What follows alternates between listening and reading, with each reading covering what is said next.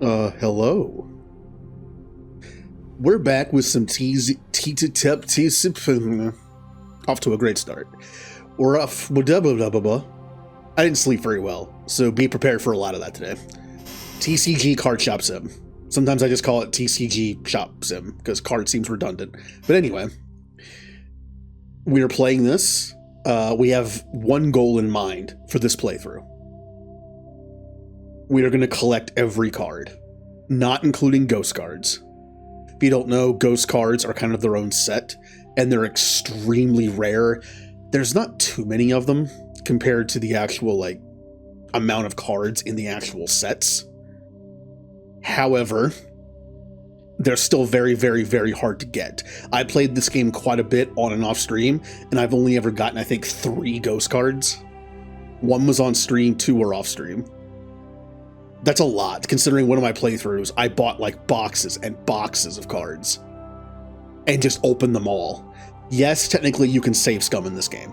If you really wanted to, you could buy a box of the most expensive cards possible, which in theory, supposedly, does increase your chance of getting ghost cards. Ghost cards can be found in any pack. From what I understand, the more expensive the pack, the higher quality the pack. It increases the chance of a ghost card by a little bit. And when the chance of getting a ghost card is 1 in a million, every little zero might help. 100,000's a lot better than a million. So they've added a few new things to the game since I've played. Nothing really that important, except for one thing that's going to help us collect the cards faster. Customer trade cards.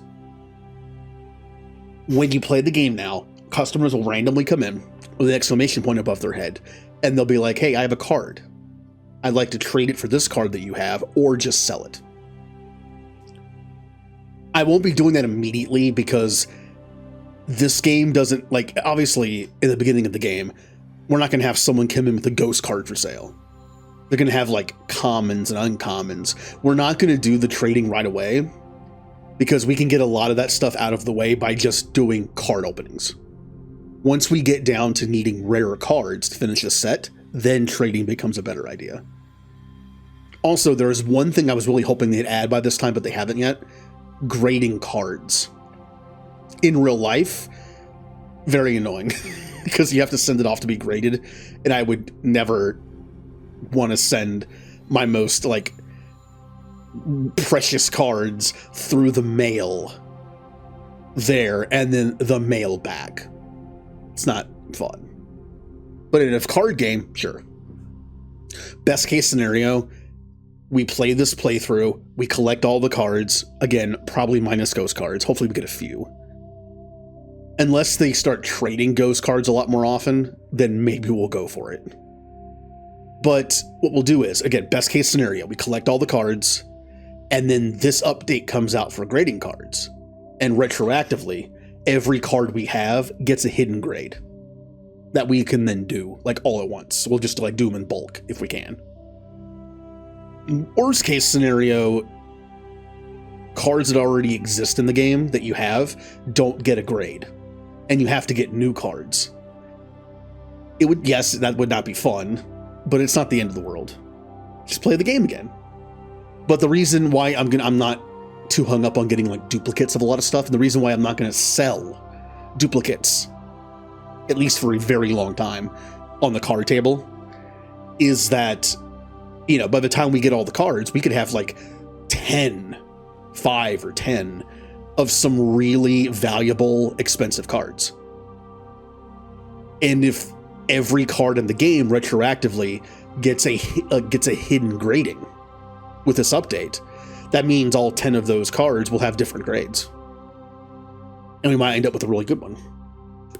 Because when that comes out, the next step is not only to collect all cards, but to collect all cards and have all of them be a certain grade. Not 10. That would take forever. Maybe 8 and up. That might be the goal, right? So again, best case scenario, every card is given a grade. Worst case scenario, we have to start over. It's not that bad.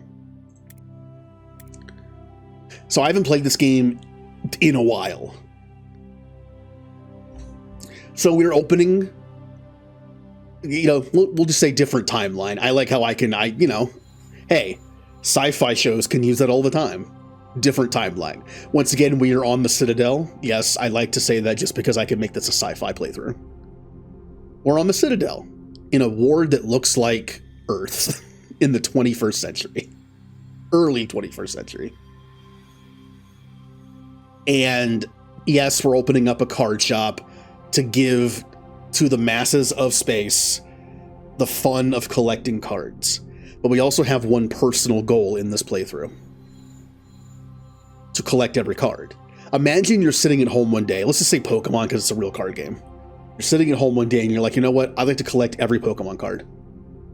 Well, a normal person who has that kind of money to throw away, that expendable income, would just simply buy packs, right? And just have fun that way. Maybe even to recoup some of the money, you can be like, well, what if we do like card pack opening videos? People love those. I like those. I mean, it's obviously not a way to make... I like how the joke was kind of like, hey, you want to make money online as a streamer? Buy Pokemon card packs and open them up online. I guarantee you, everyone that did that lost a lot of money. It's just not... In this game, almost every pack you open covers itself in price. That does not happen in real life. There's one streamer I watch who I would say is like fairly big. They spent like 5 digits worth of money on cards like 1 year. It was like 2023, I think, or 22. They spent like 20-some thousand on Pokemon cards, and they're not going to sell them. But they did the math, and they were like, "Oh yeah, we like doing the math of like the most expensive cards we pulled. They gained back like 10% of what they spent. Like it's those expensive card they got was like 400, and they got one of them." And the rest of the cards were like $5-10. But again, realistically, you're sitting at home and you're like, I want to collect all Pokemon cards. What do I do? Well, in this kind of world, I'm going to open up my own card shop.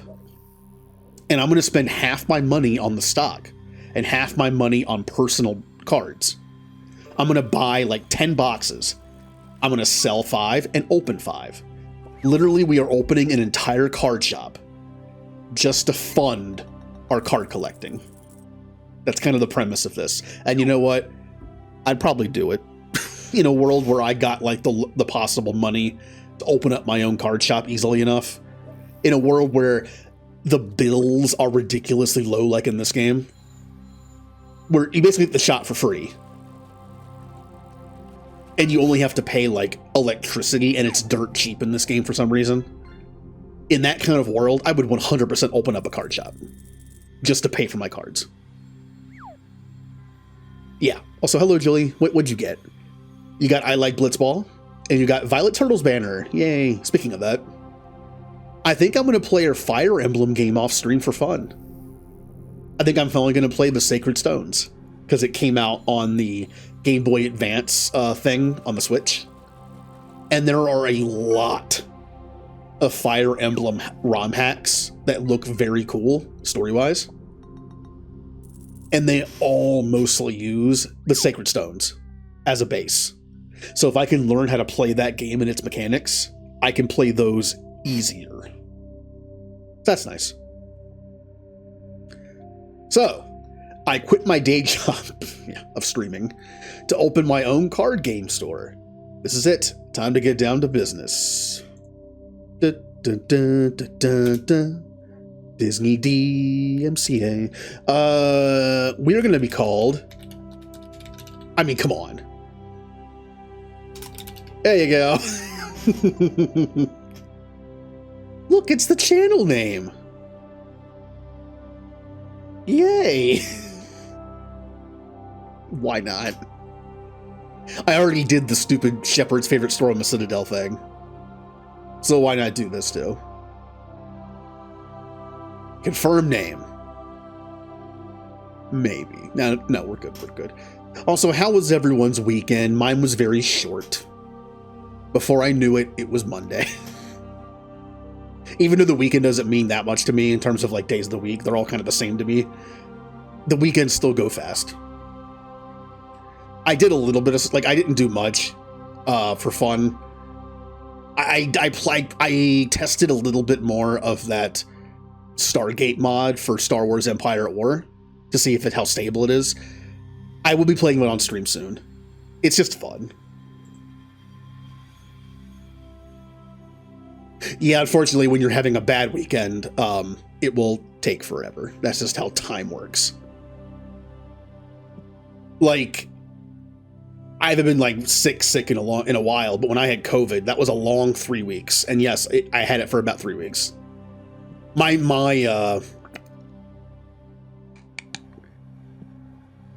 hold on, brain stopped working for a second. My immune system is not that great. That's what happens when you don't go anywhere for a while and you just don't go out in public for a while. When I get sick, it lasts a lot longer than it probably should. Also, yes, I got both vaccines. I didn't get a booster, but I had both of the whatever company COVID vaccines, and then I got COVID, and it still just killed me for like 3 weeks. I'd hate to see how bad it would have been if I didn't get anything. To be fair, the vaccines also killed me for like 3 weeks. I kept hearing like, oh, the first one's going to be pretty bad. You'll be out of it for like a week, and the second one will be a few days. No, the first one was like 3 weeks, and the second one was like 2 weeks. My immune system is just garbage. I'm a Quarian at heart, I guess. So, also we're listening to Mass Effect music. I have an hour-long version of some tracks from Mass Effect that's just going to play in the background.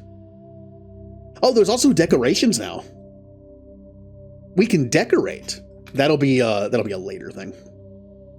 Also, just to make this playthrough a little easier, and honestly, probably more realistic, if we were opening a card shop, just to buy our own cards for us and fund it. We're not going to sell everything. Selling everything is kind of fun, like having every single possible thing on the shelf is fun to see. Let me tell you, it's annoying to keep track of. There's so many things you have to stock.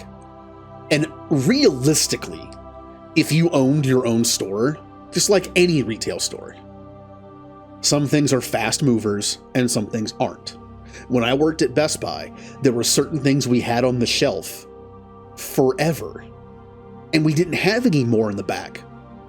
We were able to order like 2 or 3 of them separately, like no bulk box, just like a couple of them, and we put them on the shelf. I swear there were things there that we never sold the whole time. I was there for like 2 years. We never sold a single one. They were just there to be there in case someone actually happened to walk in and want it. For instance, we had the Elgato S Plus, I think. Never sold a single one in store. To be fair, people that would use that kind of hardware are just going to order it online. Brick and mortar electronics store is mostly for older people. Not trying to stereotype it, but I guarantee you the average age of our customer was like mid-40s.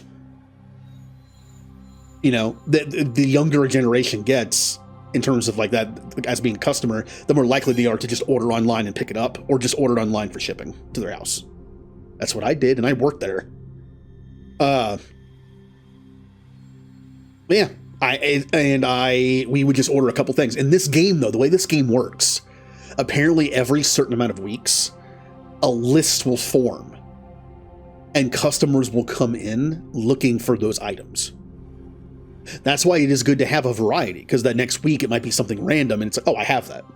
The problem is you can't just have items that are slow movers, because one week that item might be on the list, and you might sell a ton of them. We've seen it before. In this game, we've seen customers buy like 20 of like a starter deck. That makes no sense. It's just how the game works. It's a simple system. So we can't do like I'm going to order a box of these and it's going to last me like the entire game. You can't do that. Because there might be a week where you sell all of them and have to rebuy them. So we're not going to carry everything. We're going to be a little picky. I'm going to be carrying all the cards because we're a card shop. I will be carrying starter decks at least, well, to start. Once we get pretty far in the game, I might just stop carrying them. Because there'll be a point where just we don't need them anymore. The card game's been out so long, and yeah, you have new players. We can make the argument that either there's another store you can go to that has more beginner stuff, or we have a secret online part of our company that sells that stuff just so we don't have to sell it, you know? So we'll sell these, but we might phase them out. Again, cards. Oh, I don't think these existed last time I played. The Destiny starters packs, I don't think that existed. Then we have accessories. We have to sell. We don't actually have to sell deodorant. We can just use it. I did make the previous joke that we have our patented new card smell deodorant, so we might still sell it. I have to order it regardless. So we will be selling sleeves. I don't know if we're going to sell more than just the regular ones, though. We'll see. Dice. I'm a little on the fence about that one. Deck boxes, no. I'm not going to sell. This is the kind of stuff you'd buy online. Like the boxes and the placemats. I will be selling one of these. And since this is unlocked at level 50, we'll be selling this. I do like a nice binder to sell to put your cards in. Unlike like a player box, like a deck box. We're not selling these. They're nice, they're colorful, but my God, they're so annoying to upkeep. I had a game where I was like level 40 and I tried to sell everything in the game. Do you know how many of these things? Look at that. 1, 2, 3, 4, 5, 6, 7, 8, 9, 10. I had to sell 10 of them at that level. It's so annoying to keep track of 10 placemats. We're not selling. If we do sell placemats, I'm going to be selling one, and I probably won't even do that. Then we have the manga. I don't think I'm going to sell the manga. Again, that could be an online, like, extended lore thing, or a card shop. So all the manga, again, can be purchased online or a separate store. Then you have the figurines. I was on the fence about these as well. I'm going to be selling the plushies, the top row. Yes, I'm a card store, but plushies are fun. I will not be selling the amiibos or the action figure, like, you know, really expensive, like 2-foot tall figures that places sell for like thousands of dollars. Not selling those either. So we're going to be selling cards, some form of sleeves, the binder, these 4 plushies, and that's about it. Just to keep things simple. Also, we're not selling the... Oh, wait. Oh, there's new stuff in here. What? This is new. Oh, it's sponsored. Ultra Pro. I believe that I think that's actually a brand.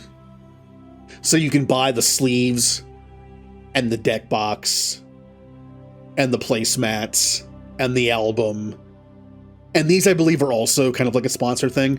I believe it's either a different company or like a sister company that makes these. These are actually real board games that you can buy online, I'm assuming.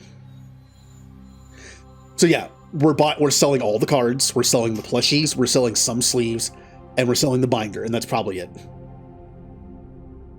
Just to keep it simple and not make me go insane with having to... Because I played grocery store sim for a bit, and I got to the point where I had like 50 items, and I was like, I can't stand this. It's too much. Like, I would never be able to do to run a real grocery store, because it's just like there's too much stuff. There's too much stuff. I need to break it up into parts.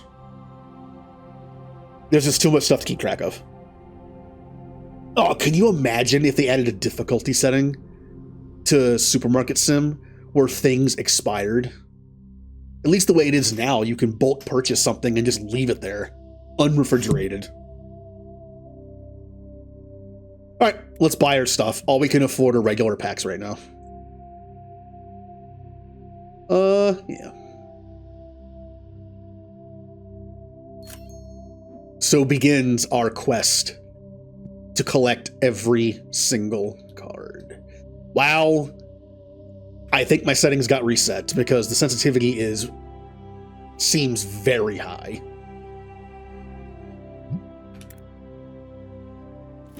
That's a little better. So also an update that's happened to this game since I played it, I believe. They've added a few new cards. There have been a few new cards. Also, some of the art has changed. Apparently I say company, but it's probably like a handful of people, maybe even just one person. You know how some of these games have like one developer, one creator, and that's it. Well, apparently they found out that some of the art they commissioned years ago. This is years ago, before this game came out. Apparently Tetramon has been around. It's been on an app available on a phone way before this game came out. It's like an actual thing. And apparently they commissioned art for that and then used it in this game. And they found out that one or two of the artists that they commissioned used some form of AI. Not like, I don't think it was full AI, but just like AI help. And when they found that out, it sounds like they recommissioned those cards to other artists that don't. Like, that was nice.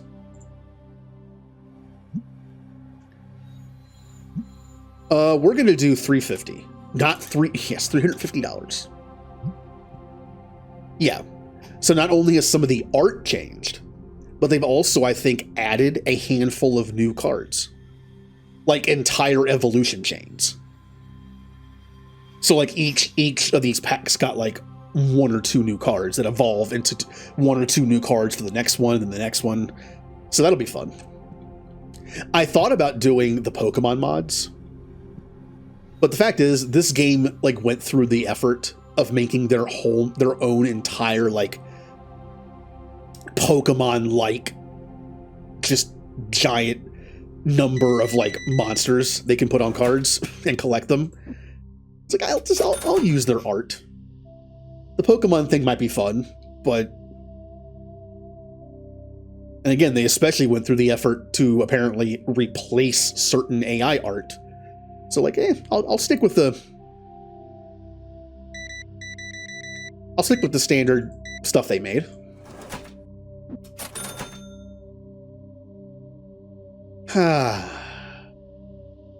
Imagine having a store that's this easy to run.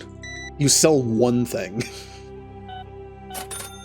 Imagine a grocery store where you sell one thing. Yes, hello. I'd like some bread and some eggs. Oh, we only sell bread here. Oh. Like white bread and wheat bread? No, just the one bread. It's white bread. Oh, do you have like a low carb version? Like, no. It's the one bread.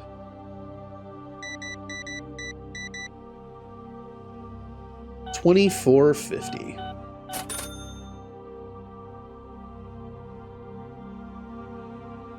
That'd be obviously it's boring, but imagine if there was like a way to we got down to like a simple diet of just like bread. There's only one bread.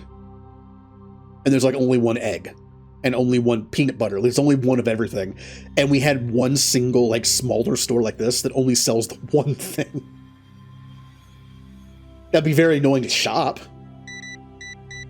Hey, what are you doing today? Oh, I got some errands to run. I have to go to the bread store. I have to go to the egg store. I have to go to the peanut butter store. I have to go to the cracker store.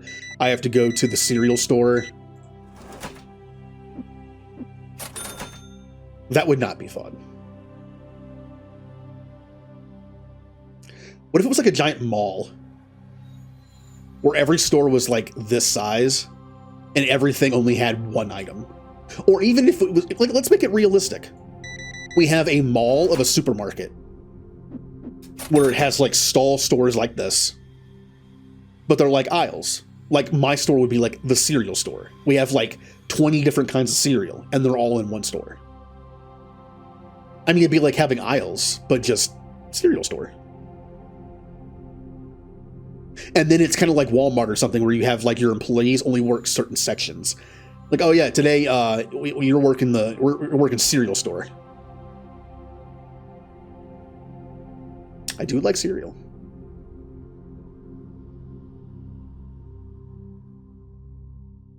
I may or may not eat cereal for dinner sometimes. Hey, it's convenient. I don't have to cook it. It's like Bachelor Chow from Futurama. That's what it is. You literally pour it into a bowl, pour some milk, and then eat it.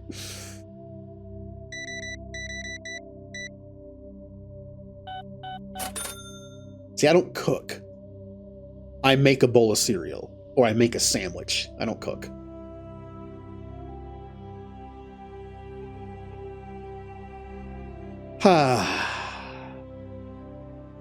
So what are the first upgrades we should do? Extra shelf? What level do we have to be able to purchase the boxes? Only level 3. Okay, that's not bad. Buy that. There is literally no difference in these. I can't do the math in my head. I suck at simple math, but I'm pretty sure the price of this is just double this. Whatever it is. It's just a convenience thing. Again, imagine you run a store of some kind. Again, we'll go back to grocery store. But you have to buy everything. Imagine having to buy like a loaf of bread individually as a store. No, I'll buy a pallet of bread. Oh, we're actually getting kind of destroyed here.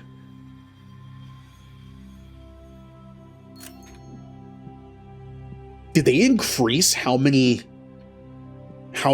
people you get in your store early? I feel like early on I didn't sell this many. That's kind of cool.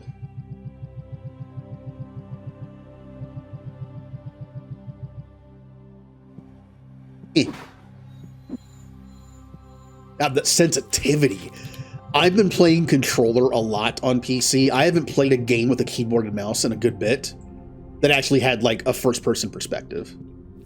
So it's like messing with me, how fast I can move.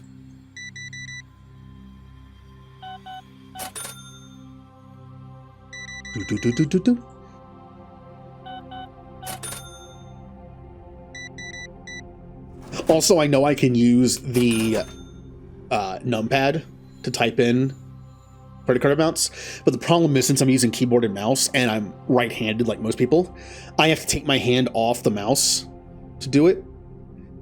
And I feel like every time I do that, here's what it looks like. I'll be like, oh. Look, every time I go to grab the mouse back, I'm just like...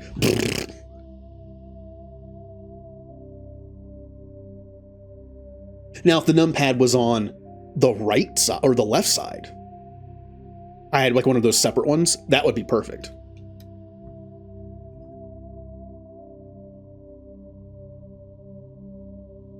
And what are you buying today? Oh, the only thing I sell. Hooray. We're not going to open cards for a while. I am going to open the 3 packs just to get that task off the screen.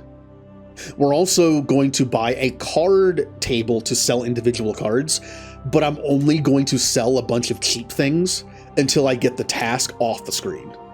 Because like I said, we're going to be collecting cards until we've collected them all.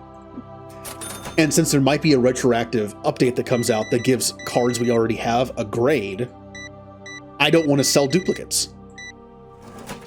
You know, what if I have 3 of this rare card and I sell 2 of them? Well, maybe one of them had like a 9 grade.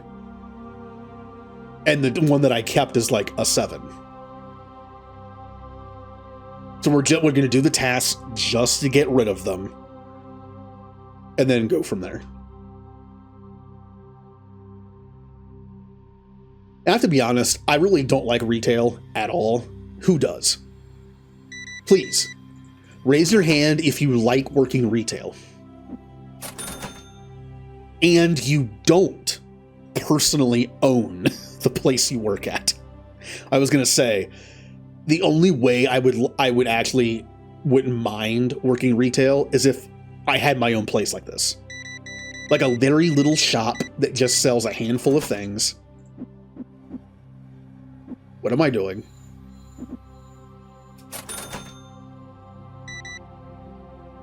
That makes a big difference.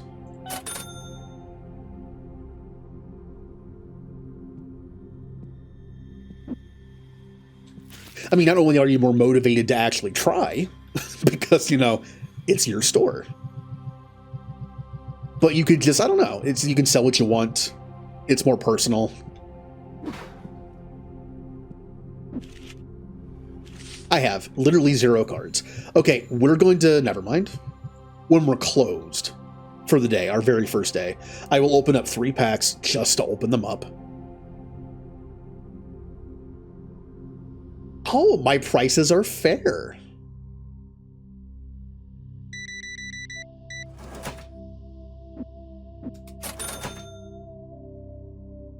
Oh no! Wow, they already gave us a stinky person on the first day? I don't remember that being a thing. Although I think you might be able to buy deodorant day 1, which you couldn't before, I don't think. I'll probably end up selling the deodorant just because it's like the joke of being my patented new card smell. Which is not a bad idea, actually. Can I buy deodorant? I can. Yeah, apparently you can buy it day 1 now. Fine, I will buy 1 thing of deodorant to have it for personal use. I won't sell it yet. And we will also buy... Ooh, we got the boxes now. Yeah.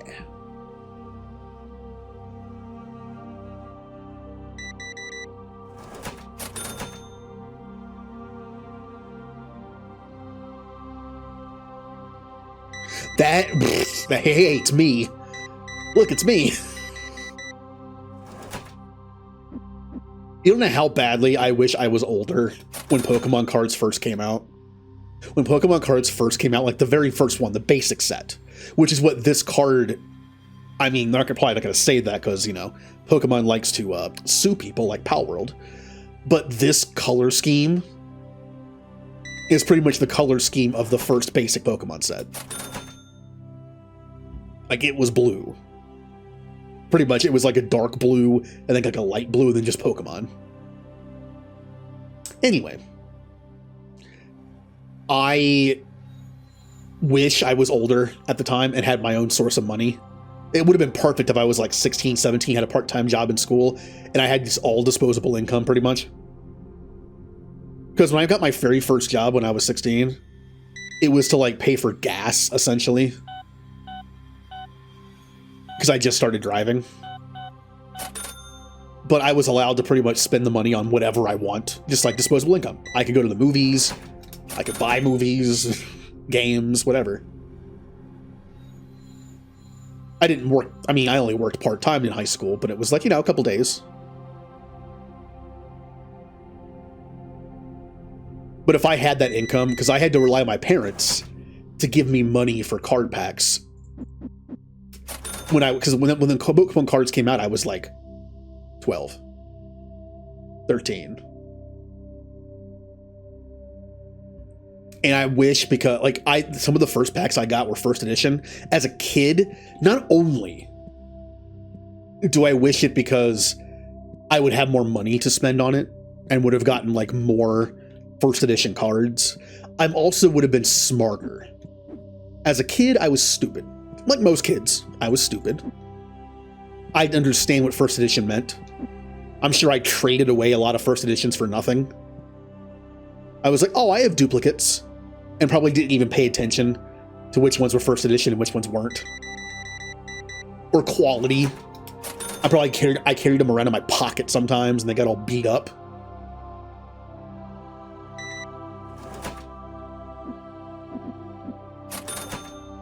If I was older, I would have been smarter with that too. Oh, someone would like to trade. Oh, wow. Are you kidding me? Someone is offering me a full art. that's worth, that's what they cost. Yes, I would like to buy your $2,000 card with my $700. Get out of here. I just opened. It's my first day. I can't afford that.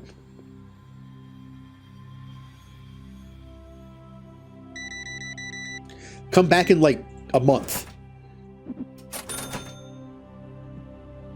Smelly. Okay. First thing I'm going to do is we're going to put the packs down here. Can I use the top part of the shelf? I can. Okay. In that case, I don't have to do that. But yeah, just thinking back on the fact that like I had, you know, like figures that I could have kept in the packaging as a kid that would have been worth a lot now. But as a kid, of course, you want to play with them. But if I'd just been older when that stuff, because like new stuff isn't going to, like, I feel like the time of keeping action figures and things in their packaging has long passed. That if we were to do that now in 20 years, it wouldn't be worth much. You know what I mean? Like the age of that is kind of like, it's gone. Like the Star Wars stuff and the X-Men stuff and like all that, like it's gone. And unfortunately I was a kid then, so every time I got one, I opened it up and played with it and broke it probably. Yeah. But I look back and it's like, what if I was like in my early 20s when that stuff came out and I was in a collector mindset? I could have had all that stuff in like mint condition and packaging, and now it's kind of pointless to do it.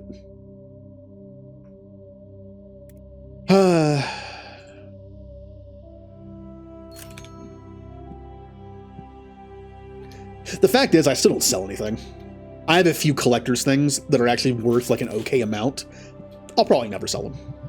I have a few first edition cards from the first base set of Pokemon. Not anything big, like Charizard's the big one, Blastoise is the next biggest. I have a few. I have like Raichu and Gyarados and Ninetales. You know, they're not the heavy hitters, but I'll never sell them. I will most likely never sell them. Doesn't help that they probably wouldn't grade that well. I did have them when I was like 12. Let's assume they're not going to be a 9 on the grade scale. 20, how about 25? Good amount. All right, let's open up 3 packs just to get that thing off the screen.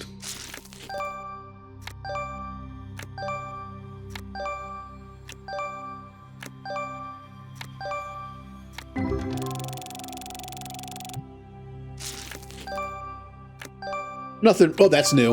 And it's either a new card or a new art. I don't know if that's a new Tetramon. And we saw a version of that, or leveled up, or an evolved version of that with that card that guy was trying to sell. That's a new card or new art.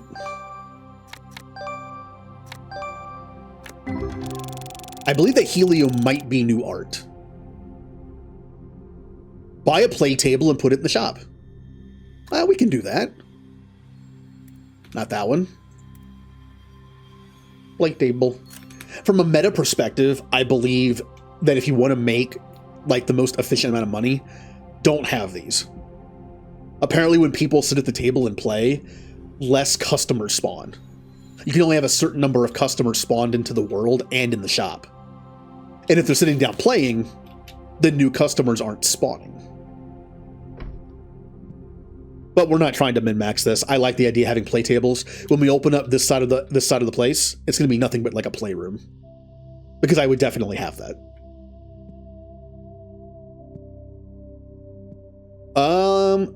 Let 10 customers play cards. All right, that'll happen over time. Only 2 to satisfy customers. That's not bad. That's bad. My day one profit of negative $600.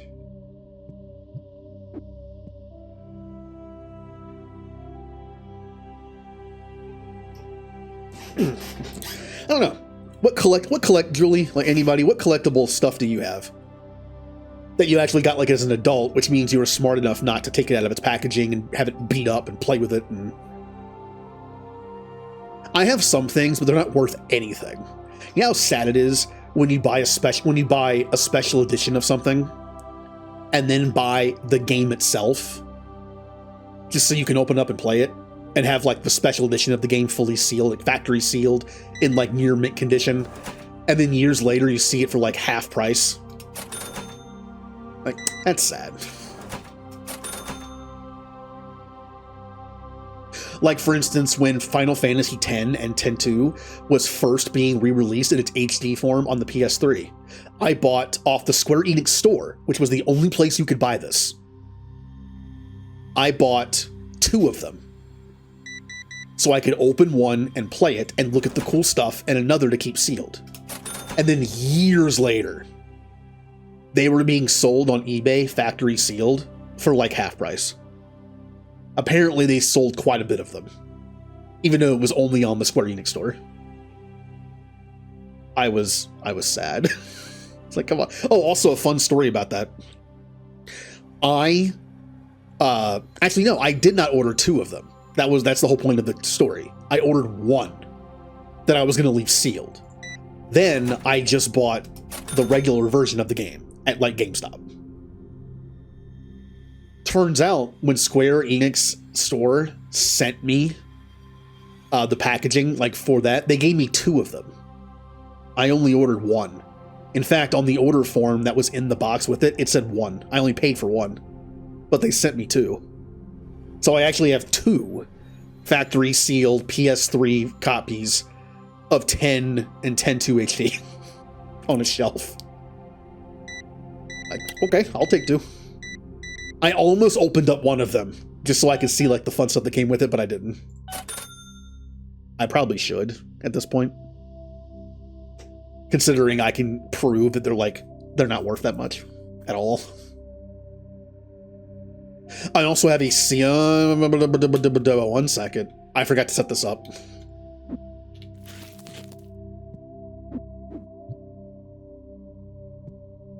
Ah!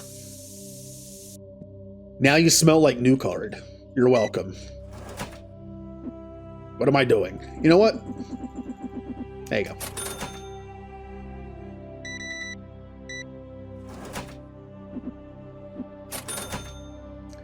My passive aggressiveness as a cashier. Oh, that'll be $2.95, please. Oh, 100, huh?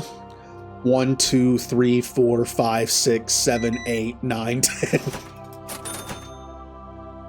Look, did I ever do that? No. I don't think I did. The only thing I ever did was occasionally, instead of giving out like a quarter and a nickel, I'd give them 3 dimes. I think it was just my brain's way of not being bored all the time. And not giving back the same amount of change every time. Let's change things up. Instead of a quarter and nickel, I'll do 3 dimes. I'm a rebel.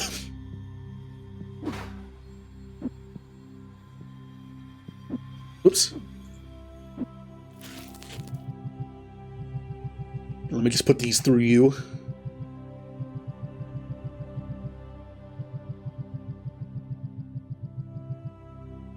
Shelf has no more space, but you must buy more. We might buy more cards. Ooh, hello.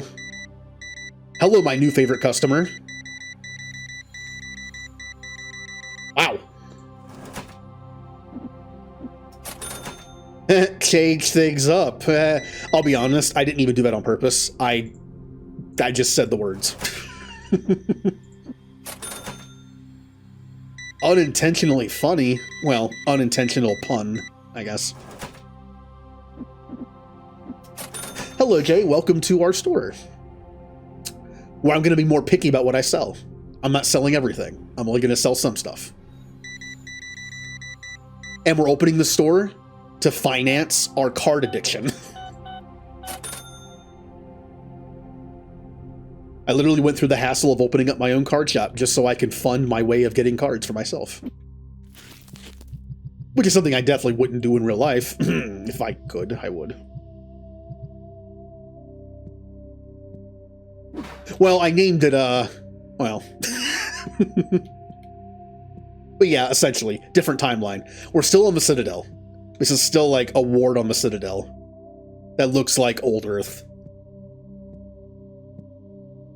Don't worry, I'll still be making the decontamination field in the front when I get it. Man, you guys are buying those boxes like crazy.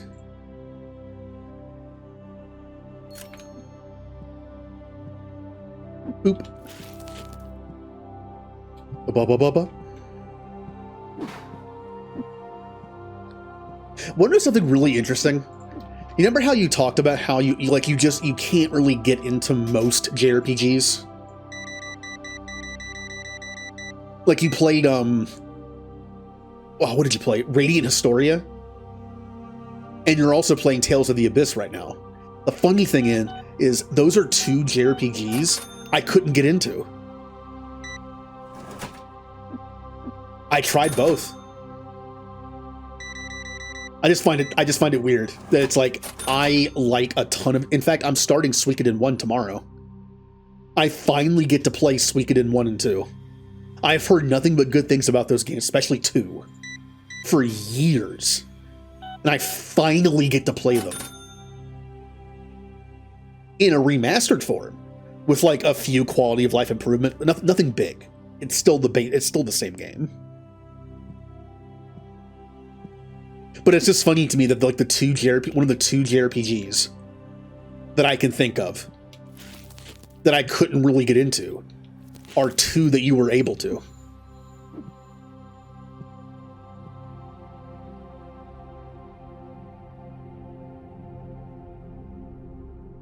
The only two Tales games I've ever beaten are Tales of Symphonia 1 and 2. And I'll be honest, I really didn't like the second one. It was okay. First one's great. Second one was okay.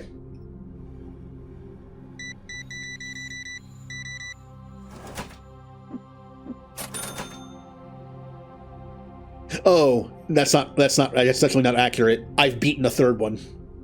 I did play another Tales game, and I forced myself to finish it. I really was not enjoying it that much. Tales of Legendia. It just wasn't for me. I just didn't like it that much. But I was like, you know what? I bought it. I'm going to finish it. And I did. And I was...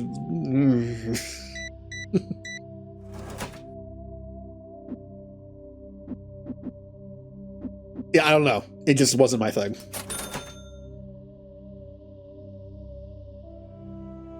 I tried Tales of the Abyss. I think I still have it somewhere, I think. It might have been one of the games I traded in. I've rarely traded used games into GameStop because you get like nothing for them. There was a point where I did trade in some games, like once or twice in bulk when they had like a sale, where it was like trade in 5 games on these systems and you get like a bonus thing. I think I might have done that twice. And Tales of the Abyss might have been one of them. Oh, Julie. Since Path of Radiance is coming to the Switch 2 GameCube thing, that should make the price of the original go down, maybe. Of course, I actually own it, so it's like, I should be kind of sad about that. Like, oh no! One of the GameCube games I have that's actually worth like a couple $100 on eBay is now going to be worth a lot less. You know what? I don't care. It will allow people to finally get to play it without having to pay dumb price for it. I will accept it. I wasn't going to sell it anyway.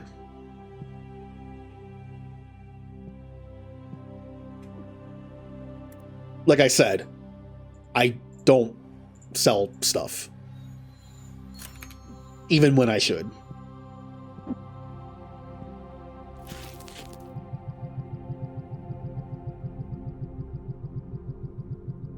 You know, it's like Twin Snakes. Isn't Twin Snakes actually kind of pricey? And you have 2 of them signed. I have one of them.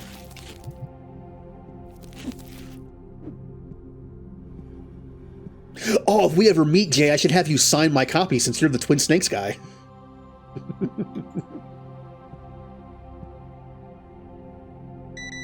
Like, look, I have a copy of Twin Snakes signed by the Twin Snakes streamer.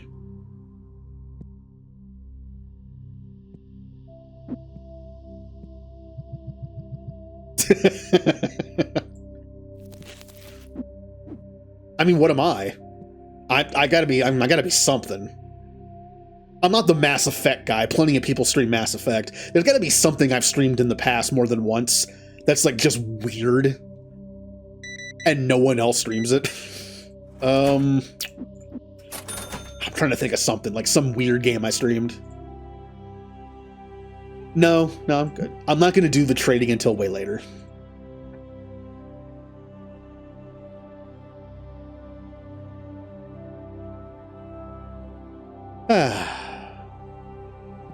Well, you're the Twin Snakes comparison guy. You're the Twin Snakes comparison to regular Metal Gear Solid guy. That's a lot to say though. So I'm trying to think of something.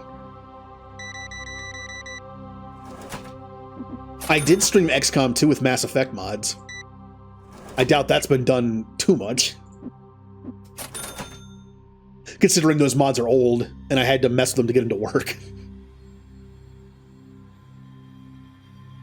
I also played that really weird XCOM third-person shooter game that no one streams.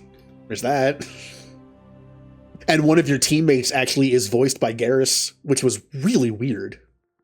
That was a thing, since the game kind of plays like Mass Effect 3. We're becoming a Spectre. Do. Boom, boom, boom, boom, boom.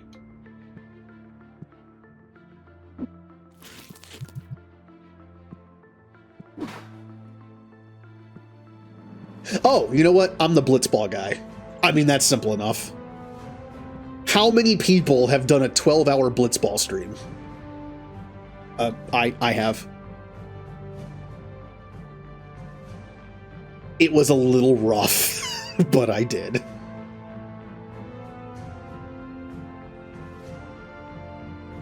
Gotta take one of these.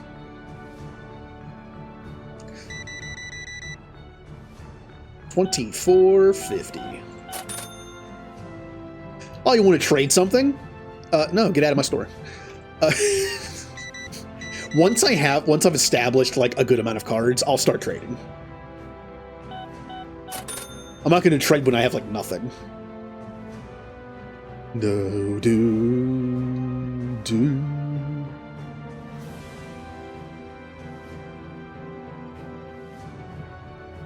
All right, we are good to go.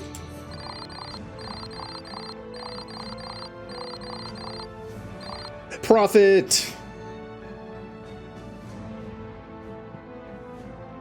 Can I buy anything new now? I can buy the big box. It's not really worth the $200 right now, though. Oh, I can buy the rare packs. I feel like I'm leveling up faster than we used to. I can buy the rare ones. Ooh. All right, here's what we're gonna do.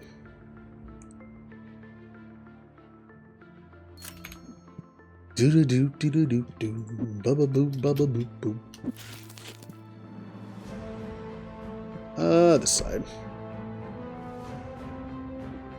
No. Now, I do like to have my cards in order from left to right, where left is like the basic ones, and they get more rare as you go to the right. That's just a personal preference thing, which means I'm gonna have to do this.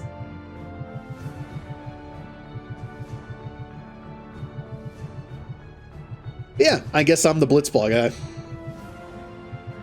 I do like Blitzball. I'm the Blitzball guy in Final Fantasy X.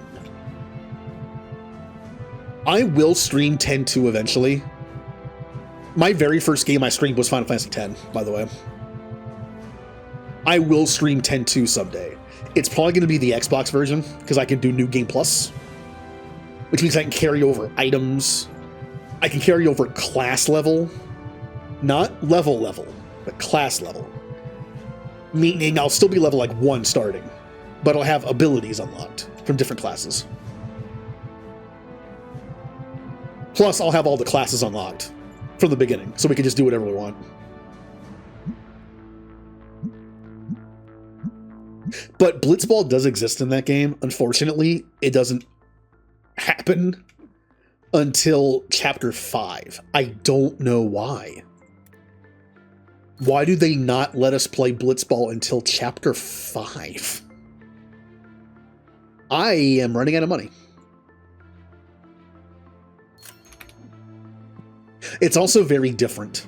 I've never really liked Blitzball from 10-2, but I never really gave it that much of a try, to be fair. So I will be doing Blitzball in 10-2. And I will be attempting to learn how to play it. Because it's different. Remember how I talked about how I wish Blitzball was more in depth? You had like injuries and training. Well, 10-2 made it more in depth. But it kind of made it worse. It introduced things that like just aren't fun. As far as I can remember. My first like initial thing of it was like, no. I will give it a shot though. I will give it a shot. I will try to learn it.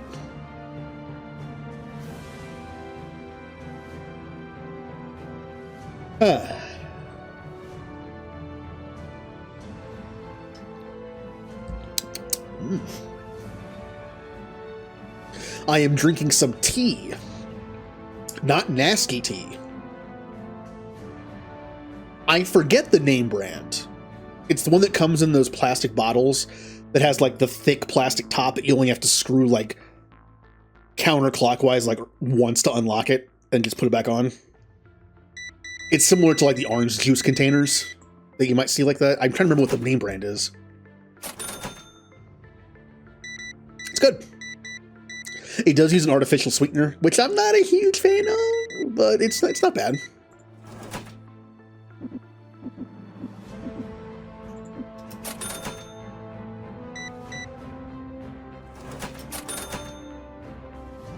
I kind of honestly prefer just natural sugar over a sugar substitute. Natural sugar might be bad for you in high quantities, but so is artificial sweeteners. It's kind of a lose-lose situation.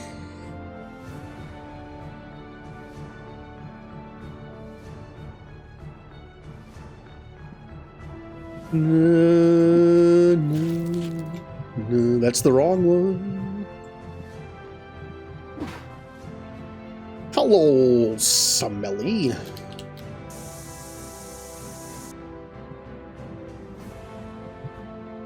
Ooh, lots of cards. I'm hitting the wrong. Please put the binder away. Thank you.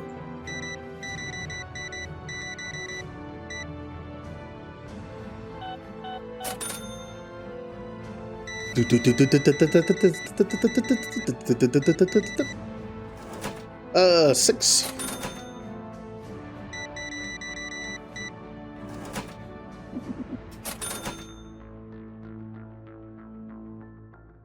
Yeah, I do like me some mini games in games. Triple Triad's fun. Here's the thing. I love playing Triple Triad.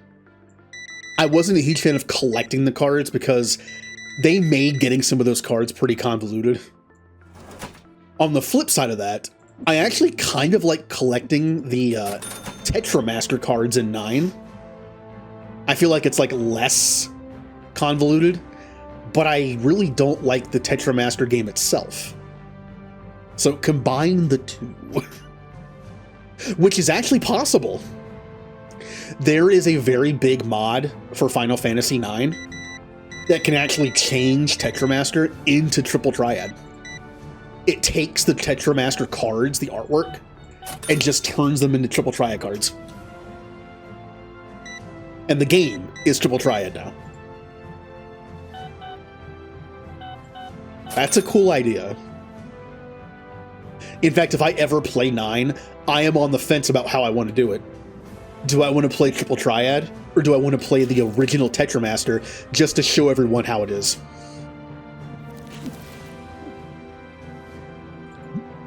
It's something.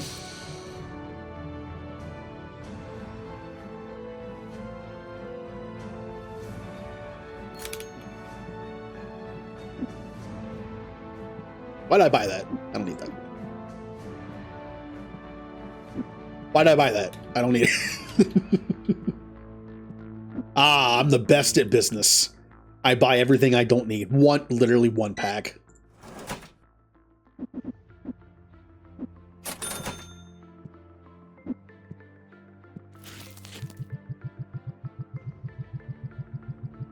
Bum, bum, bum, bum, bum, bum.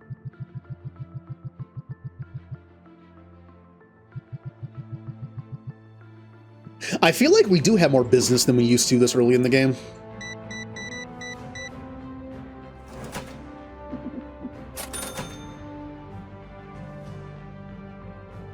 Good price. I do pride myself on having the most affordable prices of cards on the Citadel. Unlike that one store that discriminates against the poor. What a deep Mass Effect pull that is. Does anyone get that reference?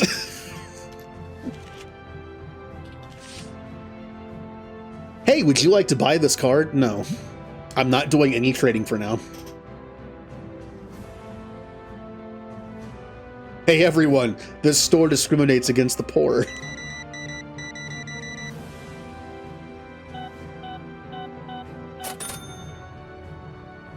Alright, I gotta buy some more cards. Look at that. We're just going through them.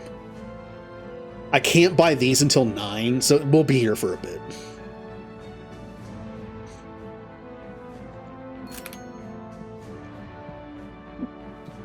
Ba, ba, ba, ba. Oh, speaking of Radiant Historia, I would love to play it, but it's stuck on the 3DS. Please, please, can we port some DS games to the Switch 2? I would rather be the Switch, but that's not going to happen with the Switch 2 coming out. Like, I can't get the Switch 2 for a while, but at least it'd be a good option. I hate that some games are just stuck on portable systems. As I get older, I don't want to play on portable systems anymore. They're so small. With my eyesight, I don't want to have to, like, squint at the thing. That's why I play the Switch, like, 95% of the time docked. The Switch might have a pretty decent screen to it, but it's still a handheld.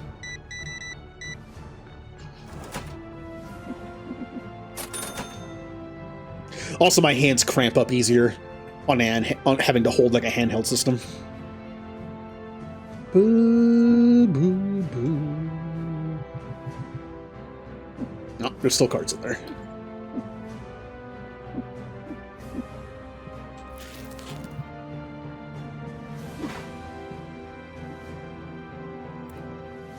But yeah, I've heard some good things about it.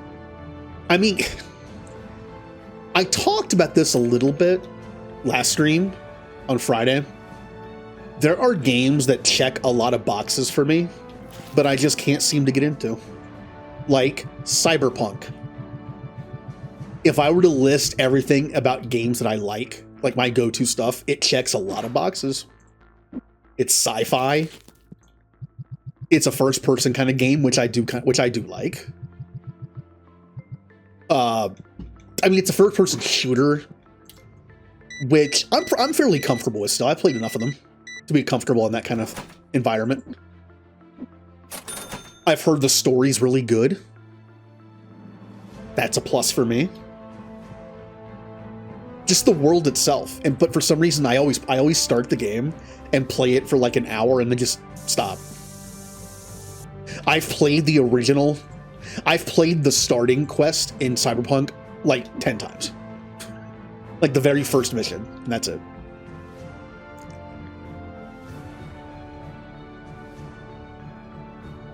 Radiant Historia checks a lot of boxes. It's a JRPG. I've heard it's written well. I've heard the battle mechanics are fun and somewhat unique, which is nice. It has time travel stuff like Chrono Trigger does, which I enjoy. That is a sci-fi element.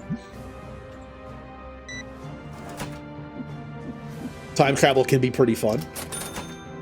It has apparently alternate timelines you can do and change things. That's pretty cool. That's like one of the few things about 13.2 that I liked.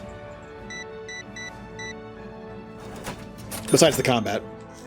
In 13.2, you could go down alternate timelines, where if you had just played through 13, you'd recognize them. Like alternate timelines of what if you got to this place sooner? It's kind of like Three Hopes in that sense. Like, what if the characters got to this point in the story much faster? How would that change the timeline? Like, if anyone here has played Three Houses, imagine certain story points that are the same in every timeline. No matter what house you pick, there are certain revelations, certain events that happen at certain times. But imagine what would happen if they happened earlier, and you were able to stop certain things from happening. And you discover things way earlier. It can change a lot of stuff. And 13.2 actually had like a handful of side quest missions where it'd be like, what if this happened?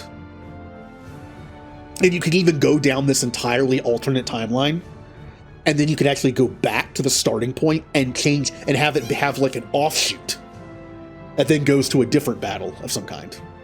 That was actually pretty fun.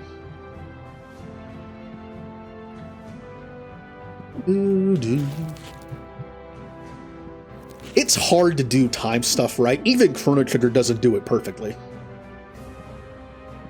One of the most notorious things about Chrono Trigger is that the very first mission uses a time mechanic that is apparently never used again. I don't want to spoil anything, but if you've played Chrono Trigger, the very first like main story mission you do uses like a Back to the Future kind of thing, but then that never really happens ever again. I still love the game, but I wish it did do that stuff more. Time can be a fun element. Also, for personal experience, it can be a very annoying element when you're trying to story write.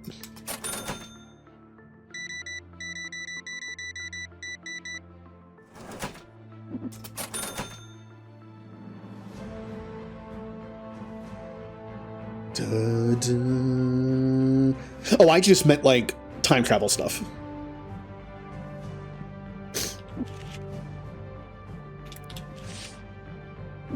Oops.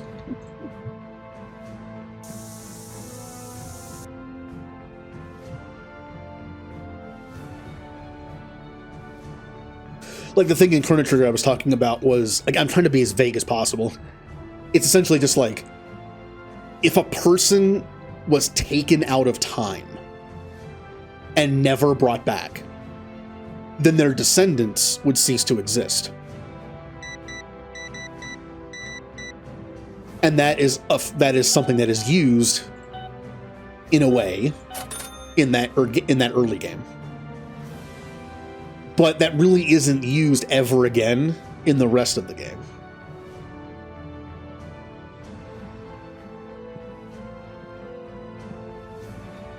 And I really like that. It's a cool idea. But it does make it very difficult to write. I tried. I had a game idea that involved potential like time stuff, and man, that it makes it hard. You have to look at it from every angle, because sometimes you'll be like, oh, wait a minute, it doesn't make sense because of this.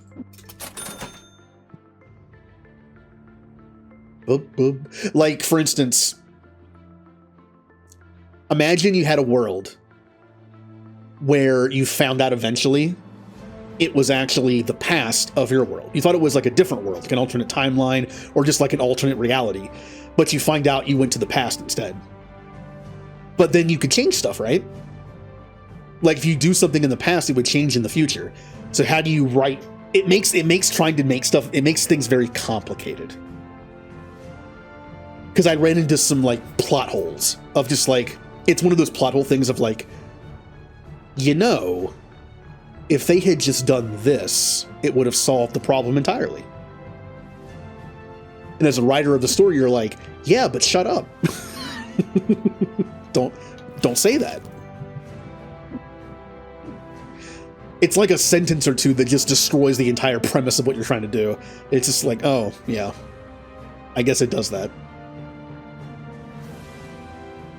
Yeah, you could always do Dragon Ball Z, or just Dragon Ball in general, where when someone goes to the past and changes something, they are not changing their own present. They are making an alternate timeline from that point on, to where when they go back to their present, it's exactly how they left it. And all you did was create an alternate future for the people that you interacted with. So really, if you go back to the, like if a character went back to the past to save the future, you didn't save your future. You saved a future. Congratulations, you saved the future for other people, not you. It's like, oh, that kind of sucks. That's kind of mean.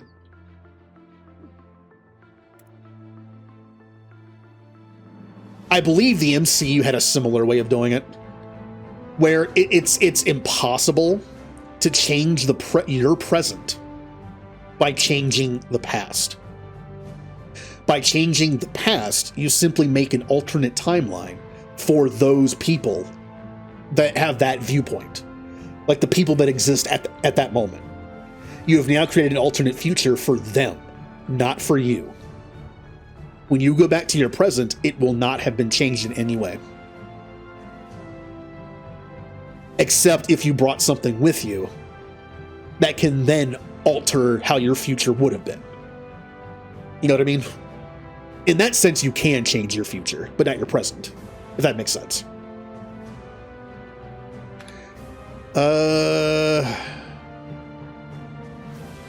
Let's get one of those two.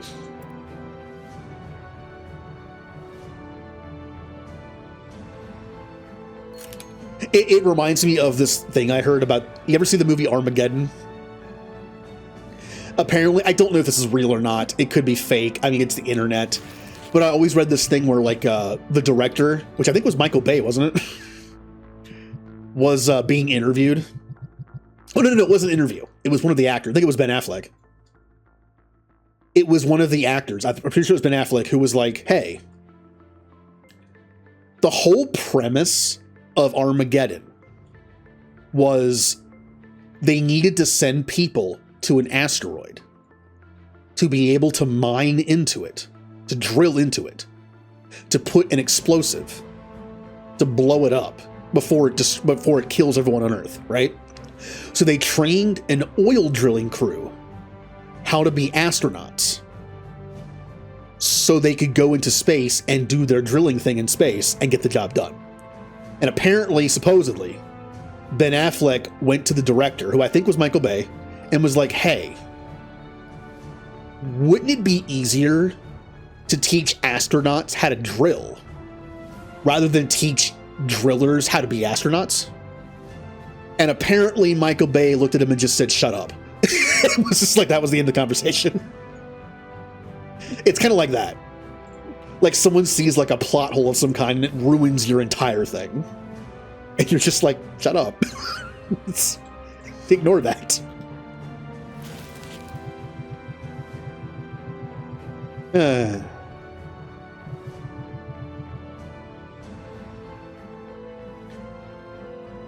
Okay. All right. You know what? I'm not going to get into the Final Fantasy VIII thing because I honestly think it's not as convoluted as most people think it is. That's a whole other conversation, though. I will admit it is convoluted, very, but I don't think it's as bad as most people say it is. I think 7 is just as bad in terms of having just a convoluted mess of a story. But everyone loves 7. Well, also, 7 had the benefit of having several other media help it. Like several different prequel things and a sequel thing, and 8 didn't get anything to help it. You know what 8 got? 8 got Chocobo World, a little mini game played on a handheld PlayStation thing. That's all 8 got. No, there's a very, very specific thing that people will point out about 8 as the reason for why it's such a mess. In my opinion, there actually is a story reason that justifies it. Now, don't get me wrong, there's plenty of other stuff to nitpick, and I agree with some of it. Most of it. But there's one very specific thing that people point out about 8's story that they're like, it's this moment they hate. I think I can justify it a little bit with an argument. But like I said, there's still like a dozen other things you can say that I'm like, yeah, that's true. That's a good point. I don't want to mention it too much because it does spoil like a big thing in the game. But if you know about Final Fantasy VIII, you can probably guess what moment I'm talking about. Like what reveal.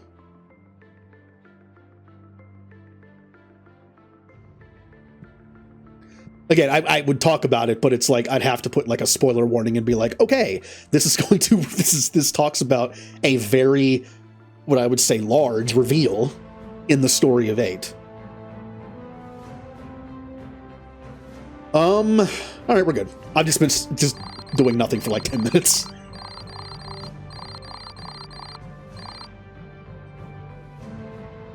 Yay, negative profit. I'm the best business person.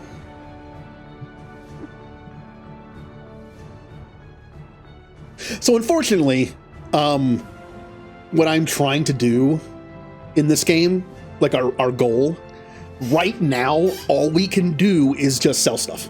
That's it. I don't want to open packs yet. All we can do right now is open the store, sell stuff, make money, and level up.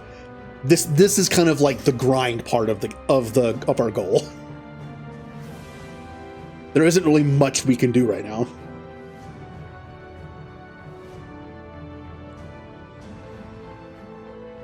Well, that's just the best part of the game. I mean, the story of Final Fantasy VIII is a triple triad master going around playing triple triad. And they just happen to also save the world.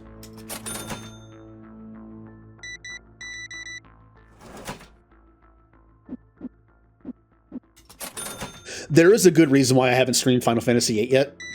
I want to play through it with that in mind. I want it to be a playthrough where we just play Tetramaster. And then also happen to just beat the game. Like, we save the world just so we can play more Triple Triad.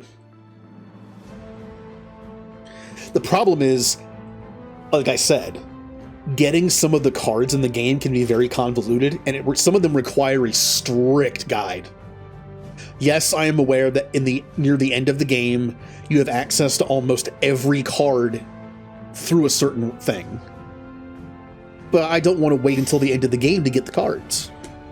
There is an actual FAQ of how to get every single card as early as possible and not miss anything with the card game. But boy, you have to follow that guide constantly. There's also a way to RNG the rule spread, because rule spread's terrible in that game.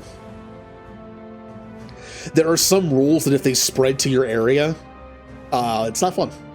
Random is bad. Random is very bad.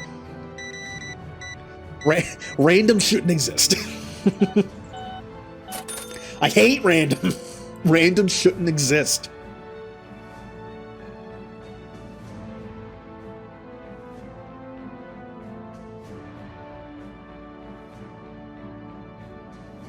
All right, if anyone doesn't know what the random rule is, imagine this. I'm going to put this in real world terms. Imagine we're talking about Pokemon. Imagine you have like 10 different Pokemon decks that you can play with, right? Different builds. You have like a Psyburn kind of build with that Mewtwo build where all the energy makes damage. You have a mill deck where you can mill your opponent out of cards.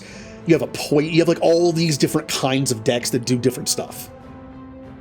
Now imagine you have a giant binder that has every single one of your Pokemon cards in it.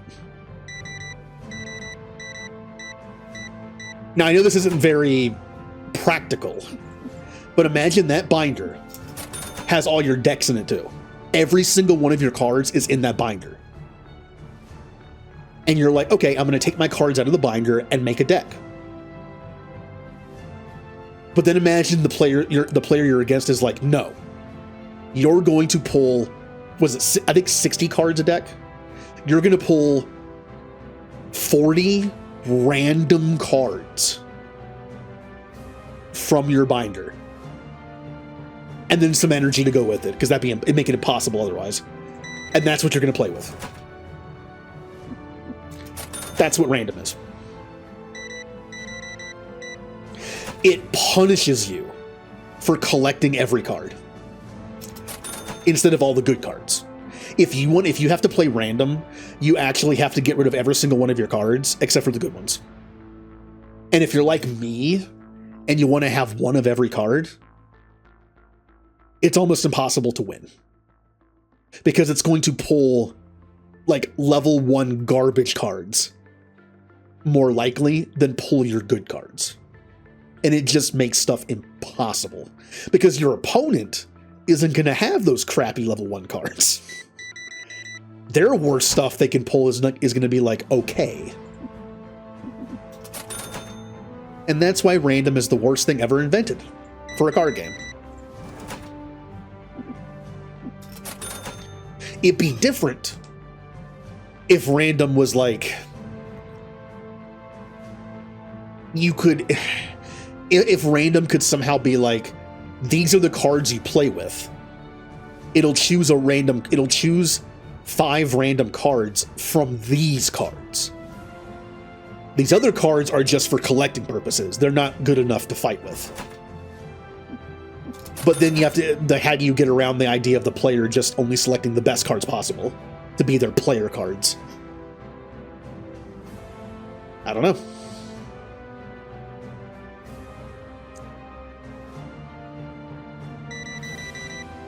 Open is also annoying. Same is also very annoying and can be kind of random in itself. Is Same the one that has like the really weird mechanic where sometimes things will just randomly happen and you don't know why?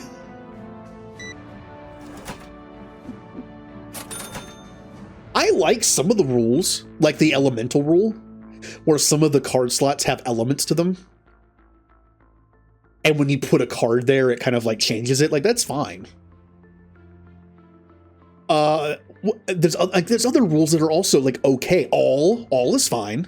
All is actually very good if you win. All is, if you win, you get all your opponent's cards, whether you took them or not. It's a very, very good rule to spread to collect faster. In fact, you want to spread that. By the end of that guide, you will have all everywhere, and you will have random nowhere. There is an RNG mechanic you can do that literally involves like a timer sometimes, where you can, and RNG and save scumming, where you can have certain rules transfer instead of random. It's complicated. And that is the reason, and that was my convoluted reasoning as to why I haven't streamed 8 yet. Because I want to do the triple triad playthrough, but that means I'd have to follow a guide while streaming. And I don't like that much. As you've seen, when I talk, I sometimes don't do anything in game. Imagine that, and also trying to follow a guide. That's when you need like a second person.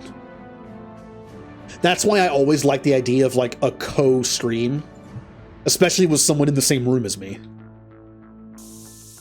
Not only is it fun to like work off of somebody else, like bounce things off of somebody else, but also they can be your guide person.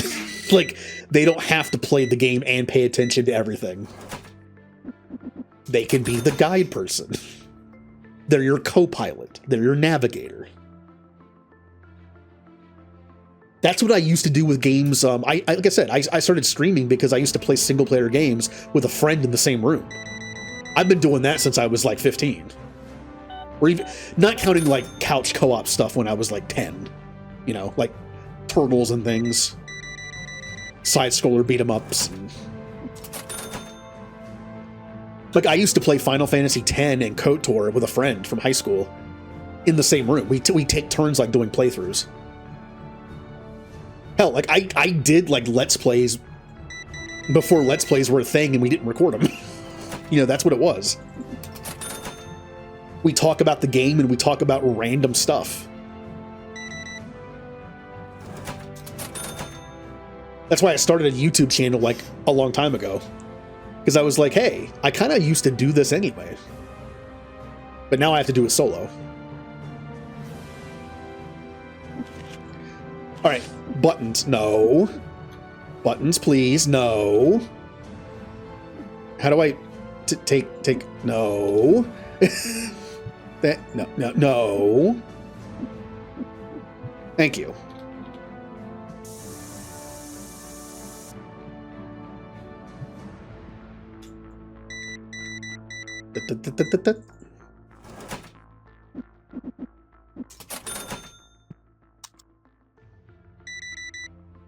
Bum bum bum bum bum bum. Well, that's why I mentioned, like, you take 40 cards and then you're allowed to take the appropriate energy. It would be impossible to play random with Pokemon, because you'd end up with like 5 different types in your deck and also like 5 different types of energy. Or like you'd end up with like a bunch of fire and then no fire energy. It wouldn't work.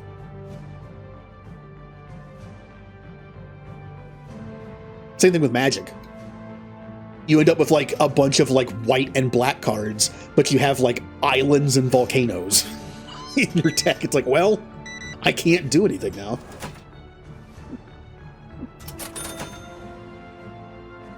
Yeah, it doesn't exactly work with like games that require mana/energy of certain kinds. You'd have to allow them to be like, okay, 20 like creature cards, 20 trainer like cards, and then 20 of the proper energy. Or just 20 of whatever energy you want.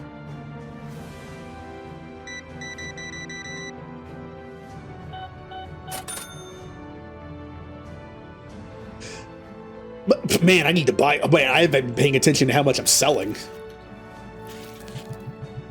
We're selling a lot. Oopsie.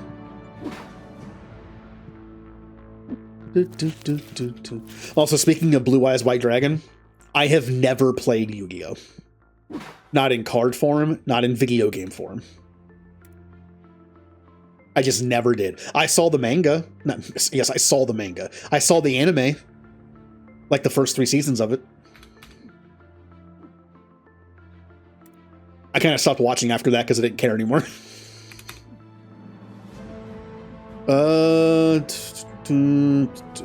Two of these.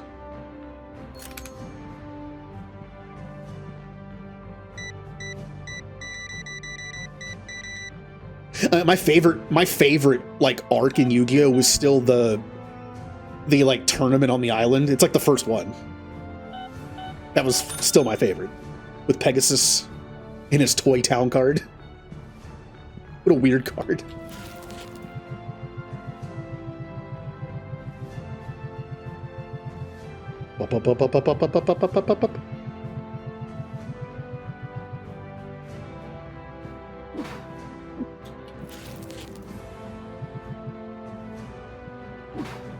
Do, do. What? Oh, you want to trade? Yes, I would like to purchase your $5,000 card. Here, let me make you an offer. Hold on. I'll make you an offer. Here's my offer. $1. What do you expect? Why is someone behind the... Sir, what do you... Okay. Are you stealing stuff back there? Luckily, this game doesn't have shoplifting yet. I believe they added shoplifting to the grocery store sim game. I believe you can beat people with a baseball bat. Like, that's how you deal with it. Okay, I guess that works.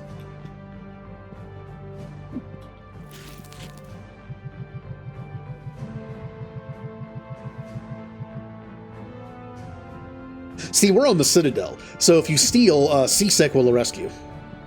And believe me, you don't want to be arrested by CSEC in the wards. On the Presidium, you might have people that go by the book. But in the wards, you have like people like Bailey. It's like, you like stealing Pokemon cards, do you? It's like, my kids love Pokemon cards, but it's because of people like you steal them, they can't get any. And you just, yeah, you can imagine what Bailey would do. An airlock might be involved.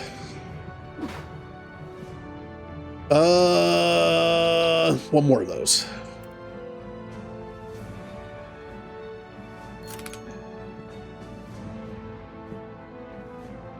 Come on, pick up the box.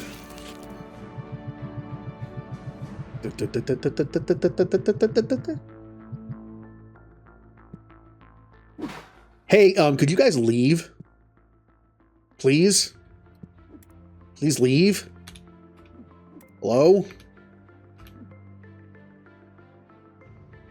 Thank you.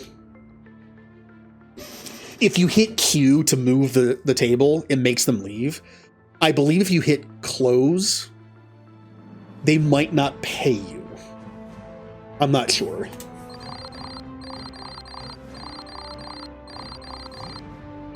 Yeah, positive.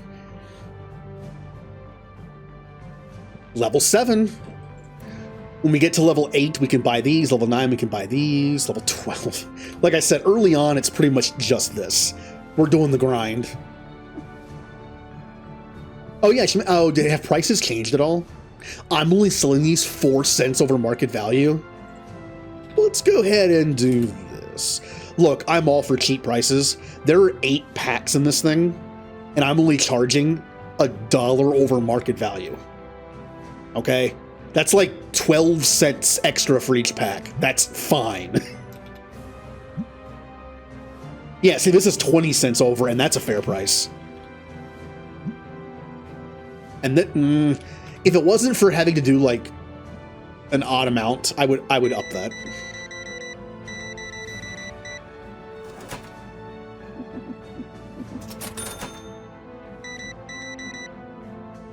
$21. What? 1 pack. Look, no offense, but why would you come to a card store and buy 1 pack? It doesn't feel like it's worth the trip. Like I just said.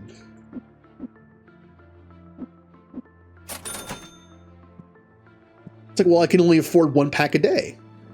Then honestly, if it was me, I would save my money and go on Sunday and buy like 7 packs. To me, it's just not worth it. But this is coming from someone who doesn't like to go anywhere. And if I have to go somewhere, I'm going to do a bunch of stuff just so I don't have to go out more than once. Like, oh, I'm way overdue for a haircut. Well, I need to wait until I have something else to do first. Another single pack.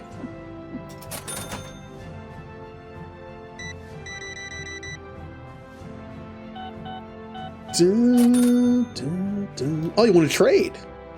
No.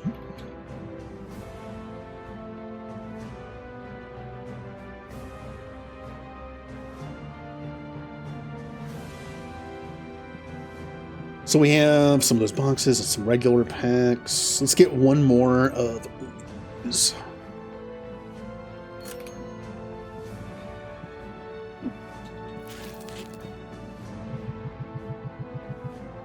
So Mass Effect time is almost coming up. Right? Like 3.5 more months. I am participating in the 3rd annual Mass Effect, I guess I would call it Trilogy or Legendary Edition, whatever you want to call it, Insanity Challenge. Are you just going to stand there? Just going to stand there and smell?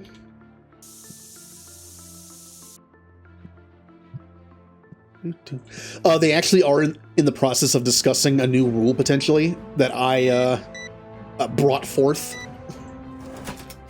That rule being that no one can use the same class they used last year.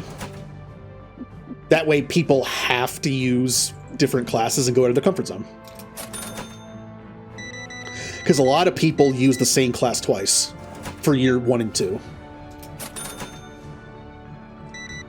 It wouldn't count the first year, just because people have used the same class for 2 years in a row. But it would count from last year on.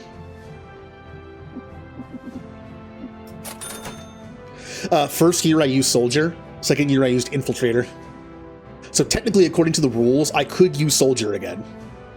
And no, I did not make the rule to benefit myself. It's just, we can't retroactively do the first 2 years because people used the same class for the first 2 years. You can't. We'd only be able to count last year. I'm not even sure if I want to use Soldier. Just in like the spirit of the contest and that rule, I kind of want to use something different. Why do I keep doing that? It's like I'm allergic to 20s. 0. But what class would I use? Well, I will tell you the one class that's left that I would feel comfortable playing on Insane is Sentinel. The next most comfortable class, Engineer. The next most comfortable class, I don't know. Vanguard and Adept are not very comfortable for me. Vanguard's fun. I have seen people play Vanguard on Insane and not die. I would die constantly. I don't know. My play style, doesn't match how I play. Vanguard would be a mistake for me. So I'd probably pick Adept. Vanguard would be my last one.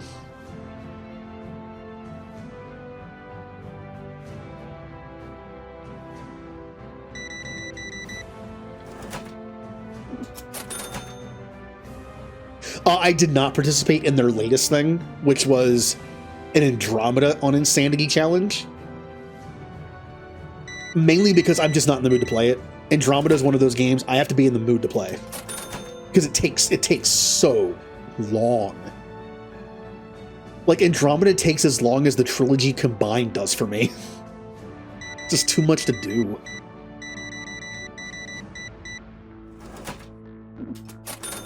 Apparently, nobody won. They set a time limit on it, and no one finished it in time. Like I said, the game takes forever. And unlike the Mass Effect trilogy, I can't play a game like Andromeda for 6 hours at a time. I was able to when it first came out, just because it was new. Same thing with Inquisition. When it first came out, I spent hours and hours on that game every day until I was done. But now, I don't know. Oblivion's the same way for me. Like, I can't play that game for more than like 3 or 4 hours at most.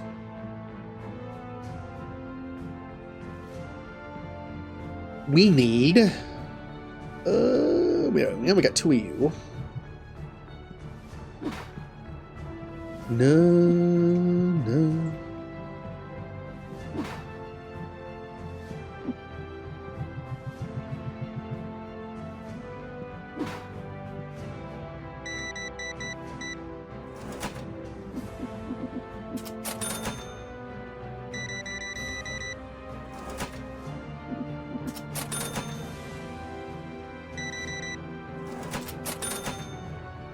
Oh, you want to trade? Get out. Oh yeah, going back to the special edition stuff that I have. I don't even like Fallout. But for some reason, I bought the Pip-Boy edition of Fallout 4. And I bought a new copy of just Fallout 4 so I could play it. Because I wanted to leave the Pip-Boy version sealed. It's still sealed. So I spent like $100 and some on the Pip-Boy version and $60 on the game just to play it. I played the game for like 2 hours and that's it. And the Pip-Boy edition is just sitting on my shelf collecting dust. I'm pretty sure I saw it on eBay for cheaper than I paid for it. So that's a thing.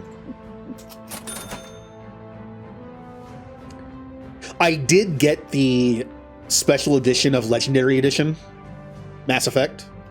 The box that came with the helmet. I did open it. I almost thought about keeping it sealed and then buying a copy of the game like digitally. Actually, it didn't come with the game, did it? I had to buy the game digitally regardless. I could have just kept the thing closed. But no, I wanted to open it. It's like I could have kept it closed and it kept it in mint condition, still sealed, but like, no. That was back when I still kind of used a webcam sometimes. And I saw the helmet and I was just like, hey, I can use that on stream.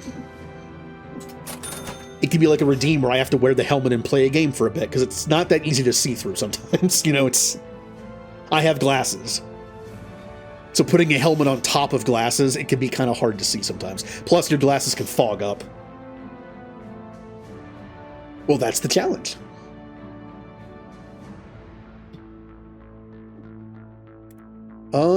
Oh, I can buy this now.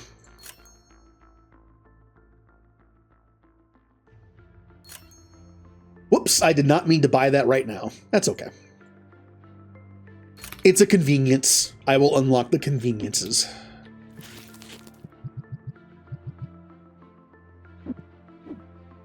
Ba-ba-bum, ba-ba-bum, bum.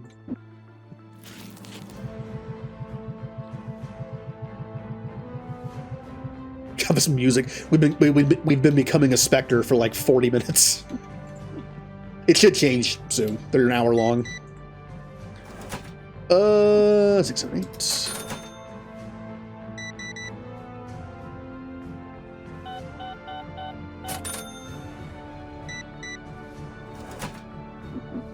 Oops.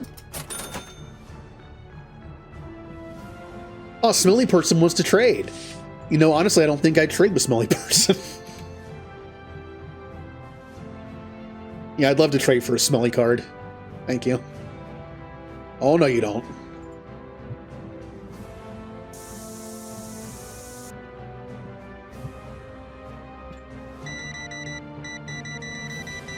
It's like one time when I went through my little phase of buying like Mass Effect stuff online to collect. I bought a special edition of the Mass Effect 2 strategy guide. But what they didn't say in the description, which they should have, was it came from a household that smoked indoors. So when I got it, it smelled of very strong cigarette smell. And I messaged them and I was like, hey, no. And they were like, oh yeah, we probably should have put it on there. This is a smoking house. Like, yeah, yeah, it's paper. You do know, even though it's sealed, it's not airtight. That smell just like permeated the plastic and paper just absorbs it. Oh, hello. I can buy a ghost card. I can buy a ghost card. They trade ghost cards. Is it worth spending $400 on a ghost card? Possibly. How would you like $350?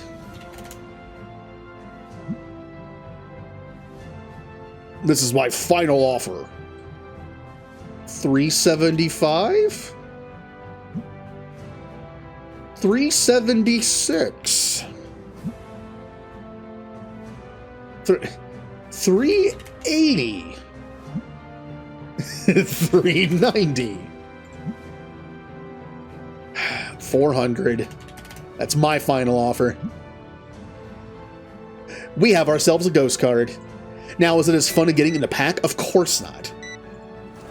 But in terms of collecting everything, it's still helpful to get them that way. Considering how rare they are. Hey, we have a ghost card!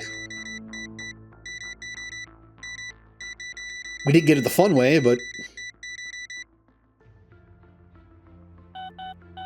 Obviously, if it had been one of those ghost cards worth, like, quadruple digits, I would not have been able to get it.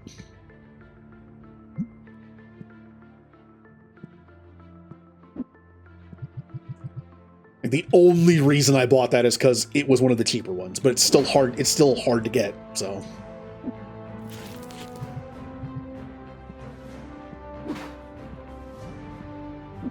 What's in here?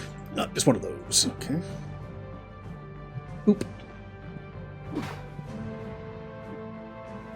Let's purchase one of you. I might as well also buy one of these and one of these just to have some overflow.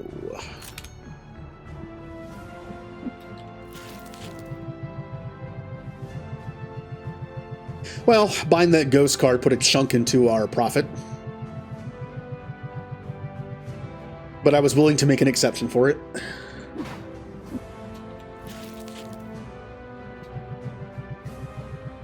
It's one of those weird things where that card is just as rare as other ghost cards, but for some reason it's not worth as much.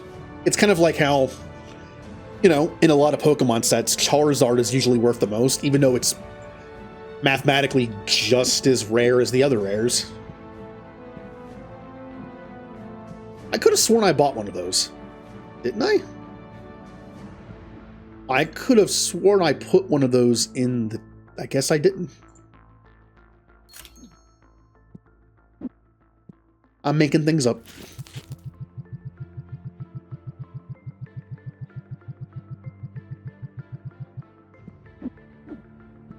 Ba ba ba ba ba ba ba. Yeah, negative profit. I mean, to be fair, most of that was that ghost card. Look, we can look at the ghost card in our album that we had barely anything in. How do I change album? I don't know.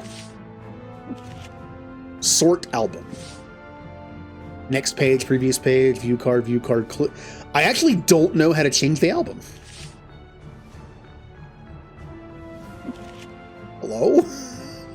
I don't know how to change the album. Where is my ghost card? I have hid it within my own thing and I can't find it.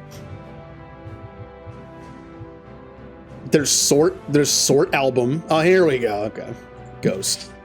There it is.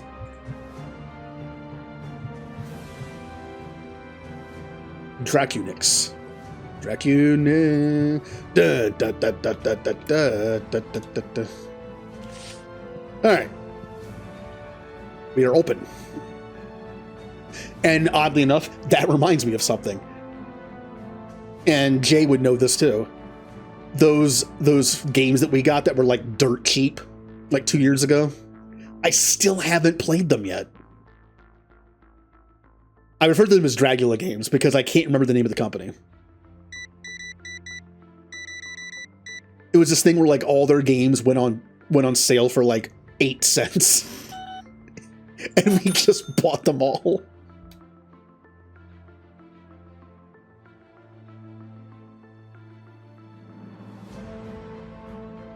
That was fun. There was also a thing that happened last Christmas where if you bought one of this company's games every day for like 10 days, or like some amount of days, you would get a free game of theirs. As long as you owned the first game. Or like one of their games. And I bought like their cheapest game they had. Haven't played those either. There was something like that the previous Christmas, but it messed up for me. I did get the first game I was supposed to get, but the next one didn't unlock for me. I did send them an email, but they never messaged me back. So I was unable to get those.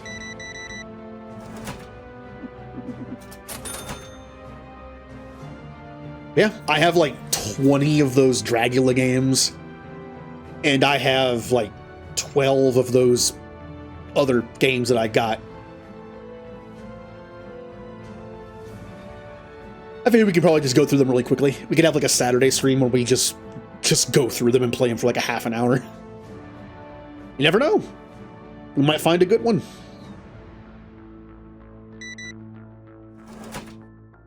It'll be like Action 52.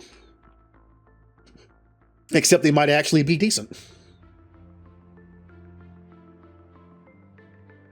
Oh my god! Hello, new favorite customer.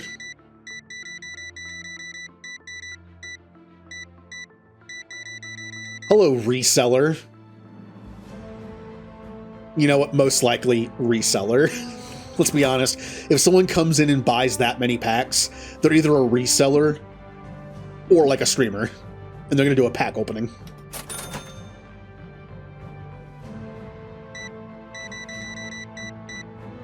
Dun, dun.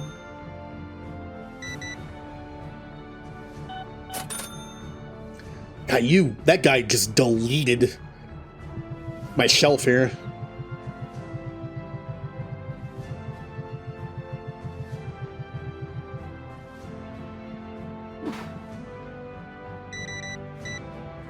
Oh, you want to trade? Unless you have a ghost card that I can afford, I'm not. Nope.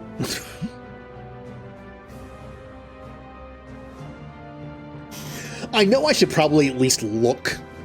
It's possible someone could offer me a really good deal. Like a card that's like $5 where the market value is like 20. And they're just like, I mean, you know, I don't care. I got plenty of these. I'm willing to just give it to you for $5. You're my favorite card store. I'll give you a deal.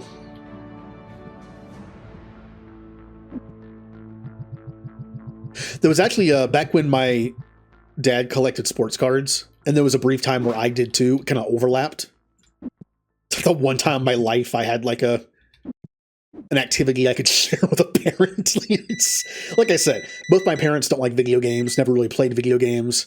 Yes, I got my first game system from them, but it was just kind of like a throwaway thing. They played it like once a month. It was just there.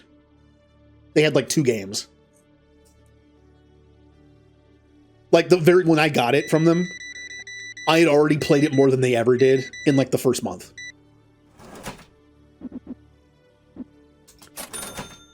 The Game Boy we got was technically my dad's too, but all he did was play Tetris on it. That's it. Just Tetris. I had like 50 games on that thing by the time it was done. And he had Tetris. So, which he eventually stopped playing. So it was just my Game Boy.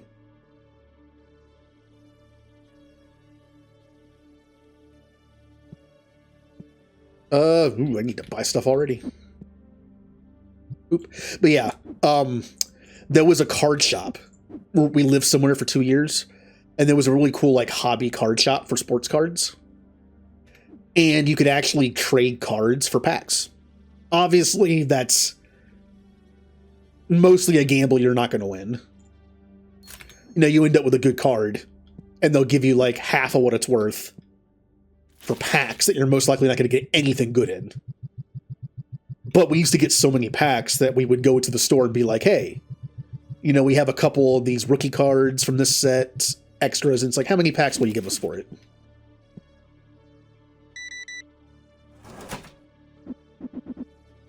That's a fun experience, even though, like I said, it's a losing gamble.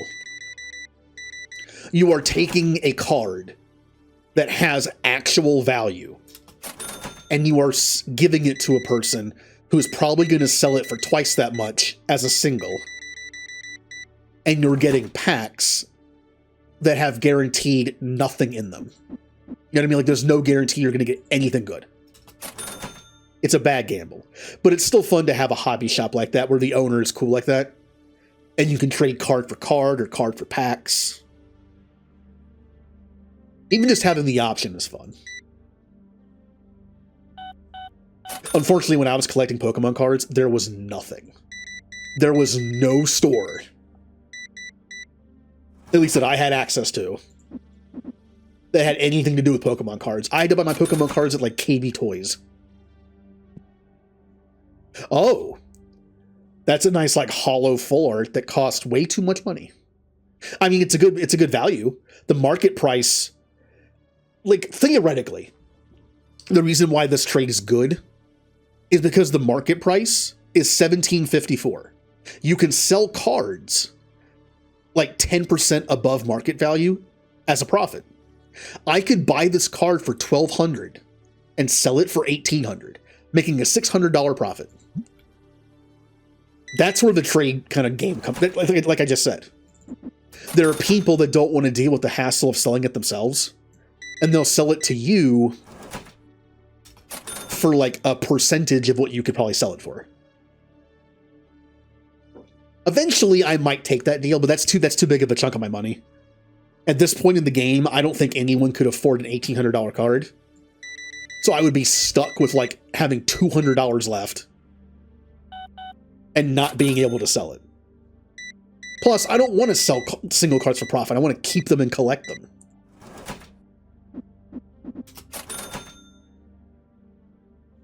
That's the point of this playthrough. MacGyver. Oh, you mean Jack O'Neill? I've been watching Stargate again.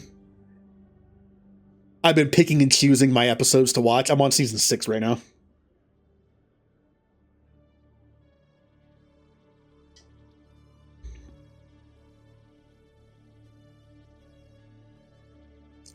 I still love the show. It can be corny. It can have like very simple plot things at the end, like solutions and stuff. It can I don't know. And it also has a pretty low budget probably for a sci-fi show. But I still love it. I'm sure some of it's nostalgia. But it's just fun to watch.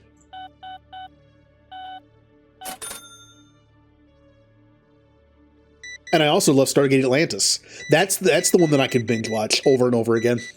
As I've said before, I like SG-1 probably more than Atlantis in terms of characters and story. But at Stargate SG-1, I can only watch over again like every like couple of years. Whereas Atlantis, I can watch over and over again. It has more replay value for me. And I don't know what that means. It's like some games. I can play Mass Effect over and over again. But Dragon Age, I can play like once every 5 years. Ish. But I like them both. I mean, I do like Mass Effect better, but... Or like certain movies. There are movies I can watch over and over again. And there's also some movies I really like. But I've only seen them like 2 or 3 times in my life. I don't feel the need to ever watch it again, but I still really like it.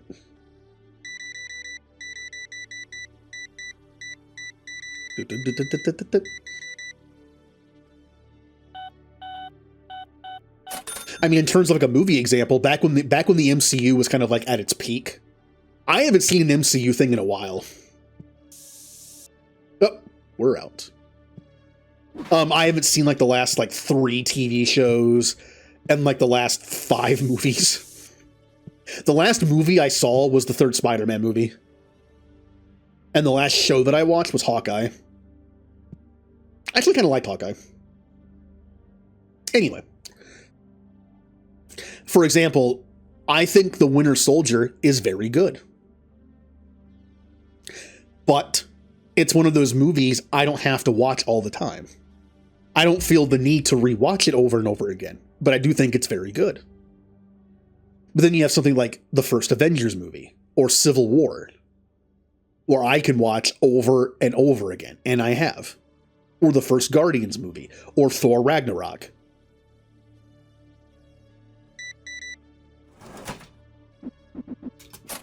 God, Thor Ragnarok is awesome. It's too bad it was like a one hit. The first two Thor movies are like kind of meh. And then I don't know what happened to the fourth movie.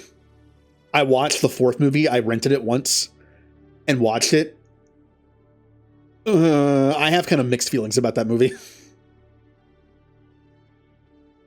Ragnarok was just something special. It somehow hit the direct middle point of like good action movie, but also pretty good comedy. The fourth one, I think, just leaned way too much into goofiness. It's kind of like, you ever watch a show or movie series where there's a character that's dumb? They're the dumb character. But as the series progresses, they just get dumber and dumber to the point where it gets ridiculously annoying. That's what happened here. In Ragnarok, Thor can be a bit of a goofball, but I still like him as a character. In the fourth movie, he's too much of a goofball. He doesn't take anything seriously, and it just doesn't feel right.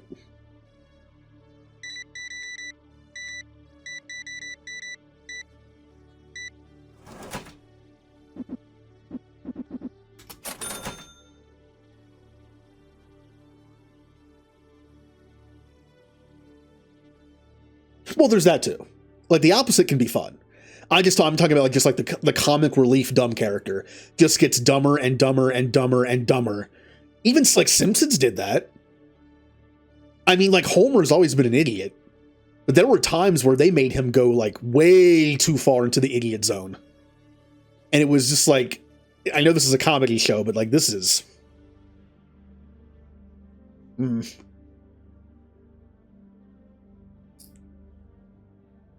I'm trying to think of a good example, like Patrick in SpongeBob.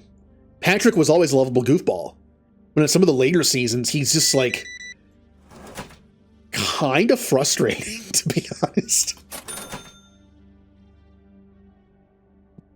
Let's see here.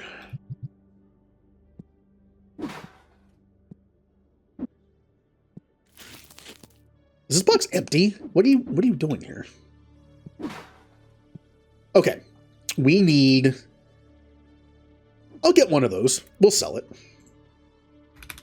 We need definitely... I might as well just get two of those. And probably two of those too. Oh, I can get the boxes for that. Big order.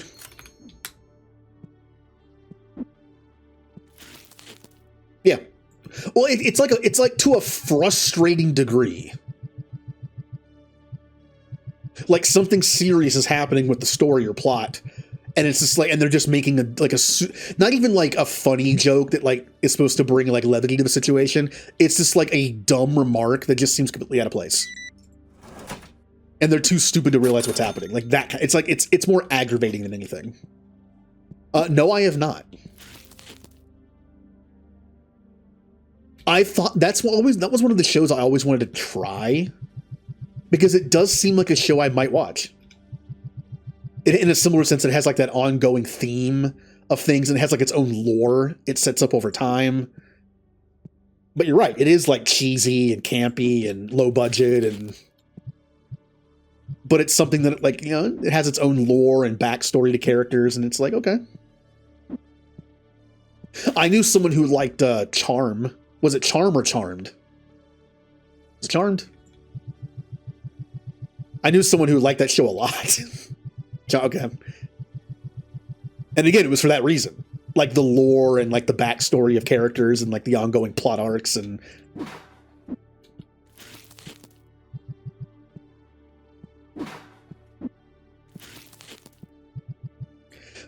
A lot of people have that show. that they treat more seriously than most people might. Because it's just fun to them. Honestly, that's probably Stargate for me. Like, an easy answer is Star Trek. But honestly, a lot of people like Star Trek now. Like, Star Trek isn't like the random nerd thing it used to be. Like, a lot of people like Star Trek. And Star Wars. But I think Stargate's still one of those things that's, like, pretty niche.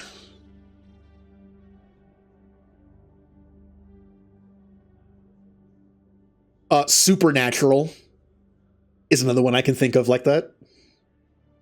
I binged it up to season 6 or 7, but I got completely just burnt out, tired of it, and never watched it again.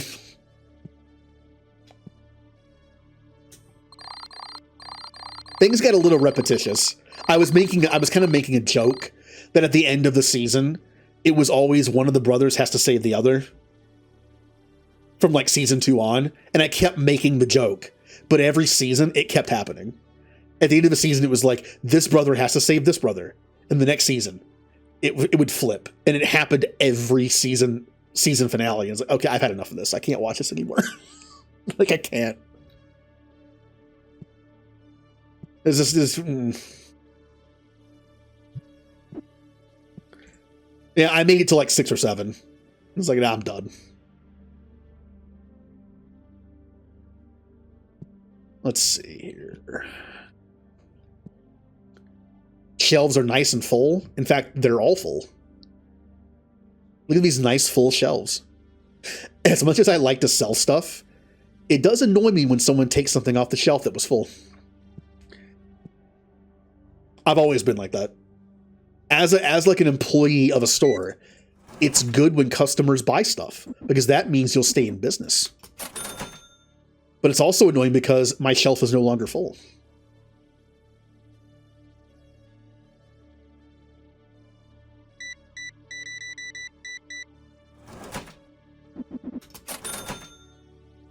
A fair price, I'd say. Hey, I have best prices on the Citadel. Don't go to that Asari-owned card store. They will overcharge you.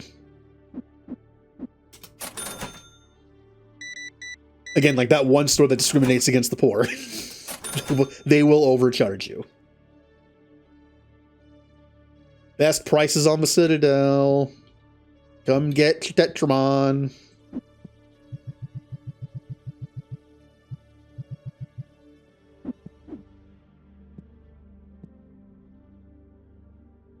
What other shows are like that?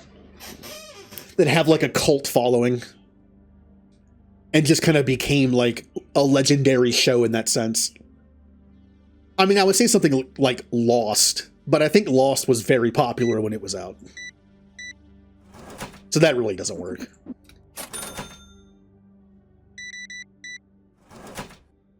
Like, it can't be a show that was actually very popular at the time. Like Breaking Bad or Walking Dead or all that stuff. Those were super popular when they were out. So that doesn't really count.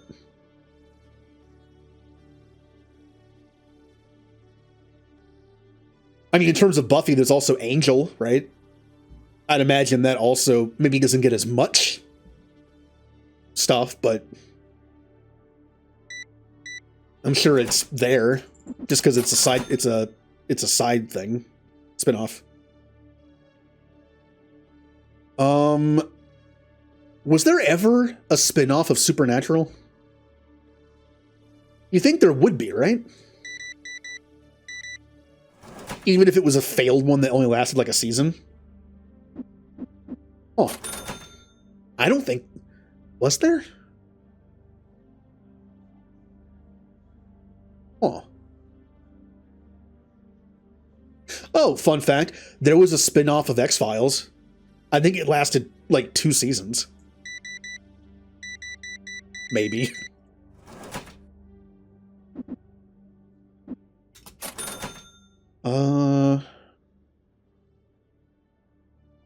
Yeah, unfortunately, when shows have to be canceled and have to rush their ending, or shows are canceled with little to no notice and they can't even do an actual finale.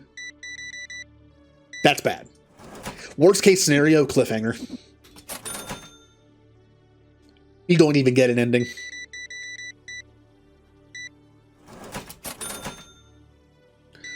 With the introduction of streaming services, a few shows have been saved from that fate. Sometimes shows are occasionally picked up for like Netflix or Amazon or Hulu, and they can keep going at least for a season or two.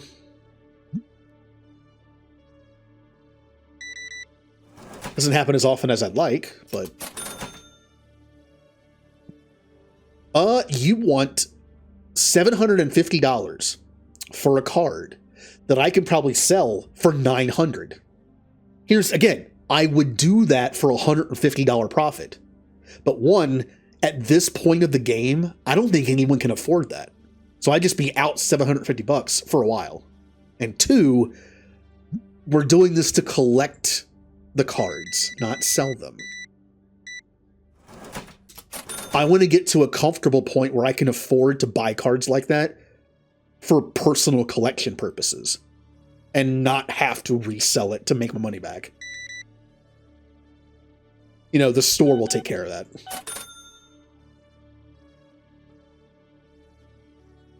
I'm trying to think of other shows like that. Like I'm trying to think of other shows that I didn't get to watch. Maybe like Smallville. I actually got to stream Smallville. It was on Hulu years ago. I actually binged Smallville. It got worse as it went. I loved the first like 4 or 5 seasons. And then like a lot of shows, it just started to get weird and dumb. And they were just doing things to do it. Oh yeah, WB shows especially. Like there's that typical thing where 2 characters get married or at least have a relationship that it makes no sense that they do. Happened in Smallville. Or like How I Met Your Mother. The last season, 2 characters get together and get married and it makes no sense. This is like we're doing, it's like they're just, it's like, what do we do? We have to up our previous season. What do we do?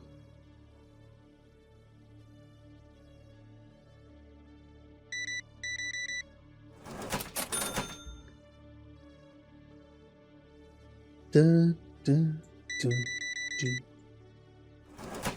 Oh, 1, 2.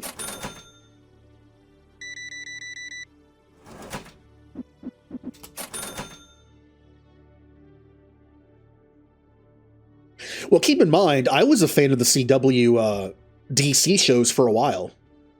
Like Arrow and The Flash. The first seasons were actually pretty good.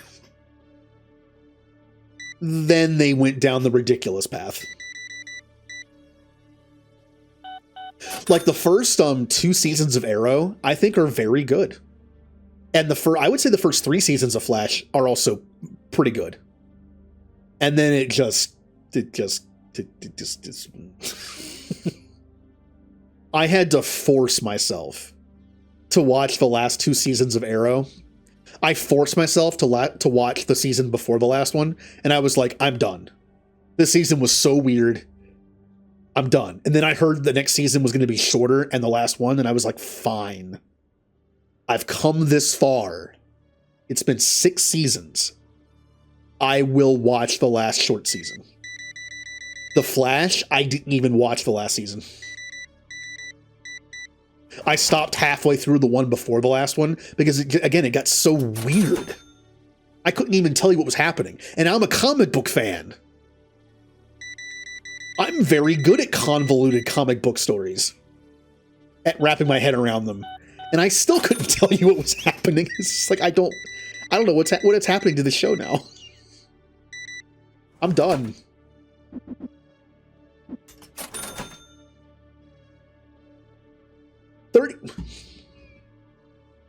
Oh, they're giving me a card. They're just giving me the card. Oh, they want to trade. I don't even have the card they want. That's cool. They'll actually offer trades for cards too. Another reason to have duplicates of cards.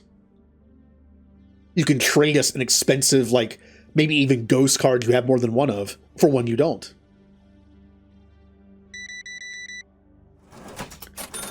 Unfortunately, the best CW show, in my opinion, at that time, got canceled. Legends of Tomorrow. It was a goofy show, but it knew that. It leaned heavily into the goofiness. It was actually funny, though. It had some really funny episodes.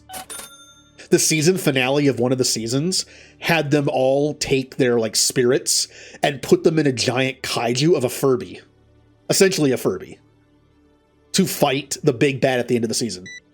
Like, that's the goofiness. And it was actually funny. It was actually pretty good. It was like randomly saying like the little Furby lines, and it was funny. It was actually kind of funny. There's an episode where they go back in time because, well, it's always time travel. There's an episode where they go back in time to save Barack Obama from Gorilla Grodd. And I think Gorilla Grodd actually has a line that's, let's make America Grodd again. That's how stupid that show was, but it was actually kind of funny. Also, the CG was god-awful. If any of you has ever seen CG from The Flash, that's how the CG was in Legends of Tomorrow as well. It's bad, which is why, since the show leaned into its goofiness, the goofy bad CGI was funny. In The Flash, it was just sad. Because they were trying to be more serious. But it worked in the goofy show.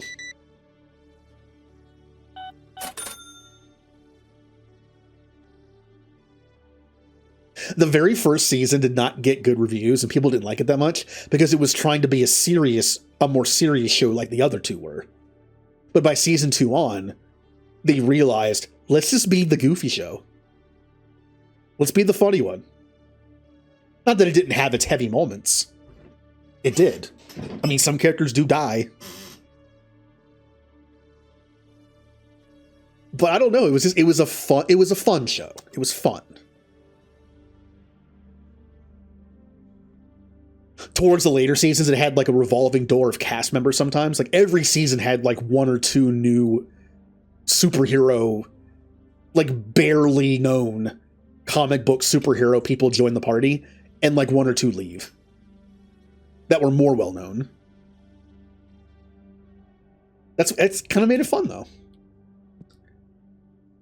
They even had there was a Constantine show that didn't last for even a season. They brought that character's version and the actor back on the show for like 2 seasons. Like the last 2 seasons. They also had Vixen, I think, join. Or like, I think it was either Vixen or her ancestor. Like join the team and had like similar powers. They brought in some interesting lesser known superheroes, and it was kind of fun.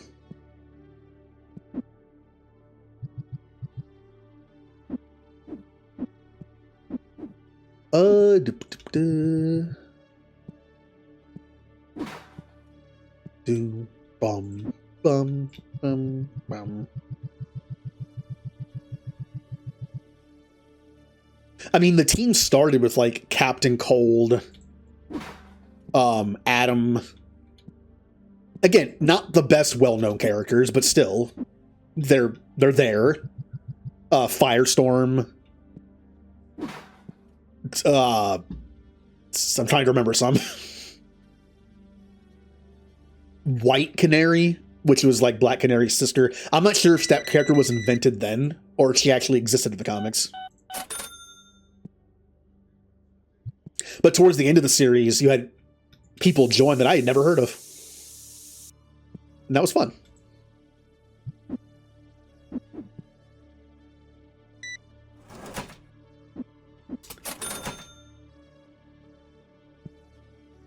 There were a couple more. I believe they tried to get a pilot picked up about it was like Arrow, but like the future of Arrow. Like Arrow's daughter was on the team, and like Diggle's son was on the team. It was like a team that took place in the future where their children and like were on the team. But I don't think it got picked up. It was like a little mini series of the second to last season of the show, kind of like trying to pitch it, but I guess it wasn't picked up. They did bring those actors and characters back a little bit though. I think they were in the series finale, I think. I don't know, it's been a while since I watched it.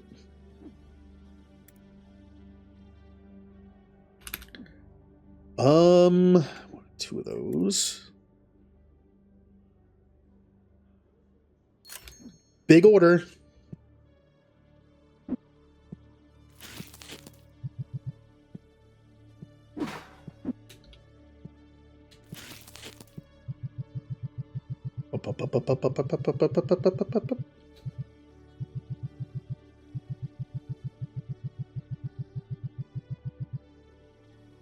Oh. No. There's 3 packs left, I think. But yeah, the 90s was a good time for just like random shows like that. I mean, I'm sure I'm probably biased towards it just because I grew up in the 90s. But I don't know, I feel like there was a lot of like 1 or 2 season shows in the 90s that maybe just would have been better or good if they had gotten a chance. I'm trying to think of any of like the 1 or 2 season shows that I watched as a kid that I can remember. Oh, there was a show called Earth 2. I remember that. I will bet it didn't last more than 2 seasons. I would have said 1, but I don't know. But I'm willing to bet it didn't last more than 2 seasons.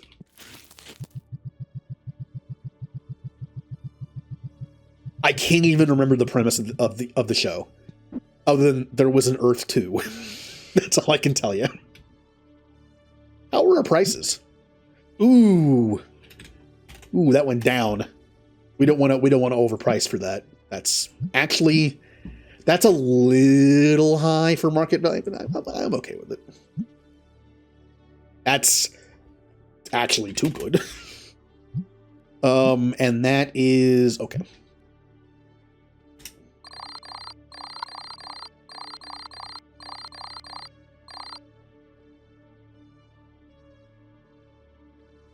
Day 8. All right, we open. Like I said, at this point in the game, we are simply grinding to unlock more stuff, to unlock more stuff, to unlock more stuff, to sell more stuff. We're not going to start collecting cards just yet. We want to be able to buy a bunch at once. Can I unlock anything new? No.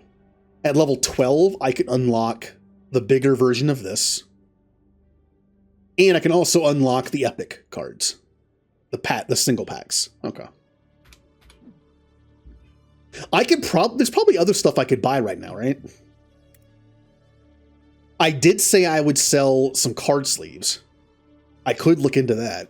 And I did say I would sell some plushies, and I can buy 3 of them.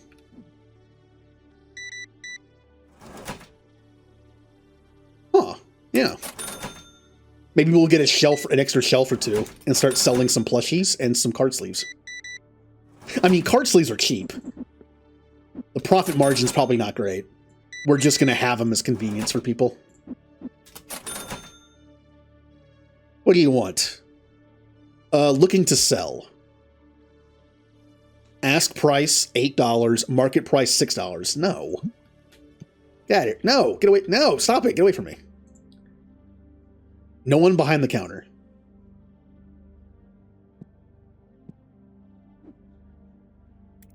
I'm not going to buy it yet, but I will put one in the cart. But yeah, maybe we'll buy one of like these things for the sleeves. I can put it up front next to me. And then we can buy... Do I want to carry the sleeves? Like, the act... Like, where are they? Like, do we want to carry the color-coded sleeves? I'm not even sure where those are.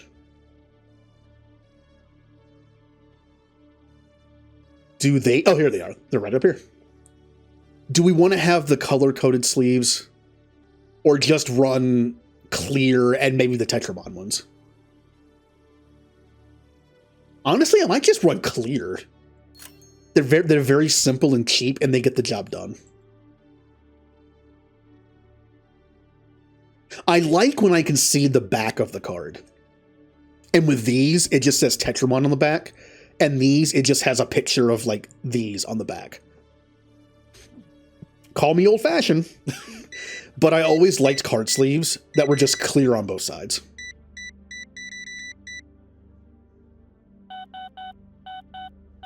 They're simple, they're cheap. I can save money on customized sleeves, and that money can go towards more cards.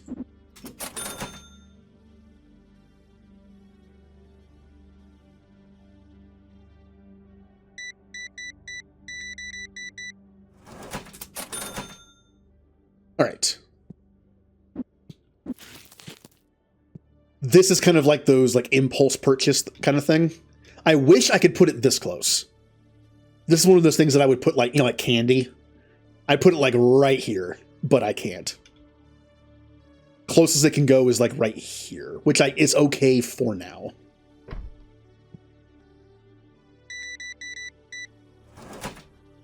If I do a different layout, which I will do, like I'll definitely do a different layout than this. I'll probably do it in between streams, honestly. Like I might see what I have and then move some stuff around.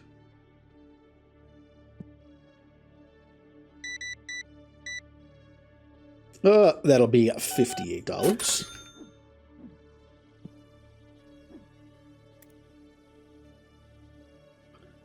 Go ahead and get an extra one of these.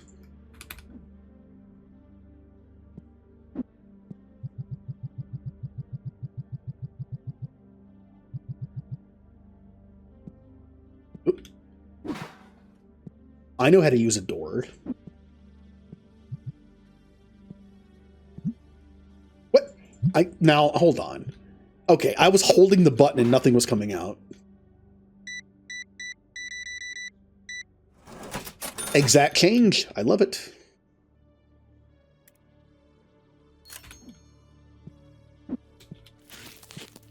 New item in. I bought way too many because I forgot one box takes care of 2 of the shelves.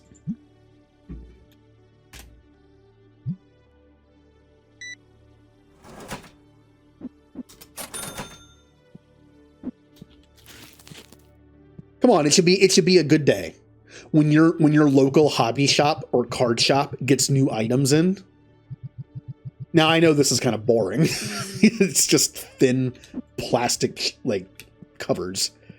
But hey, new item.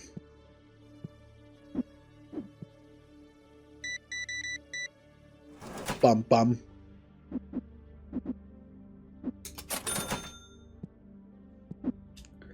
And we have enough to last us forever because I bought way too many.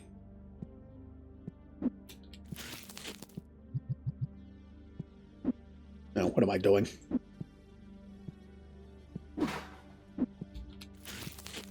Up, up, up, up, up, up, up, up.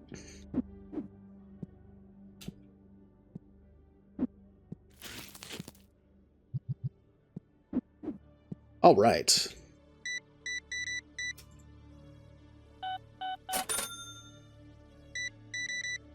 Oh, he'd like to trade with me as well. Well, I got news for you. Unless you have like a $400 ghost card to sell me, I'm not buying anything.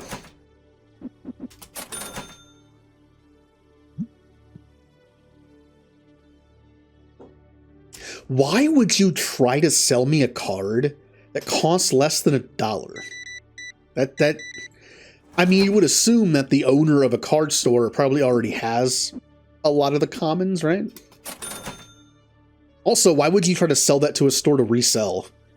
Yes, this card is worth 70 cents. I'd like to sell it to you. You can always resell it for 80 cents. Cool. That is definitely worth the effort.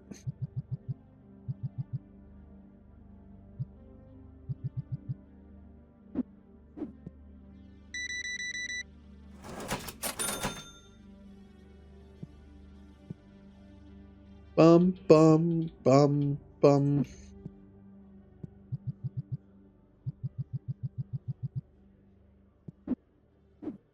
And at some point, we can actually get our decontamination field up and running. You know, our 2 sprayers at the front that they have to walk through. Fitting for the Citadel. You never know what space things people are carrying.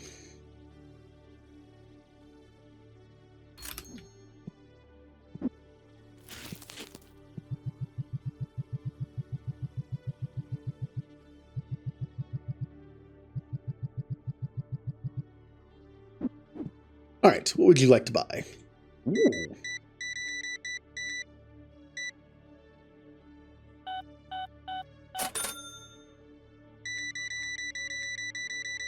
Hey, can everyone buy this much? That'd be nice. 102.50.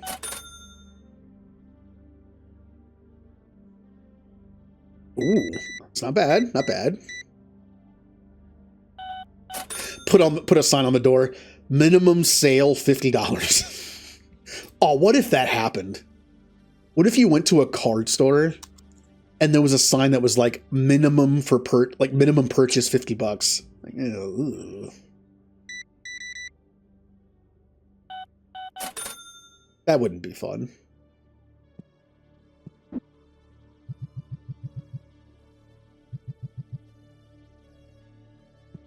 Yep, still some in there.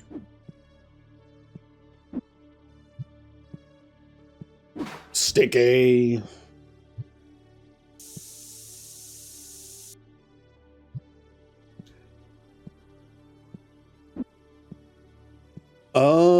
Yeah, we got plenty of these now. Really?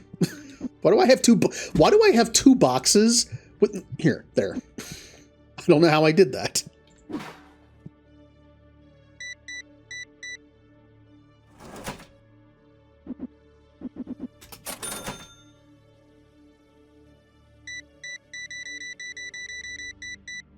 I mean, it might be necessary. Oh, somehow I thought I hit the 4. No. I need a voice line sound effect from the Labyrinth with that one Muppet just going, "Smell bad," every time someone comes in. Oh, wow, we're already out of those again? This is the problem with only having one shelf for these. They go quickly.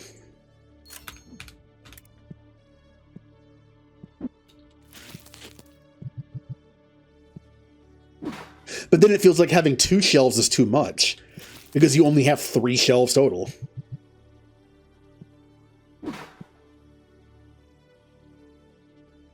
All right, so we got these things going. Is this box empty? Why do I have an empty box?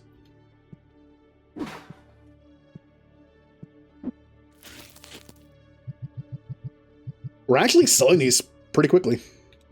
I already went through another box of them.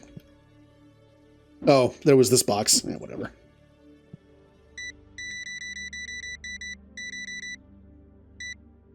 Well, yeah, just because it cost money. I mean, do you think a place like GameStop would have it in their budget to be like, hey, we're putting these deodorant things in place at the front of the store that sprays people automatically, and you have to refill it?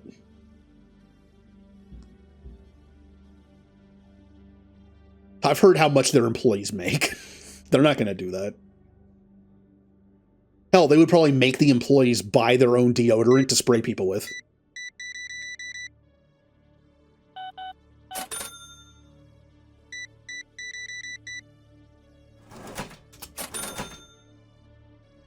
Yeah, I do know that. So do like tournaments.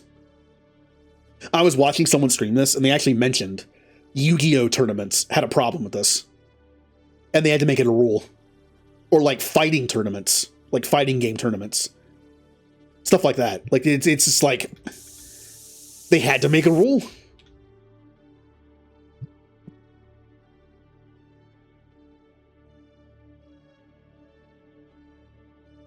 Like you're literally staying in a hotel for this event. The hotel comes with a bathroom and a shower and like free little shampoos and soap and stuff. Like there's no excuse. It's right there.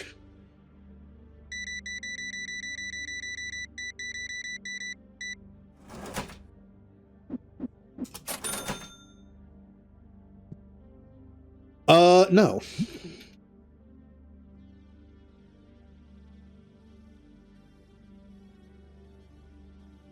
Bum, bum, bum, bum.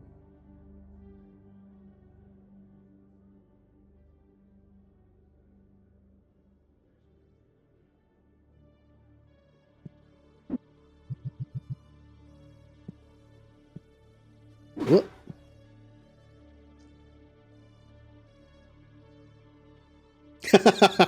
The stink multiplies. I don't know why. It makes you think of like a lyric from a song, just like the darkness is rising. It's just the stink is rising.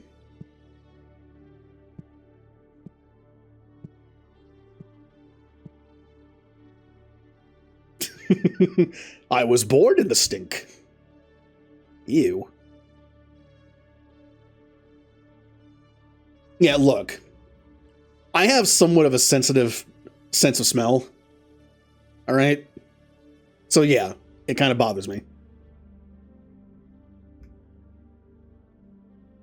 Like, I know some people, like my dad smokes. He's smoked forever, so his sense of smell is pretty much dead.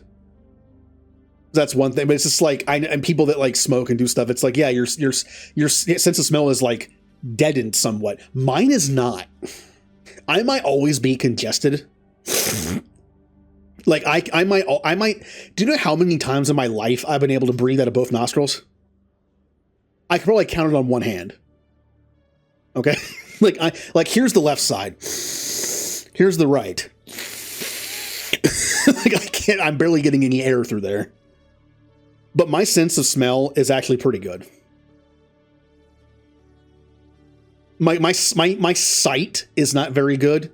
I wear glasses, but I'm overdue for an eye appointment. I can tell my eyes have gotten worse, especially from like further away. My sense of hearing has never been that great. It's good for like out of place noises, if that makes sense. Like the hertz, like the frequency of like normal everyday people talking, for instance, isn't very good. I mentioned before, I have a hard time hearing people talk. Like I tend to look at someone's mouth when they talk in front of me just to be able to like make out words a little better. That way I don't have to ask them to repeat themselves. Like when someone speaks to me, I have to face them and I have to pay attention, or else I'm not going to hear half of it. And just like with like video games, that's why I tend to put up the dialogue volume above sound and music. Same problem. But like anything that's kind of like out of the ordinary, like outside that range, I can hear fairly well. For some reason, it's just that part of my ears is just dead. But my sense of smell is actually pretty good.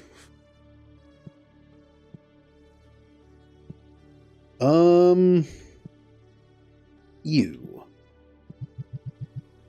Honestly, my sense of taste isn't that great either. I know those two are connected, but there are times where it's like, hey, taste this. What is it? You know, some people can like do that thing where they like taste a wine and they're like, oh, it has hints of this and this and this. I can eat something and be like, it tastes like red. You know what I mean? It's just like, it tastes like straw cherry raspberry. Like it just tastes like a red fruit. My sense of taste is not that great, but for some reason my smell is pretty good. So being sensitive to that kind of stuff, yeah, I would not want to go to like a convention or a tournament of some kind that doesn't have a rule in place for that. I would just be miserable.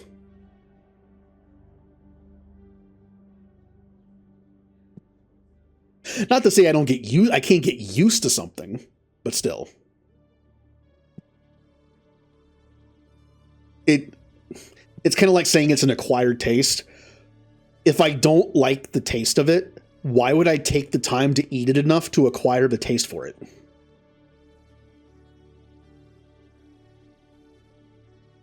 I never saw the point in that. Like alcohol in general. I don't drink, mostly because I hate the taste.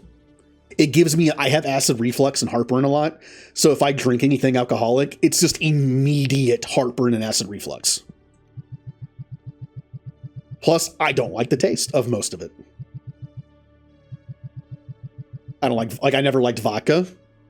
Gin just tastes like nasty pine needles and stuff. It's just like, blah. It's like, oh, it's an acquired taste. Well, I don't feel the need to have to drink it enough to acquire it. I'm good.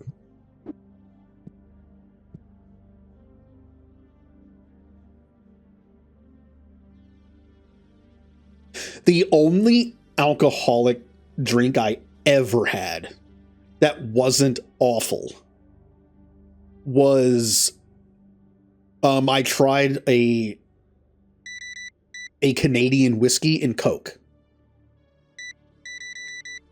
And it actually wasn't that bad.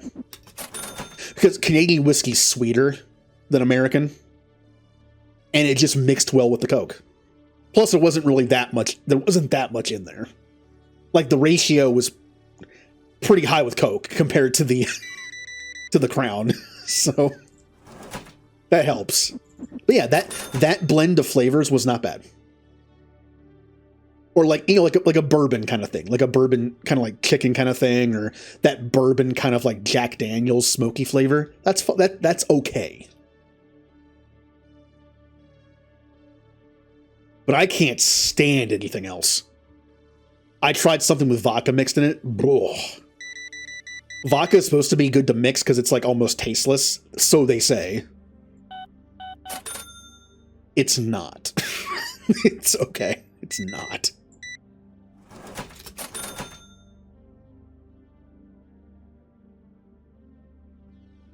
I did have a pre-mixed thing of tea and vodka in like a little mini, and it wasn't that bad.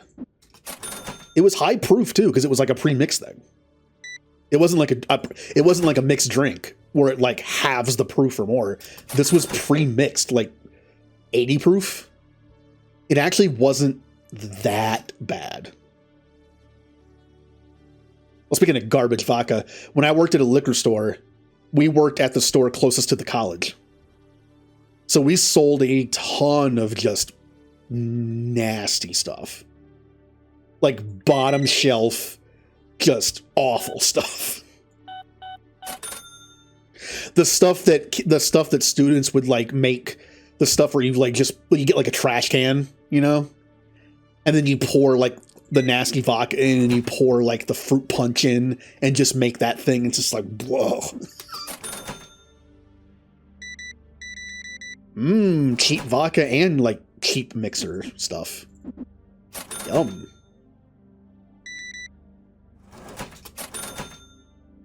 Yeah, at that point, why even bother mixing it? Just... Oh.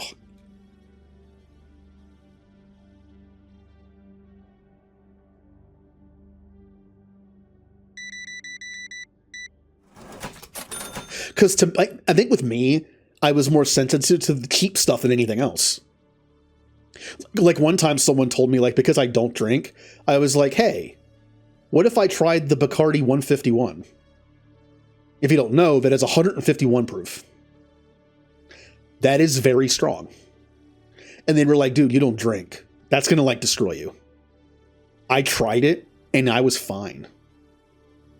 Because Bacardi isn't god awful. Not compared to other stuff. Yeah. Like, it's rum, which I think, because it's a little sweeter, helps. But also, Bacardi's, like, mid-shelf. Like, the Bacardi 151, I think, is, like, their gold mixed in there. Like, it's not like their regular light.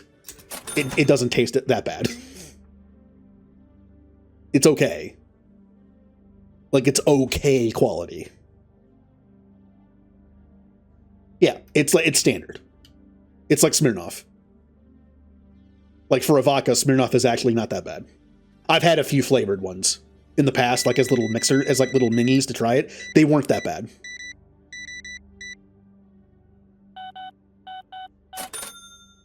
Because I worked there, whenever some new minis would come out, I would buy one to test it. When I moved from that apartment, I had like 200 open minis in my freezer. I never finished them. That's how little I drank. A mini is 50 milliliters, and I never finished them. I try like a quarter of it to taste. And be, you know, because I have to sell the stuff. It's like, let me see how this tastes. And then I just throw it back in the freezer, and never again.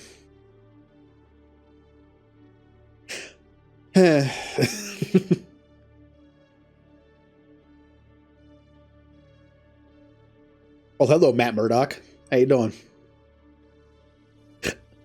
I want to give a lot of people in this game nicknames just based on characters. Like, this looks like Matt Murdock, Daredevil himself.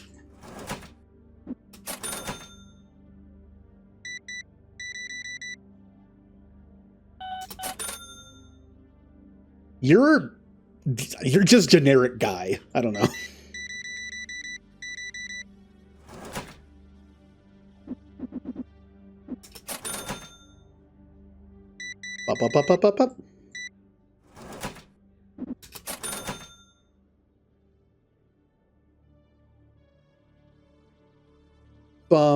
Up. Bum.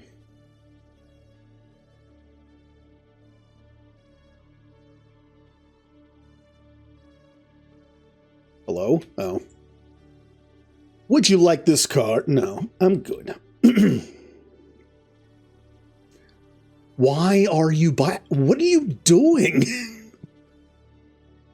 Is there like a fort back here? You partying?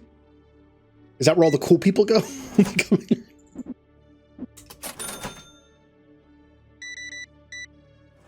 I need to move those and put them against the wall.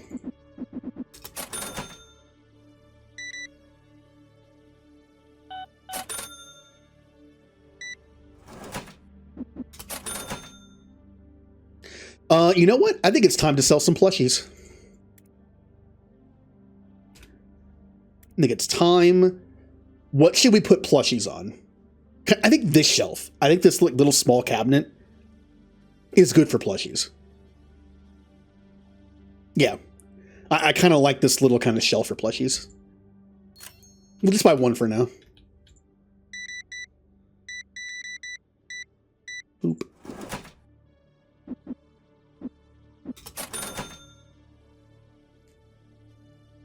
I actually had like a personal vendetta against some of the stuff we sold.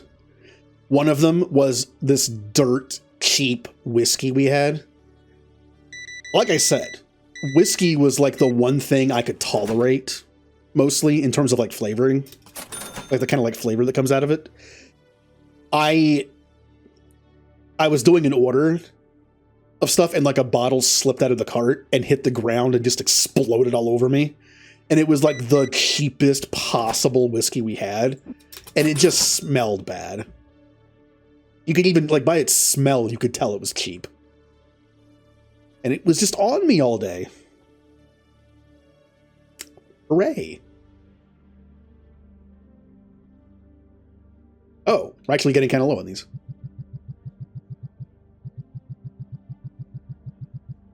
Oh, I will have to order more.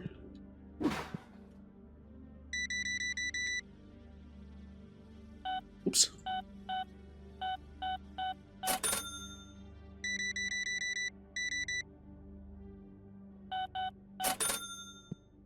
I also don't like Jaeger. One, it tastes like black licorice, which I hate. And two, It's very heavy. If you don't know, Jaeger is essentially a syrup. It's heavy. And for someone who had to lift the boxes all the time, it's a heavy box.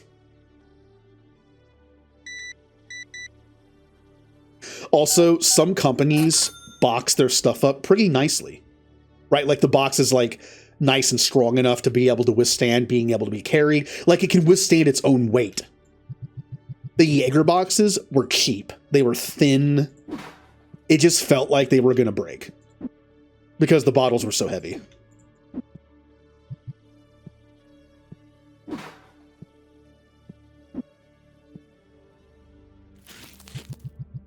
Also, when I hadn't worked there very long, and there was a box of Jaeger pints that I tried to carry, and I didn't know that because they're pints and sold in a way that's like, you know, like you sell them like up front. They're like an easy sell. They're like these little like, you know, like little, I'm not gonna say fun size, but you know what I mean. And I didn't know that the box had like was perforated in the middle. It was meant to be basically torn in half and then put both halves on a counter and sell it that way. I didn't know that.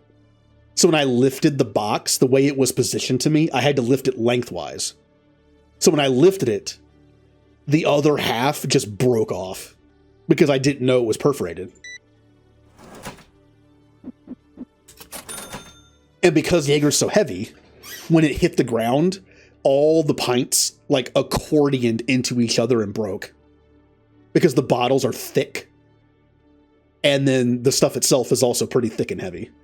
So it all just like accordioned into each other and broke every single one.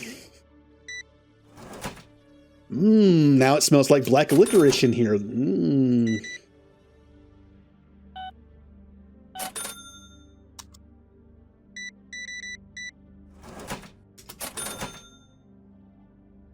I honestly didn't drop that many bottles. I was there for like 6 years. I did not drop that many bottles. It happened occasionally. Mostly during truck day. Just because, well, it's truck day. You're moving them around. You're moving like literally hundreds of boxes that are full of like 6 to 12 bottles of stuff. Like it's going to happen. Let's get one of those. Can I unlock the big one yet? I can't. One of those. One of these. Bills due today. Ew. Ew. No one likes bills.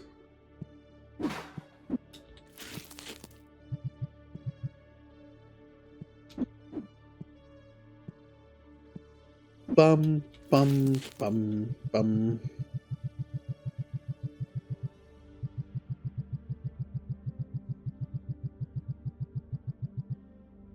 I don't think I ever broke anything expensive either. Like it was mostly cheap stuff. Okay, I was holding the button down. Okay.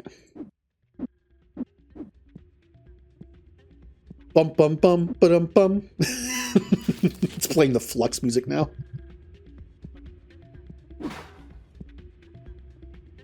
Hey, would you like to give me $41 for this card that only sells for $34? No, I'm good.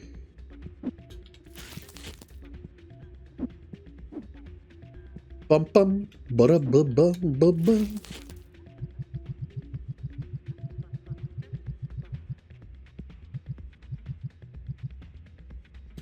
All right, we could buy a plushie. Or two. Let's buy the Pygmy plushie because it's fun.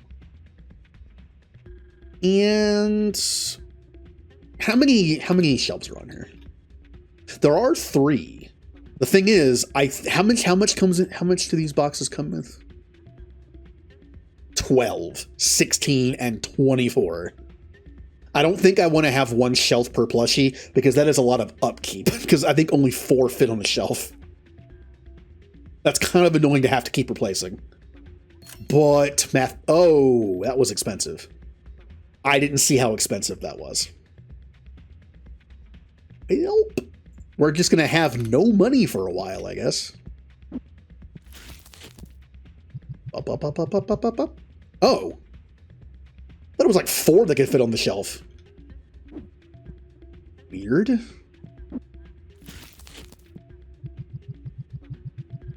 Can you put some up here? No. Okay. The Pig Plushie. 23. And then this thing. Nanomite. I was going to say Bergmite, because it looks a lot like Bergmite. Anyway. About 30.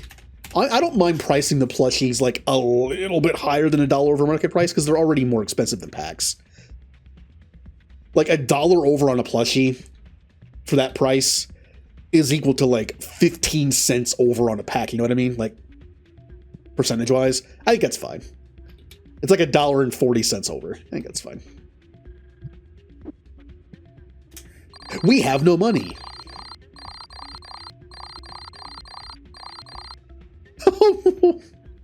I made negative $1,600. That's you know what? That's a rough day. We're gonna have to do a few days of just constant selling. Just give me everything to sell. I'm gonna buy 2 more of these. Come on, everyone! I need money. Come get your cards. Reminds me of the Homer thing where he has the shotgun in front of the bowling alley. Bowling here. I like how it's a story that Homer's telling his, like, Marge and his kids. And then Lisa, after he says he did that, Lisa's like, Mom, make him tell the story right. And Marge is like, that's what happened. It's just like that. That's what he did. Oh man, like Golden Age Simpsons. To me, Golden Age Simpsons is season 4 to 9, I would say. 3's not bad. It's just still kind of early. And I think like 10 through 12 is also not that bad. It's just if I were to think of like all the classic episodes of Simpsons to me, I will bet you most of them fall within seasons 4 to 9.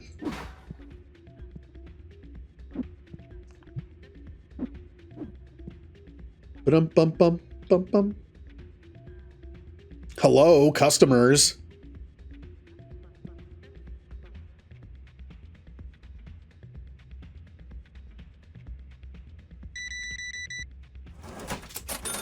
No. We need more than that. I made negative $1,600 yesterday, okay? We need more than 5 packs sold. Come on. It's pricey. How is... Okay, fine.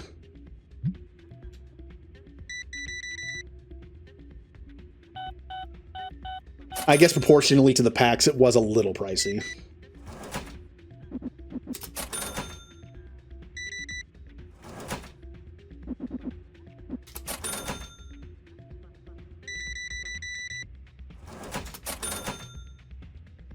Oh, what would you like to trade me? $10 for a $15 card. Yeah, I'm good. Trust me, once we start actually collecting cards, we will go all in. I just want to get to a point where I can be self-sufficient with my store, which might be a little while. Because I want to get to the point where, let's say I have to order like 2 boxes of everything.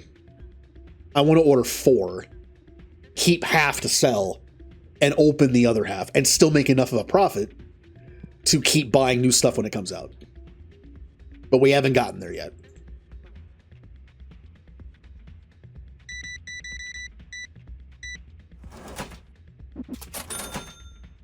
Level 12 will be good because we unlock the rare packs. Not rare, the epic, I think they're called. 20, 30, 5, 6, 7, 8, 9. 50, what? No.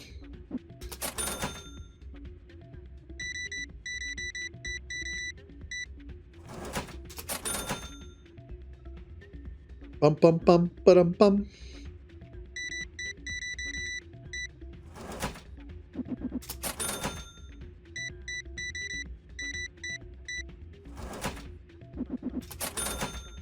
I also thought about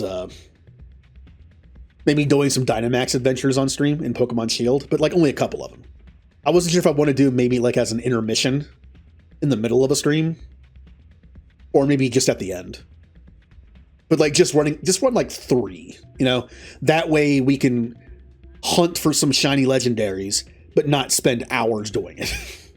We can just do like a few every stream. It'll add up. Where you? Okay, I guess we don't sell something they want. That's fine. We don't sell everything here.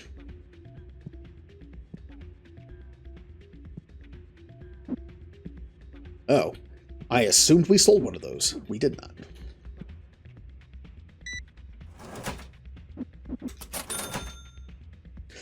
There are 47 legendaries in Dynamax Adventures that you can shiny hunt. You know how many I have? 7. I mean, it's 1 in 100 chance, so I have 7.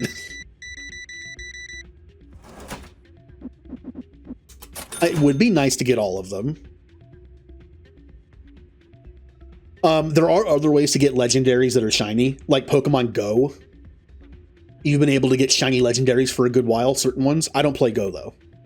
So I will pretty much have to... The only way I can get any of those legendaries shiny, besides trade, is through Dynamax Adventure. Because they did something similar in the second DLC of Scarlet and Violet, where you can catch like 30 legendaries. It's nice that the game gives you a way to catch them, but they're shiny locked. I don't know why they did that. People love the idea of Dynamax Adventures for like hunting for shiny Pokemon, or like the ones outside that aren't shiny locked, like soft resetting for the Reggies or the Justice Trio, you know, Cobalion, Virizion, and Terrakion. You can set up a picnic and like keep spawning it, and with the Shiny Charm. Shiny Charm doesn't affect the Reggies, but it does affect the trio. So it's like a 1 in 1,200 chance, which is way better than 1 in 4,000 like the Reggies have. But I don't know why they shiny locked like the 30 legendaries they added to be catchable. You also had to do something to unlock them. You had to do a bunch of those little missions in the school area, the Blueberry Academy area, which I did. You want $416 for a card that I could sell for probably $400? Get out of here. You insult me with that offer. Stop going back there.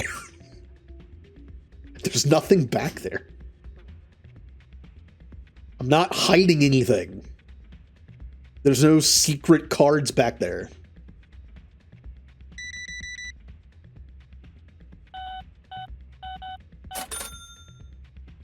One pack. Awesome. Ooh, hello. A lot of that was cheap plastic sleeves, but still. 2040? 42.75. Yeah, you get 5 packs. I'd say 5-pack minimum would be nice. I will gladly pay you Tuesday for a pack of cards today. I think I know what that's referencing. Isn't that really old? I think I'm definitely dating myself knowing that I know what that reference is. We're old! What is that character's name? Aren't they from, like, Popeye, I think? I don't remember that character's name. Yeah. The hamburger guy. I don't remember his name. He's just hamburger guy. God, Popeye is so old. Popeye is so old. Like, when I think it's like, oh, Popeye isn't that old. Yes, it is. Yes, it is. It's old.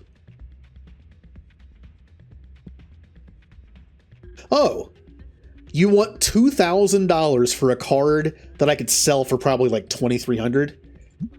I mean, it's a decent profit, but again, I don't think anyone can afford that yet. Even if I could afford to buy that, I wouldn't be able to sell it for a while. Boop, boop. Hey, remember when Mario was going to be Popeye?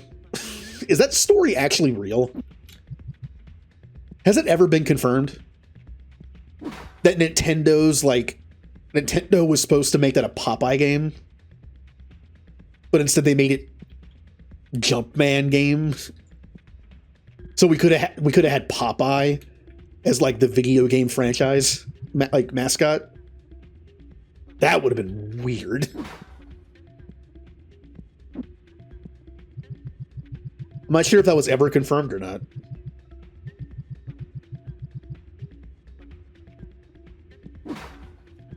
Bum bum ba da ba ba ba ba.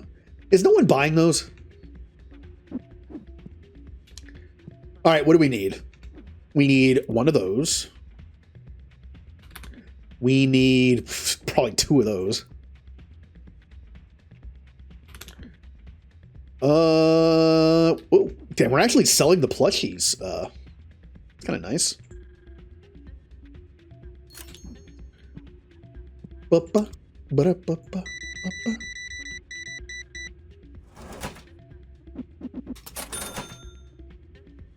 Really? Just make a rule. You can't come in here and buy one pack. Boring.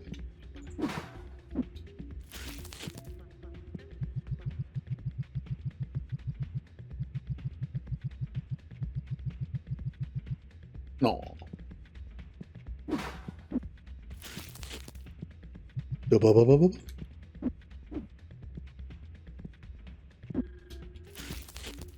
You know, Jay, you'd be the person to ask. Is there a black sheep of the Metal Gear series? For series that I can't really get into, whether it's the story, characters, gameplay, which is mostly my reason for that. The gameplay in those games isn't my thing. But is there like a black sheep of the series? Because I do tend to like those in series that I just can't connect to. Like Three Houses. Not Twin Snakes.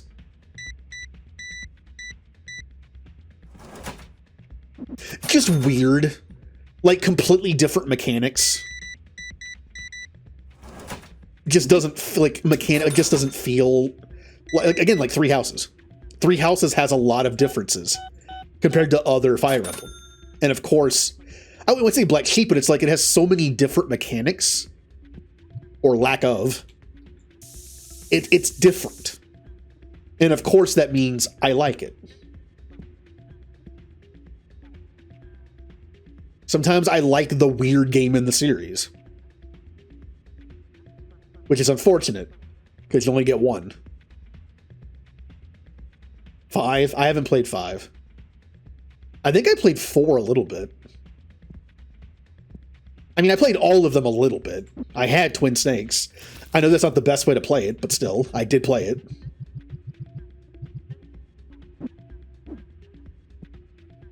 Is there a card game? Like, I was thinking, like, is there a Metal Gear Solid card game? What about a Metal Gear Solid kart racer?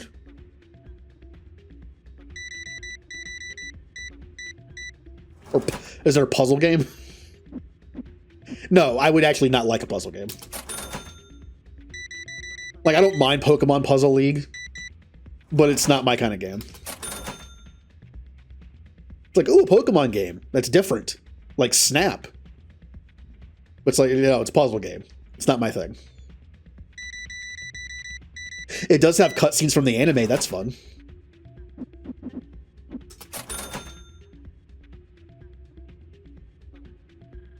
bum, ba-dum bum bum bum bum. Or kind of like Star Fox Adventures. Right? Star Fox Adventures is so weird. Because you're mostly on foot with a staff helping a dinosaur. That's so weird for like compared to the other ones.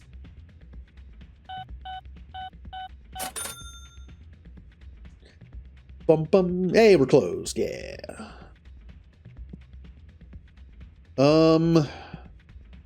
Did I already sell that? I guess I did.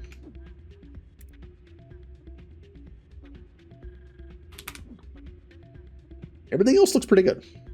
We have packs of these.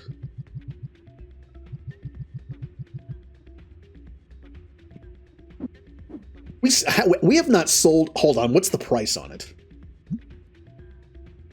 I don't think that's why. $1 and like 30 cents over the price is not bad for a $25 item. I guess... Oh, well, let's not make it too cheap. Oh, that might be why these are selling fast.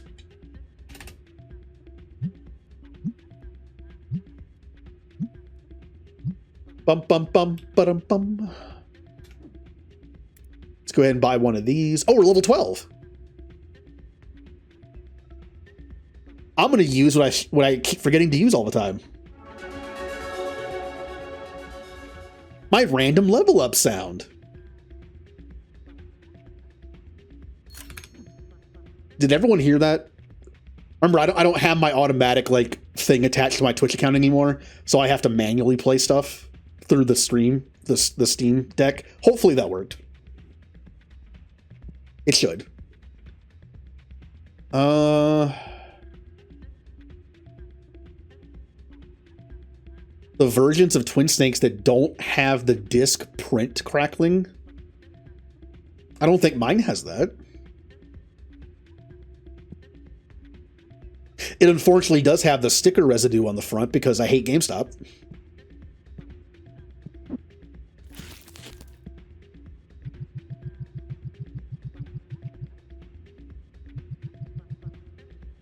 Oh, GameStop. Ruining game boxes since however long they've been around. Stop putting stickers on it. Oh, well, that'd be why. That'd be why I don't have it. All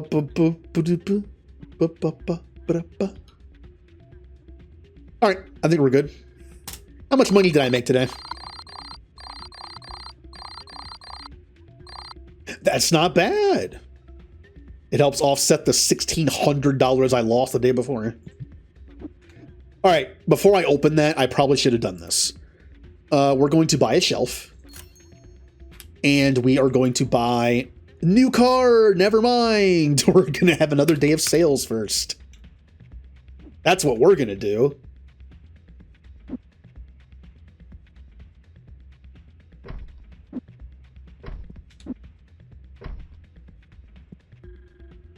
Ba-dum-bum-ba, ba-dum-ba, ba-dum-ba-ba, ba-dum-ba. Smelly.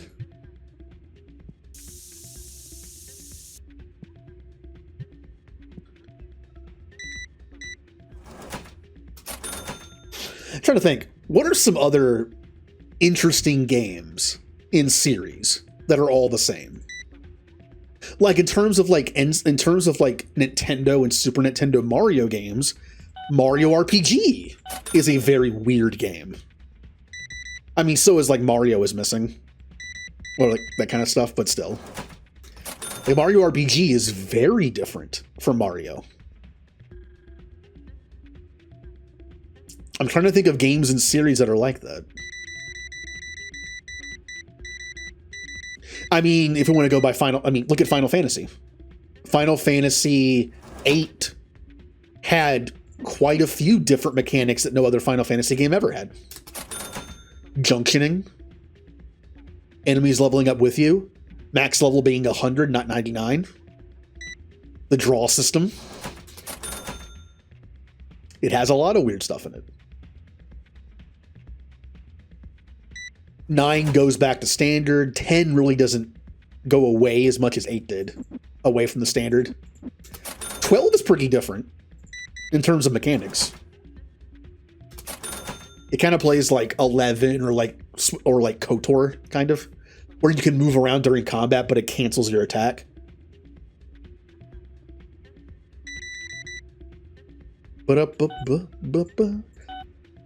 Actually, 15. 15's combat system is really weird. And I don't like it. I never did.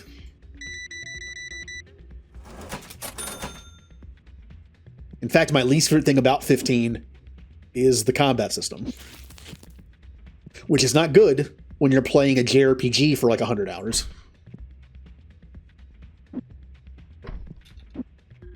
Boop. There we go. All right, everyone, we're selling those rare invisible packs today.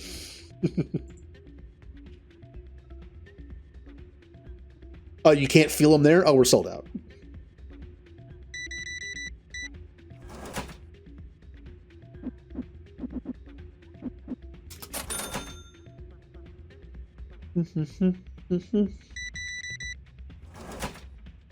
I mean, the easiest answer to what is the weirdest Final Fantasy in the main series, 11 and 14. It's kind of a cop-out answer. They are very different. For good reason. They're online. Just like Dragon Quest X, I think it was. Which was only in Japan, I think.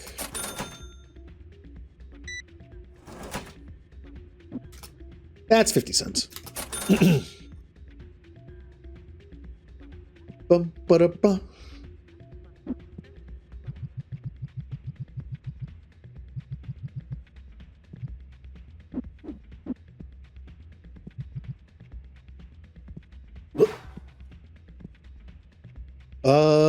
Pig. Okay, I need to buy... Oh, we have more to you. Also, speaking of cards, there actually are I hate English. 2 more Pokemon trading card games I want to play. One of them is an actual sequel to the one I played on stream, the one that was on Game Boy Color, but it only came out in Japan. But there is a fan translation online. There's another that is a modded version of the original game that mods in like later cards that came out, like Gen 2 cards. It's the same game. Like you're on the same island, same like boss fights. It's just different cards. Whereas the second sequel is a different game. Would you like to try? I don't care. I don't care. All right. Time to alter you. And especially you.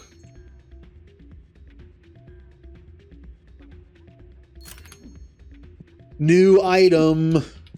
Not this one.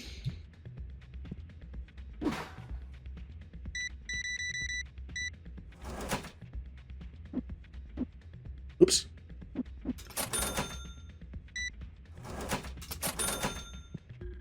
New item.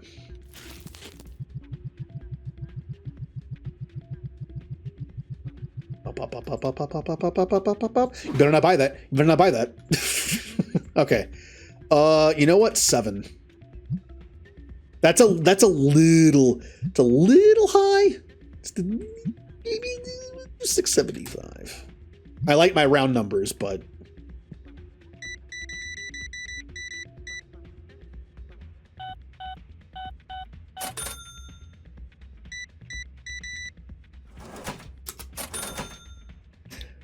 oh, funny you should mention that. So I'm in Send server, and a lot of them in there play the trading card game, the Pokemon one, the app that you can get on your phone. But the one they play is the one that requires you to buy like real packs, and then you can use the code that comes in the packs to get packs on there. And you play people. I was then informed that there is the pocket one, where you can literally just get cards. You get digital cards for free and for fun. You get to see the cool, oh, hello. Oh, I want to buy it. It's a ghost card, and those are super hard to get, but that's like all my money. Would you take $4.20 for it? I'll take it. I'm not gonna give up a chance to get a ghost card, because those things are really hard to get. Yeah, here's the problem. I was wondering, like, hey, why can't I find the Pocket app on my phone? The only one that comes up is the other one, which is essentially just TCGO. My phone isn't compatible with Pocket, so I can't play the free one. And I don't buy Pokemon cards. So doing the other one wouldn't do me any good. I love the idea of just getting cards for free and just being able to like collect and maybe trade and just seeing the cool artwork, and that's fun. And I can't do that because my phone sucks. My phone is also incompatible with Pokemon Sleep. My phone also can't even run Go. I have a bad phone. My old phone broke after like, I had that phone for like 8 years. I had a Note 5 for like 8 years. That thing was awesome. Battery life was the only issue I had with it. And I eventually got a case that had a built-in battery for charging. And that fixed that problem. Fortunately, the phone eventually died. After, again, about 8 years, it died. And I couldn't afford a new one, so I had to get, like, one of the worst not prepaid phones I could get. It's not good. My phone is terrible. It's so slow. I have to be so patient with that thing. It's such a slow phone. What's in here?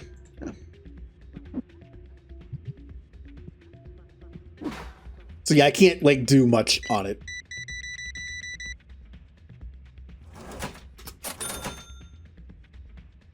Bum bum bum bum. I mean, I don't do anything on my phone, so I couldn't really like justify spending a lot on it. But in terms of like, it got good reviews for what it is. Like you at the time, if you needed like a cheap phone, but it wasn't on the same level at the same level as like a prepaid, you know, like one of those prepaid phones that can't do anything but call and text. It's like, this is an okay phone. Like there are some phones that are just as bad but cost more. So it's like, this is not a bad purchase in terms of cost.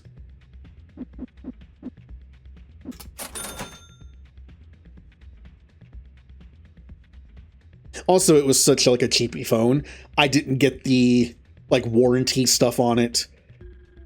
I didn't even get a shield protector put on it. You know, like the really good ones, like the Zag, like lifetime warranty shield, like screen protectors that I think are actually worth the money on good phones because they're actually very good. I worked at Best Buy. We sold them. You could buy one of those things and register it online. And if you dropped your phone and the screen protector broke, you could literally send it to them and get a new one for free. Like you literally bought it once and you would just have unlimited amounts of them. They would just give you another one for free when it broke. You were essentially buying a lifetime supply of them. That's why they were expensive.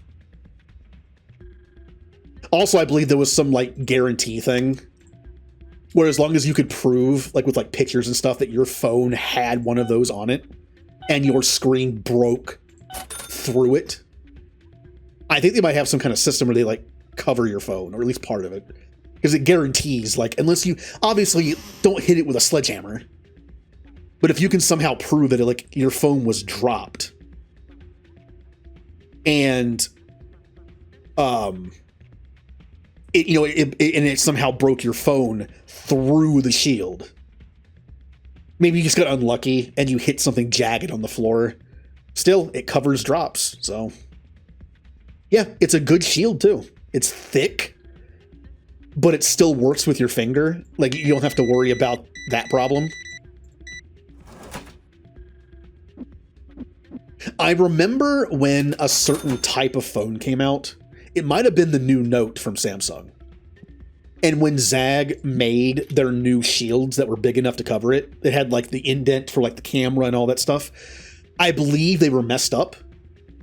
Like they were like the same thickness, but because of the Samsung Note's change, you weren't able to use your thumb or finger through the shield effectively. It was like a change in the Samsung's like thing that messed it up. Where it was a known thing, like for the first couple weeks, we were like, hey, don't buy this yet. There's like a weird thing where it doesn't like quite register through it properly yet. I think they had to remake them. Which sucks for them. How many of those things do you think they made? And then they're like, oh, it doesn't work. Or it works a little too well. Oh, come on! You're depleting me of my funds here.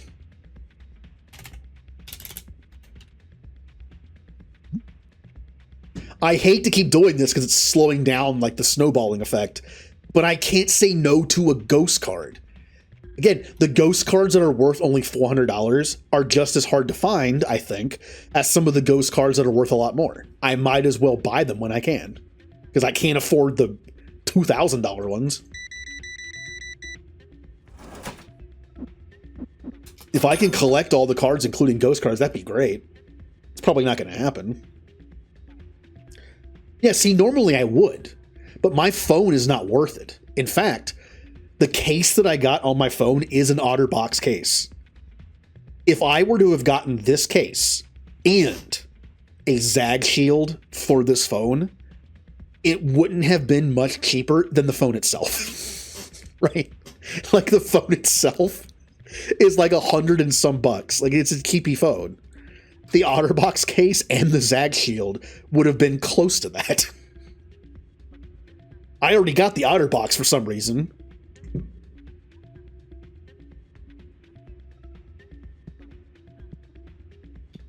Like, it's not worth the protection. Plus, I take good care of my phones.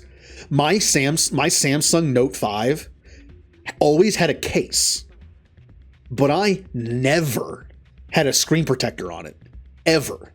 And in the 8 years I owned that phone, never cracked the screen. Now, if I had to have my phone in places like a workplace, where I'm constantly pulling my phone out of my pocket, or have it clipped on a belt or something, and there's chances I might drop it or have it get knocked off my belt, you know, in places where it's like other hazards besides just me dropping my phone, then yeah, I can see that. But if it's just a personal use phone that's mostly in my pocket anyway, and I just take care not to drop it, or, you know, be anywhere near anything like water, then I'm good.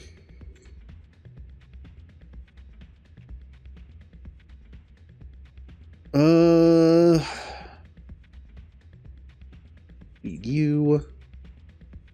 Cool, I can't afford it. My money!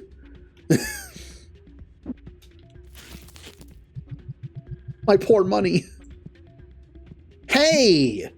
Who wants to have a day or two where we don't buy any new stock and we just sell what we have? I do.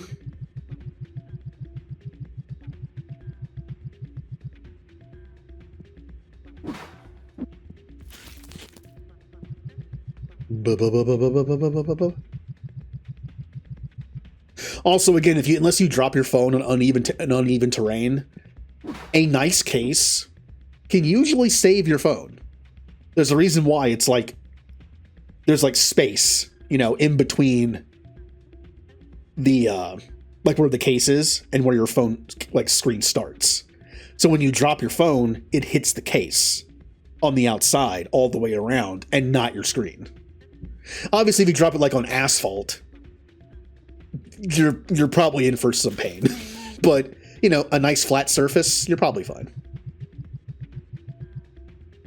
Also, you know, it also protects the corners. You drop your phone and it lands on a corner. That could also potentially crack the screen on that corner. But that's why you have your case.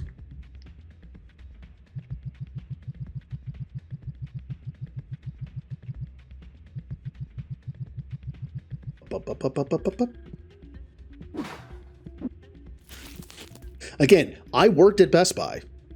It was apparently my job, eventually, to sell protection plans on things, which I was awful at. And which is why I left. Because I was hired not to be a salesman. But when a new GM came in, it was like, hey, we're going to judge you on how many protection plans you sell.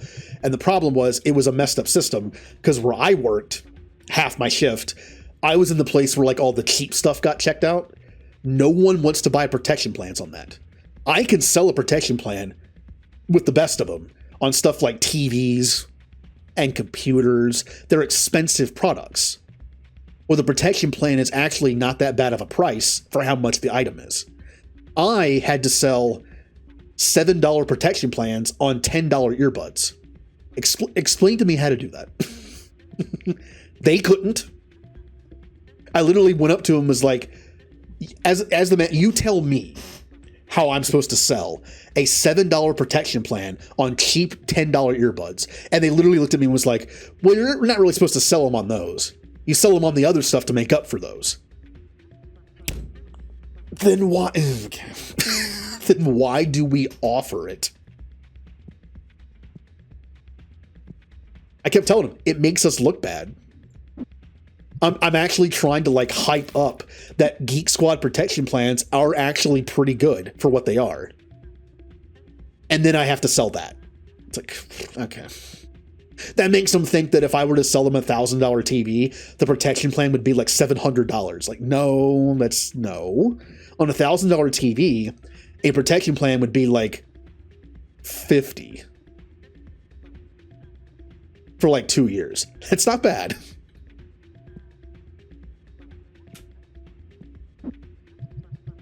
I mean, I get the protection plan on my controllers because they always break. Are you just a box? You are just a box. You're just a box. Get out of here. I feel like I'm insulting it. You're just a box. All right. Well. Yeah, we're going to have to sell tomorrow because I have no money. Ouch. To be fair, I did buy a shelf, and I did buy the license to new packs. That was going to be costly. All right, I have $23. I could barely afford... I could barely afford a large meal at McDonald's at this point. Man, that's sad to say. On SendStream, she was talking about like getting Taco Bell. Oh no, it wasn't SendStream. I was in a Discord call with a few people who were playing Overwatch. And someone in the call was like, hey, I got Taco Bell today. It was pretty good. And I was like, hey, I bet it wasn't very cheap at this point. And she was like, oh yeah, I got like 2 burritos and a soft shell taco for like $15. And I was just like, I'm going to cry.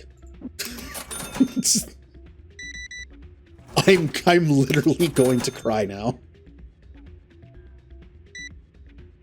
Back in my day, on the value meal, I was able to get 2 5-layer burritos, a baked potato burrito, and like 2 soft shell tacos for like $6. Now it would cost like 20. I am sad. This saddens me.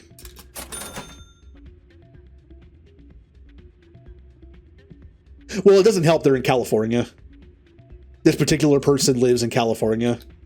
Like, I think near LA, so everything's overpriced. So apparently their Taco Bell for like 3 things was like $15. Still.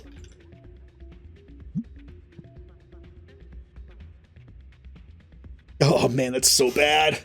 It's so bad. When I got off keto, one of the first things I did was get a meal from Burger King because I'm stupid. But also, I was hungry.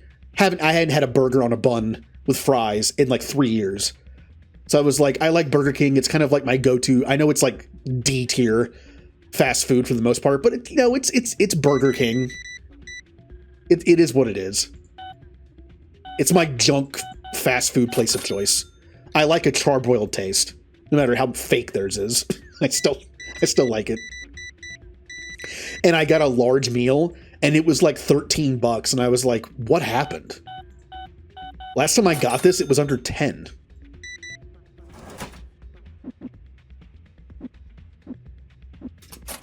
It's been 3 years, not a decade. Like, why did it go up like 25% or more, like 30%?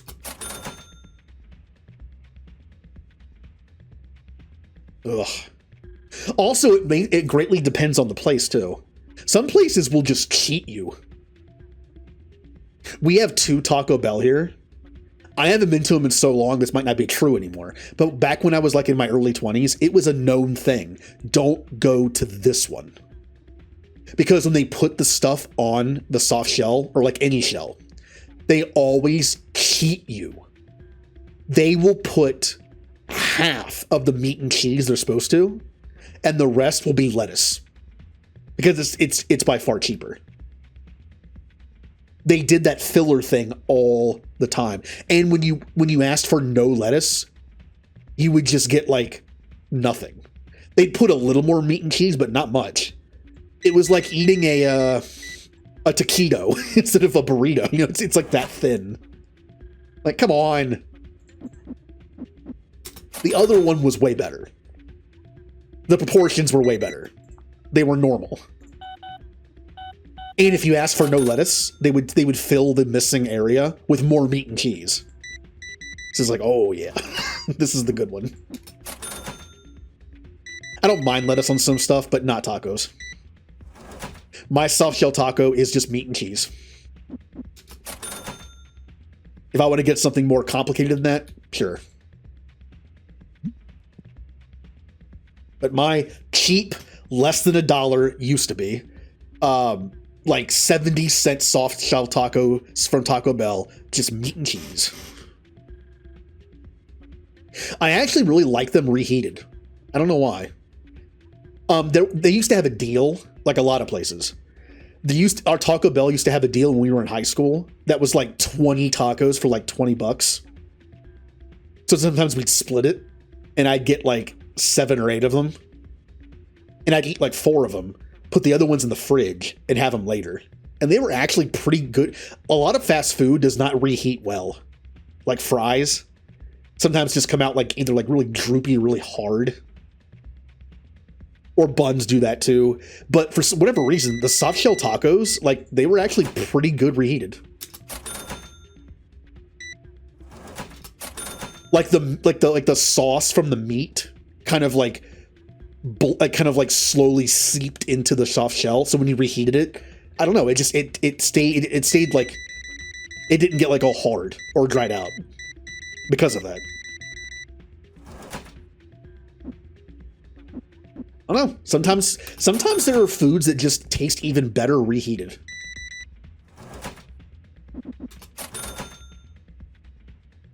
Wow. All right, plushy person, let's go.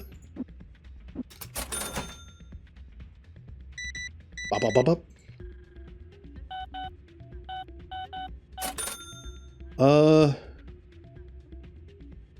Yeah, see, that's why places don't want to. That's why places would never want to hire me. I always gave so much food. I worked at a place that was very, very, very overpriced. I kid you not.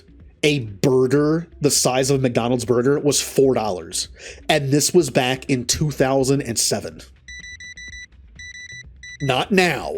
Even now. A $4 burger that size is ridiculous. Now imagine more than a decade ago. Yeah, it's dumb. It was a resort.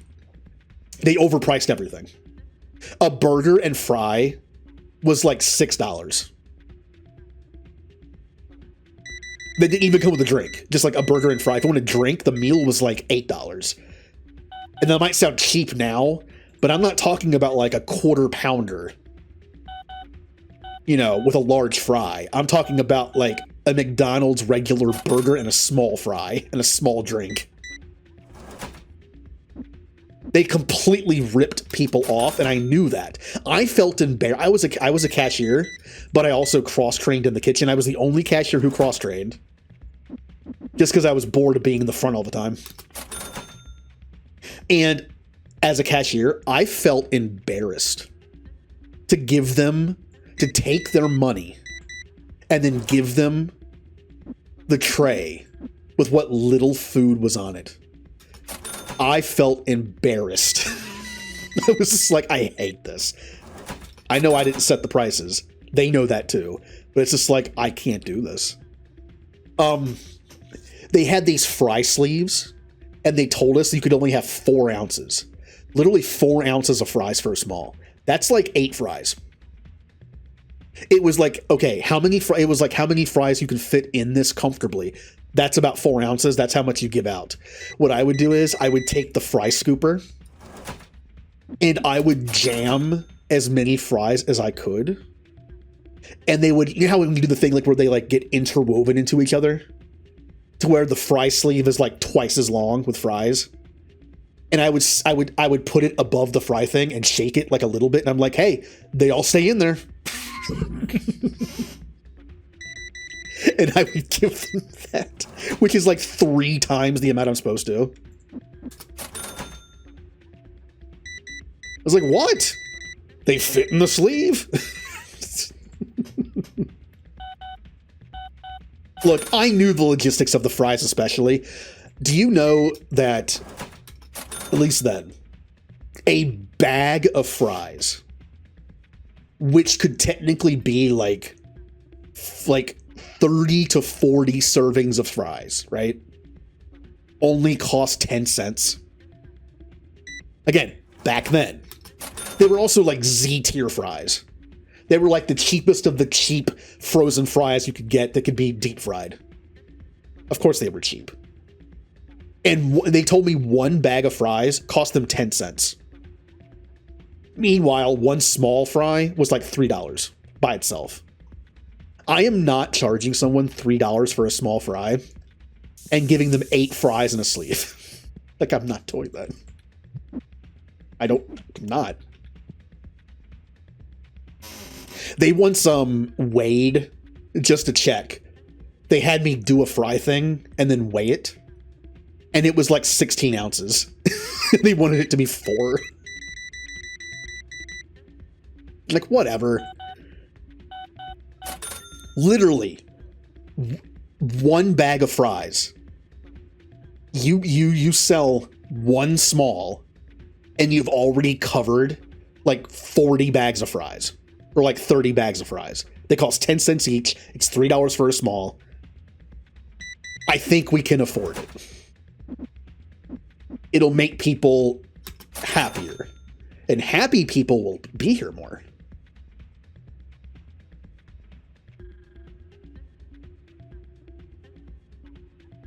Oh yeah. I always admitted the prices were dumb. Now this was a resort. So people that were there had money. I mean, that was to be expected. I can't say I felt that bad for him, but that might show you like how bad this was.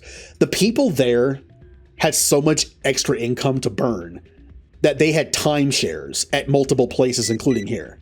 I can't feel that bad for them, but at the same time, I couldn't even do that to them. I was like, this is ridiculous. Also for employees. Employees had a few set meals they could get that were lower in price. But a burger and fries and drink meal was still like $4, which was still grossly overpriced for what it was. So for employees, I would give them even more. Like, instead of stacking the fry thing like I did for customers, we were so cheap. You know how like a lot of fast food places have like the mat they put on the tray That way food doesn't directly touch the tray, even though the trays are clean. You put like the little like crappy paper mat on there to keep things from touching the tray. It just looks a little better. We didn't have those. We just had the tray. And since some people complained, we were given these really cheap styrofoam, really small plates that you would put like the fries on. That way the fries wouldn't like fall out onto the tray. So for the employees, not only would I jam as many fries as I could into the fry thing, I would also put it on the plate on the tray and then dump more fries on top of the plate. Needless, I don't think I have to say this. Every employee always went to my line, even if it was longer than some others, because they knew I would give them a ton of food. I couldn't help the burger. I can't make that bigger or better. But every employee in that place knew I gave out a ridiculous amount of fries to employees. Because these are not people who have a bunch of extra income. They're working like for like minimum wage here. I'll give them more fries.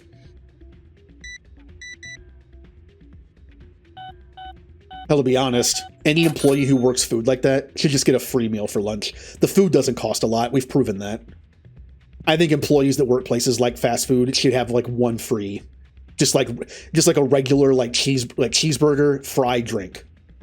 It should just be free, or ridiculously low price like $1.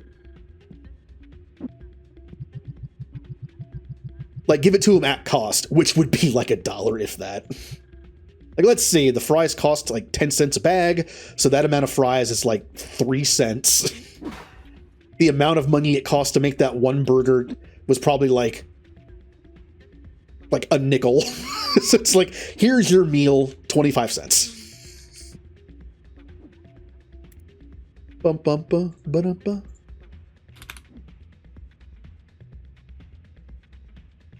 Well, to be fair, the two places I worked in food, like fast food, we did get drinks for free. That was the only thing we got. Other food was like both places I worked, the food was like barely marked off for employees. That's why you had like the employee specific meals. But I worked at a gas station place that had like a fast food place attached to it. You did get a discount, but it wasn't that great. But at least the drinks were free.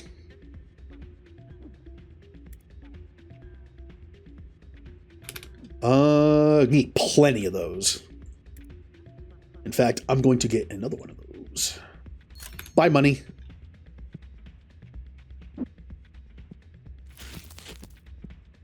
Yeah, a happy fed employee is an employee who will put up with more crap.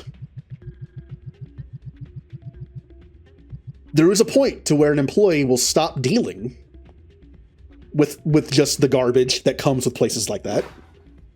And if you feed your employee and give them a 30-minute break every day like they're supposed to, they will put up with more of it. I'm saying even from a managerial standpoint, like, and your employees will put up with more stupid stuff, whether it's due to you or more likely the higher management,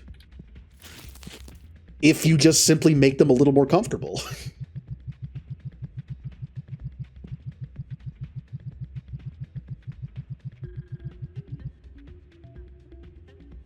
Yeah. Oh, I get a free meal, huh? Oh, I'm feeling pretty hungry today. I'm going to take 5 cheeseburgers, 5 fries, 5 drinks. It's like, I might need some help eating this after all.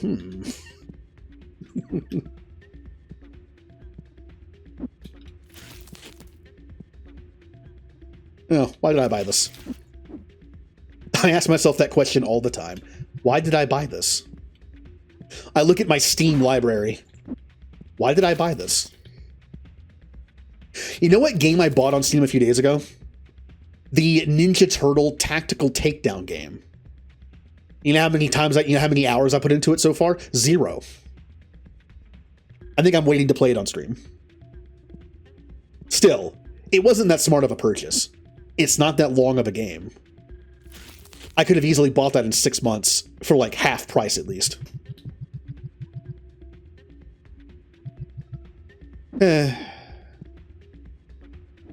Oh, I forgot to buy those. Or did I? Yes. Yes, I did. Yeah. One of these. 2 of these, because I can't really afford that right now. There we go.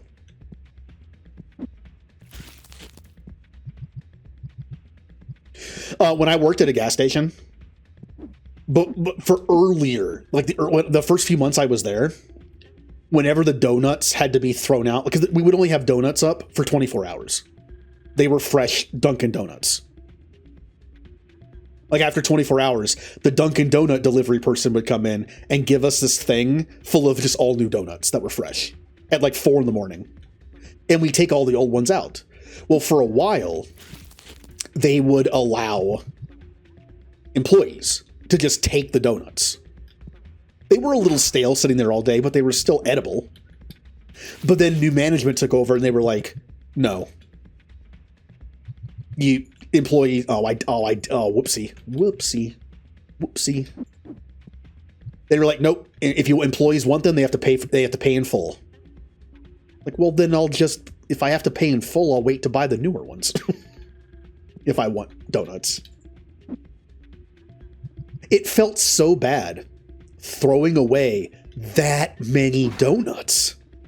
There were times where we threw away dozens of donuts, and all of them were fine.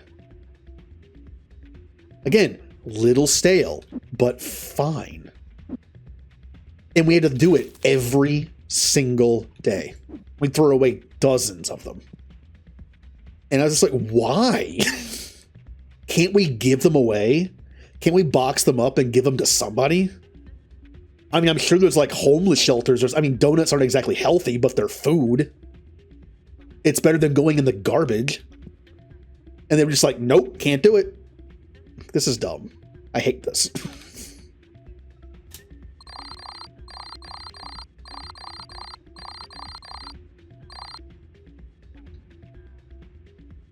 Sometimes they'll claim that it's like a lawsuit thing. That if they even just give away food that's old and it makes somebody sick, that's a liability thing.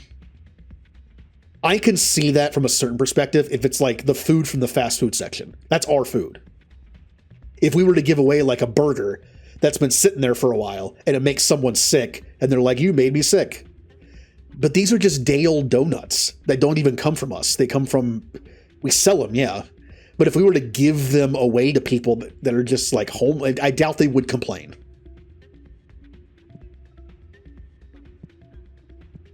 All right, we're good.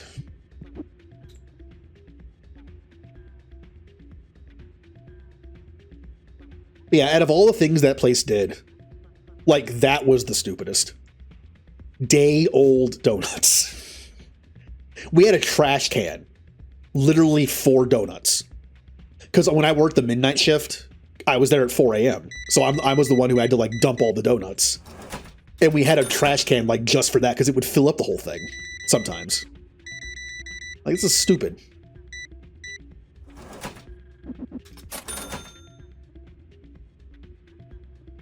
And they even made us catalog it. Like, because of the sales, they knew how many were supposed to be thrown away. So we had to like write down how many we threw away and like initial it. Now, I seriously doubt they're going to dig through the trash can to count them. But I will say, surprisingly, I never took one. Not a single one. I don't know why I didn't. They weren't going to reach into the gooey trash can and count them. I never did. Honestly, they probably wouldn't have cared. But I didn't.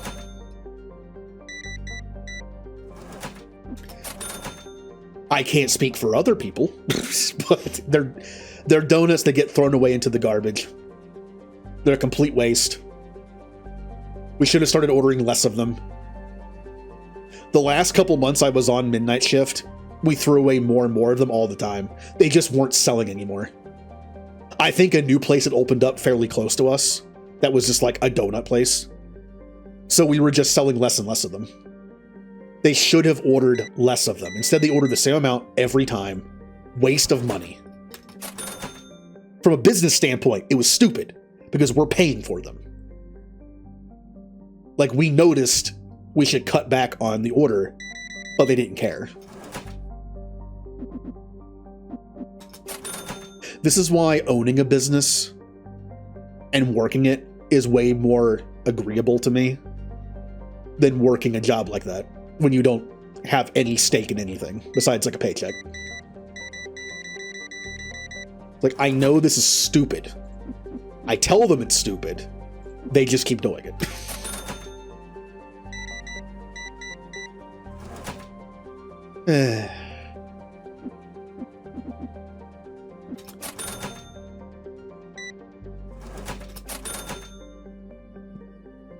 No. I don't know, it's nice when you have a manager that listens to you. Like, actually listens to you. Not just pretends to listen to you. Or takes your recommendation and just immediately chucks it out, whether literally or just mentally. Just because it comes from you, it comes from someone who's not a manager. Like, you know, been quite a few times in history, regular employees at places have come up with ideas that save a lot of money. Because they're the ones that see it firsthand.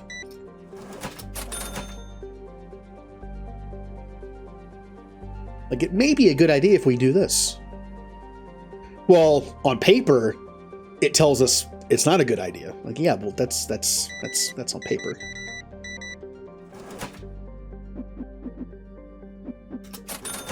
A lot of packs, yeah.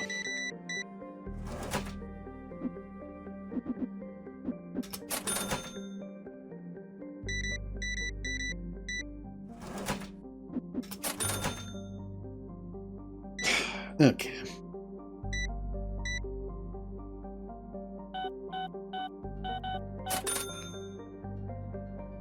All right, what do we have that's extra here? I could put one of those up. Oop.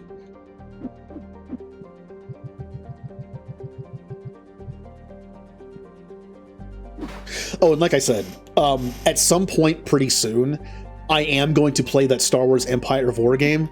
Not probably to finish the Empire campaign. It's been like 2 weeks. I don't even remember what I was doing.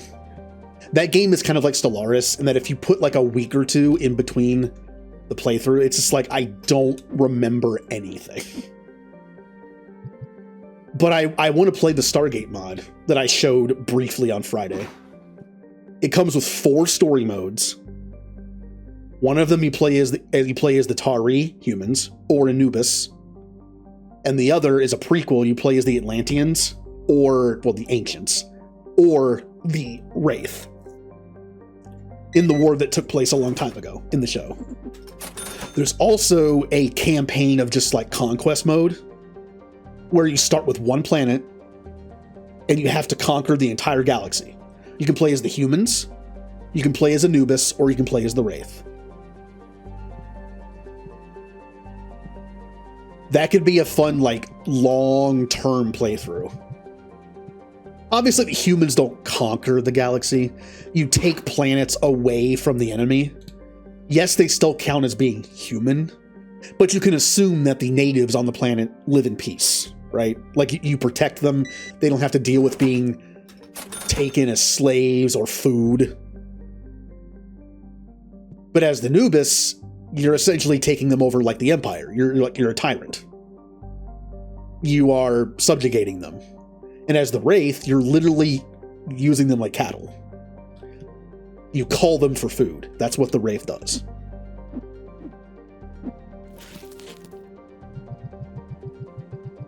To be honest, I kind of want to play as the Wraith.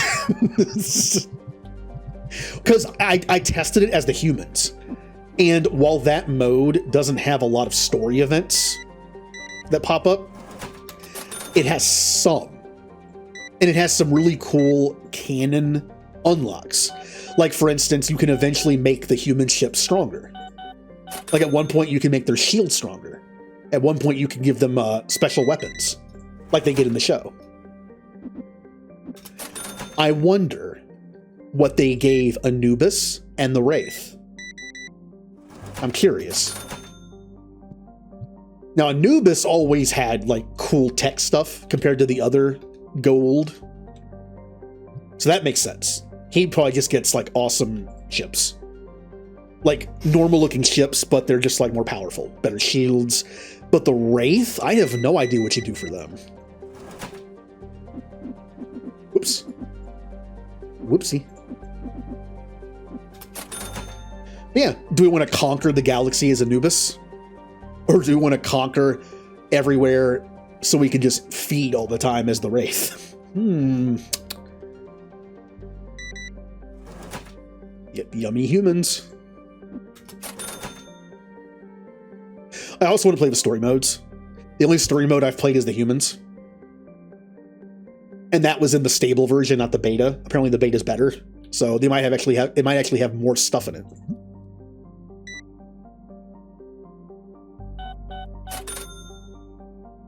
Currently, I am testing out a Stargate mod in Stellaris. I do have to roll back the update to 3.14. Anyone doesn't know, the 4.0 update came out a few weeks ago. It is a very large update. 4.0 changed quite a bit.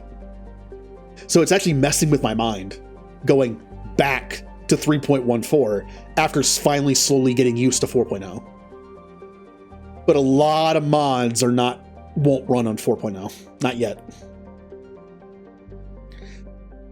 Supposedly, this Stargate mod of Stellaris has really cool story events that can pop up. Like in line with the show. So far, all I've seen are the generic Stellaris events. So I'm not sure if they work or not. The mod's dead, essentially. I don't think it's ever going to be updated to 4.0. I think that might be a mod that's just like, the work has just ceased on it. Maybe. I think. Could be wrong, but the last update was like 6 months ago, so I don't know. Sometimes with mods, they just stop working on them. There is that Mass Effect mod called Beyond the Relays. It is still being worked on, just slowly. Unfortunately, its sister mod, I believe it was called Destinies, has ceased work on it because the head person, because of life reasons, had to stop. So unless someone picks it up with their blessing, that mod is dead. Beyond the Relays is really cool for its map system. It just feels like Mass Effect. Destiny's map isn't as good, in my opinion. But what Destiny has that Beyond the Relays doesn't are custom events. The custom events in Destiny's are actually really cool. It starts at the First Contact War between the humans and the Turians. And you can fight the war, or you can even make a change in the timeline there, and instead talk to them peacefully, rather than fight them. And if you do that, there is no First Contact War. And you and the Turians get along very well from the very beginning. You could go different ways with the events in that game. The perfect thing would be if Beyond the Relays absorbs Destiny's stuff, like the events. That'd be perfect.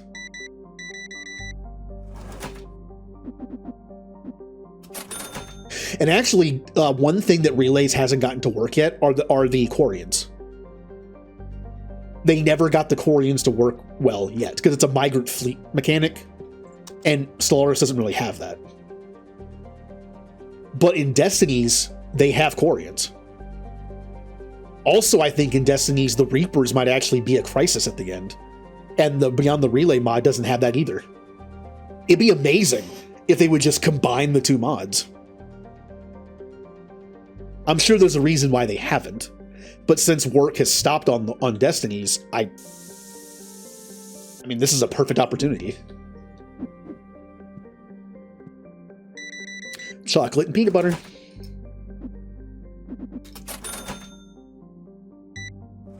Even though Destiny is dead for the foreseeable future, I will still play it on stream at some point. It's worth it. It doesn't run the greatest because it hasn't been updated in a while and probably never will be. But it does have, like I said, those cool events. It starts with the First Contact War, which is a cool place to start.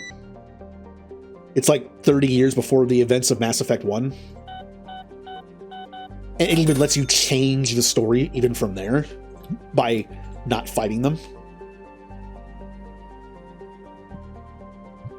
Or you can fight them and make it more like the story. Oops.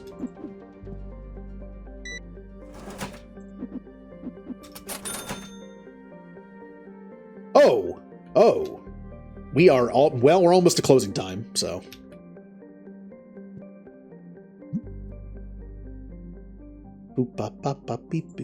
There's also some very, very cool Star Wars mods and Star Trek mods for Stargate. They are complicated. They're full-on, complete overhaul mods. Meaning this, like the Star Trek one, there are so many civs. The galaxy is huge. There's events that happen all the time. If you play as the Federation, you have all these events that like come from the show. All the ships and tech and sound effects and stuff are there. All the resources are there. Just like the Star Wars one does this too. It adds like a ton of new resources you have to deal with. It doesn't just replace some. There was a Star Wars one that was really well known called Fallen Republic, I think, or Fallen Empire, or something like that. I believe that one stopped. And some of them went on to create another one called New Dawn. I believe it takes place after episode 3. So it's like the rise of the Empire.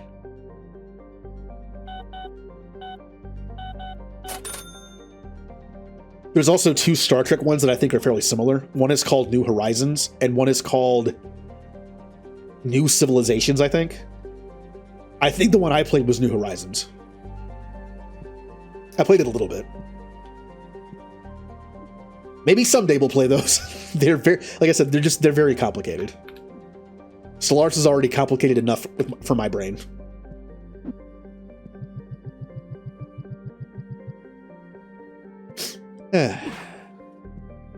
There is that Star Wars XCOM game coming out. That just seems perfect for me. A Star Wars game, which do tend to have cool stories, no matter what the genre is. And it plays like XCOM? I still need to play Midnight Suns. It's a Marvel game that plays like XCOM. It's like XCOM combined with like a card building, deck building game. And it's a Marvel game. Apparently Midnight Suns is a thing in the comics. It's where they hunt like vampires and stuff. They're kind of like the supernatural team. The main character, I'm not sure if they're from the comics or if they're actually a unique character. But you play as them. So you have like all these, apparently it also has a really cool story. And a lot of the time you can spend just talking to your teammates in between missions. So you can just talk to people like Wolverine and Iron Man and Captain America. It's like, that's a cool idea. I should play it. I have the game and all the DLC. I should probably play it. All right, we're going to buy 2 of those. We're going to buy one of these. And one of these. Plush. Oh, wow. We're actually out of plushies. Okay.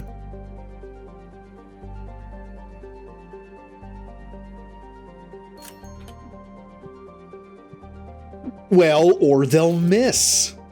Maybe they'll give the stormtroopers terrible aim.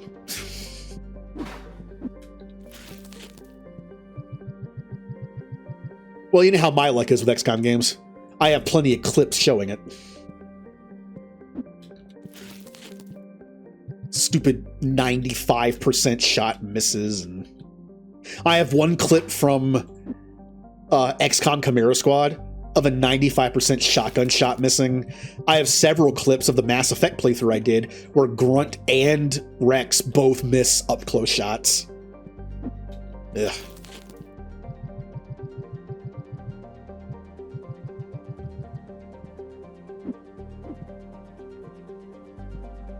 But yeah, if we're talking about games I want to play somewhat soon on stream, and just personally, Midnight Suns is up there. It just sounds fun, a deck building game that plays like XCOM. Like that sounds like a fun mix. And it has a cool Marvel story. I already did that. What am I doing? We're good. We're good to go to tomorrow and just sell stuff.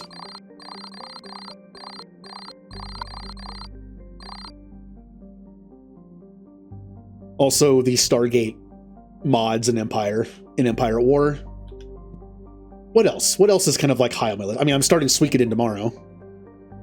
I wanted to play Suikoden 1 and 2 for a long time. The remasters came out on Steam. I bought it day one. Still haven't played it. It's been like, what, like 2 months now? Also, the cool thing is the first one especially isn't that long. My mental image or like mental timeline of a JRPG is kind of skewed now. I always think in them as super long games. But keep in mind, I streamed Mass Effect a lot. And the Mass Effect trilogy takes like a good 60 to 70 hours to get through when you know what you're doing. I mean, that's a long JRPG. Most JRPGs don't take that long. Unless you want to do absolutely everything. If you're not trying to 100% the game, Final Fantasy VII can probably be beaten in like 30 hours. Probably. You're not doing everything. You're not maxing out every materia. You're not trying to get a gold chocobo. You're just playing the game to its conclusion. I'm sure 30 hours is doable. Now, when I stream it at some point, it's probably going to take closer to 50, but because I'm me. Streaming and talking alone is going to add 10 hours to it. Plus, I haven't played 7 in such a long time. God, the last time I played through Final Fantasy VII, I was in early college, I think? I was like 19?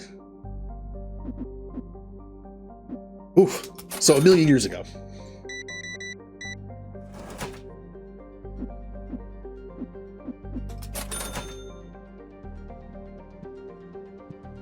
All right. We need more boxes again.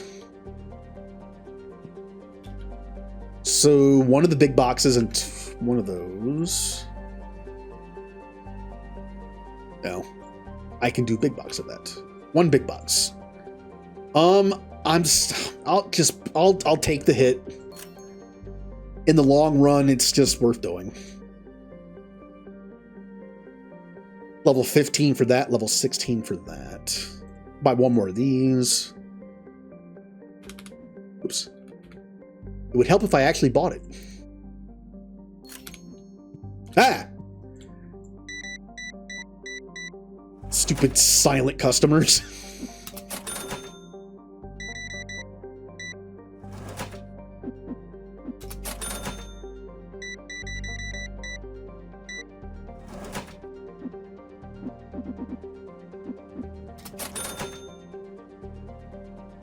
No, get her. Yeah, it's like Chrono Trigger. Unless you do every single little thing in Chrono Trigger and you don't know what you're doing, it can take a while. Like my first playthrough of Chrono Trigger, I did almost everything in that game, and I played it for like 50 to 60 hours, which for 100%, almost 100% completion, isn't really that long. You know how long it takes to beat Final Fantasy X? Just the story, like just be a high enough level, probably like 30 to 40 hours. Do you know how long it took me to 100% that game? 200 the first time. Because the arena stuff takes so long. And maxing out the sphere grid with everyone takes a while. I believe the last time I 100%ed Final Fantasy X, it took like 130 or 40 hours. Like it wasn't as much. I think I streamlined it a bit. To 100% 10-2 took me like probably close to 200 hours total. Because you have to beat the game multiple times if you miss stuff, which I miss stuff, of course. One of the achievements is to literally 100%. There's literally like a thing that keeps track of how many scenes you see.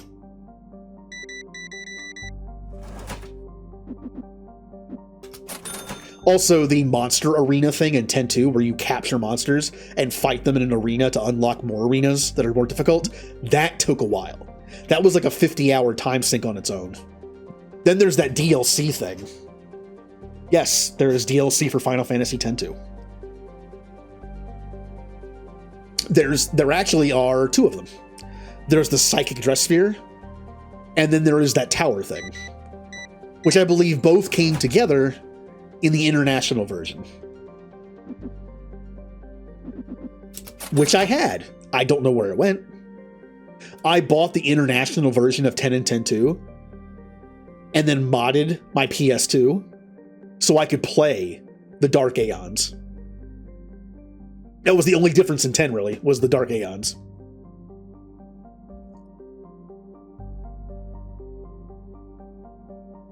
I bought that from... Oh, what's the online store? It's existed since like 2002. And it's where you could buy like Japanese versions of games. I'm trying to remember. Yeah, PlayAsia. That's where I bought it. Along with the disc that was needed to mod the PS2. Why am I doing it that way? For the slim version of PS2, all you had to do was put 2 pieces of tape in 2 places, but you still needed a special disc because you had to get past the initial spin. Like the initial spin read. It would read that. Then you would take the disc out because it would somehow like program the console to just stop it. And then you'd put the Japanese version in, or a burnt copy. I had to do it just to get the Japanese version to work, to bypass the region thing. But people did it to also just burn their own copies. I literally got it just to be able to play a Japanese game. For legal purposes, I am saying this. It's like, I legitimately played a real game. I didn't want to have to purchase a Japanese PS2. The region locking stuff was always stupid.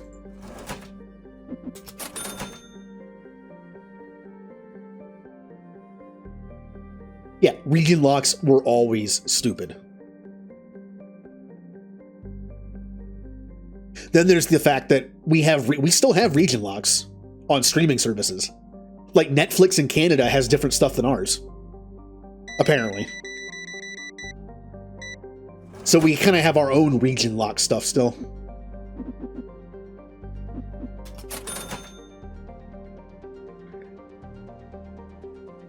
Well, I don't think any newer games region locked. Like, when was the last time a PlayStation game was region locked?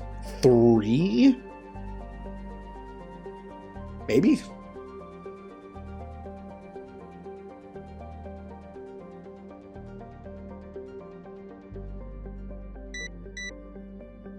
Oh, you have a oh, wow.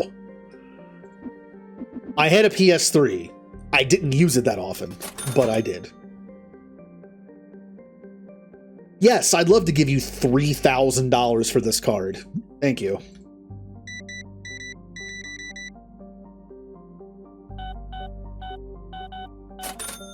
What? Oh, oh no. I thought you wanted to trade again. What did I buy the PS3 for? I bought the PS3 for one reason. It's one of those consoles I bought for one game, and then just slowly bought more games for it over time. Not many, but some. It might have been...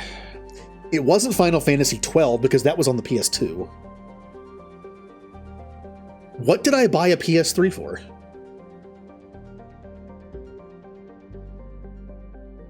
I don't know. I might have just bought it to buy it. Like, I bought an Xbox 360 and I got Marvel Ultimate Alliance and Oblivion for it. I didn't buy it for that reason. That was kind of during the time where I just had, like, I still lived at home.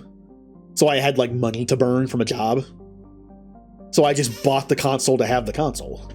And then eventually buy games for it over time. It wasn't until later I bought consoles, like, for specific reasons. Well, I did buy PS2 for a specific reason, but Final Fantasy X.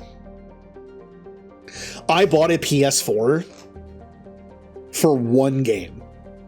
Can anyone guess the one game I bought a PS4 for? Actually, I bought a PS4 Pro for one game. It would have ran on the regular version, but the Pro was out. There was no reason to get the original instead of the Pro. But I did not have a PS4 until the Pro came out. Kingdom Hearts 3, no. You know, I own Kingdom Hearts 3 on Xbox. Never even opened it. Bought it full price. Never played it. Never opened it. I still have my copy of Breath of Fire, Zelda Breath of Fire, whatever it's called. Breath of thing. Breath of the Wild. I can't even tell you what it's called. Yes, I still have my copy of Breath of the Wild sealed on my shelf. It's still sealed.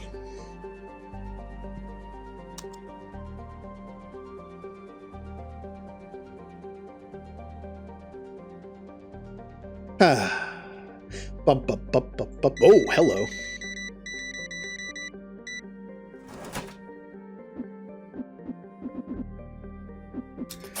I mean, I bought Veilguard day one.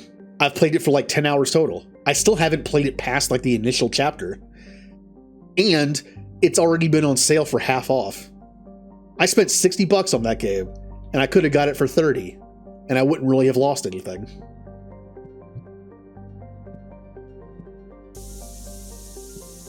Here, we got to make sure we get the deodorant in their eyes. You know, the eyes can really smell.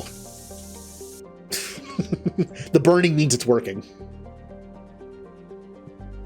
No.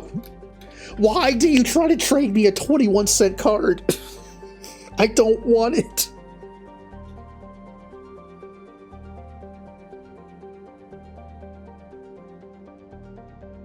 I'm going to wait until closing time to restock. I know I need to buy these. And more boxes. Okay.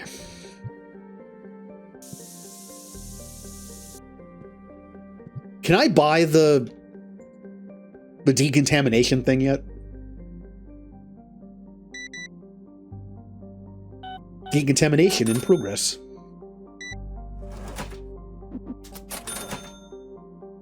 Well, let's find out.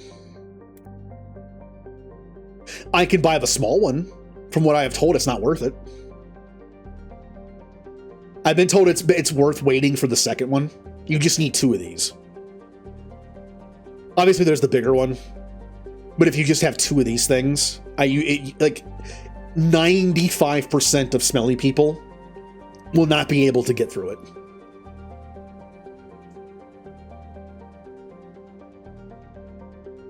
Basically, like 2 smelly people have to come in to trigger both, and then someone else has to come in like right after them. It doesn't happen very often. But yeah, it's also cheaper too. You have 3,000 for 2 as opposed to 4,000 for this thing. And it still has a cooldown. So I don't know why this is better than this. It's bigger, it can hold more containers. That might be the only reason why it's better. It holds more canisters, so you don't have to reload it as often. Yeah, we'll probably get 2 of those again. Hello.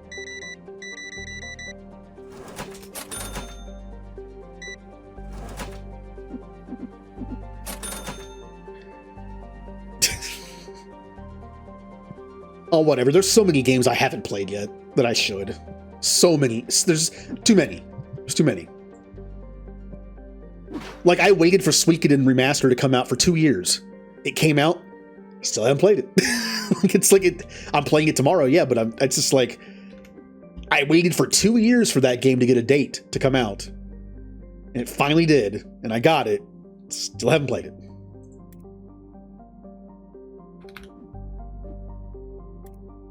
Cyberpunk. Still want to play it.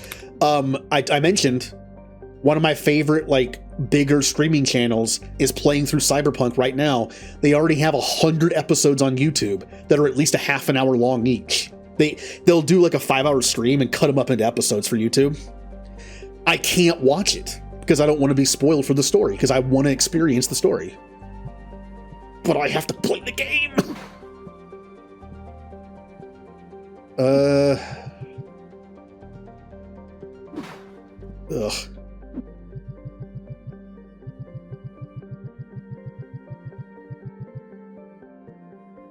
What?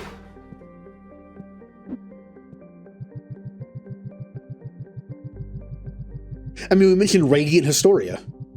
Not only do I have Radiant Historia on the DS, I have the, like, souped up version on the 3DS. Whatever the difference is on that. And I still haven't played it. It's because it's stuck on a handheld console.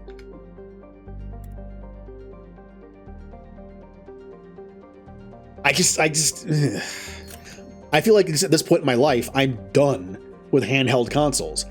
Cramps up my hands, the screen's too small. I'm done with handheld stuff, besides the Switch, because it actually has a pretty big screen.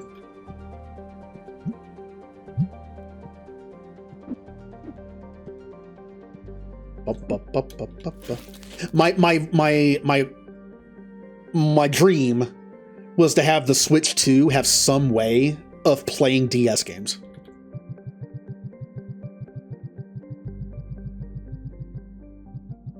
Like some peripheral or some design that would allow the Switch to play DS games. That way they could port a lot of good DS games that are stuck on that system to a newer system. You could have a digital store for that. I'm not quite sure how you do that logistically. The Wii U was perfect for it. And something tells me, if we were to learn that the future of the Wii U was supposed to be DS games, like use the pad as the bottom screen, and then the top screen, which is the non-touch screen, is your TV. It wouldn't surprise me. It's perfect for it. But because the system died, it didn't get to do it. Maybe like some design where you could have the Switch outside of the dock, but it still works on your TV kind of thing. Like somehow have it be like that. Again, like the Wii U. Somehow. Or have a cable that plugs the Switch into its dock so you can still have it be portable as the second screen. But it's still able to have a main screen on the TV. Like it splits it into, you have the TV feed coming from the dock and like the game itself, and then you have the peripheral second screen physically in your hand. It gets strong enough to somehow like do like a split connection and run both. But yeah, the Wii U would have been terrible. I literally read the word terrible in your sentence and said terrible. The Wii U would have been perfect for DS games on TV. But now that's never happened, and chances are the Switch 2 will not be able to do this, so boo.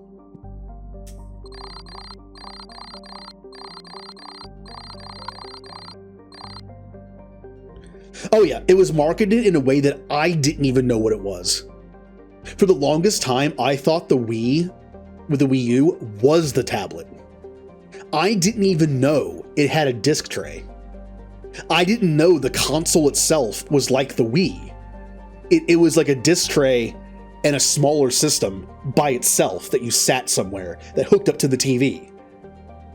I thought the Wii U was the tablet. Now, I didn't think it was an add-on. I knew it was its own system that had its own games. I just thought it was kind of like the Switch. I thought it was the system before the Switch made that true. Because in all the marketing I ever saw for the Wii U, I never saw the actual console. It was always just the tablet. I didn't even know what the console looked like. And I had a friend that finally got one, and I came over and I was like, that's what it is. I had a feeling it was something else. It had some physical other part to it. You just never see it. I guess because it's boring. It wasn't like flashy enough. It's just a CD tray.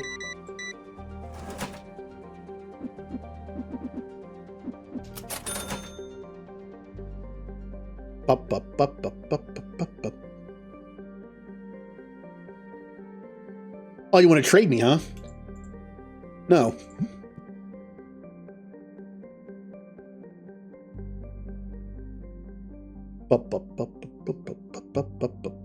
Okay, all right.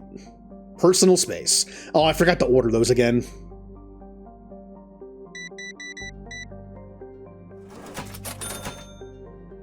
I need to check prices too. I might be selling something way too low. Also, I don't think I mentioned it to Jay. I think I'm going to play the Sacred Stones on Switch. Not on stream. I'm a little apprehensive playing, like, JRPGs, tactical or turn-based, on stream for the first time, because I tend to get lost. Obviously, Fire Emblem's not a great example of that, because there's really not a lot of movement. You just battle to battle. But, I don't know. A lot of older JRPGs have mechanics that just make me afraid to, like, blind stream them. Suikoden, I can accept that it's an HD remaster. So it's like, maybe some quality of life stuff in there. Also, I've always heard it's a good game, which means it's probably fine. It's probably somewhat easy to pick up and play. Not like super complicated. Yeah, since I'm playing Suikoden right now, I wouldn't want to play Sacred Stones at the same time. But I kind of want to play it sooner rather than later.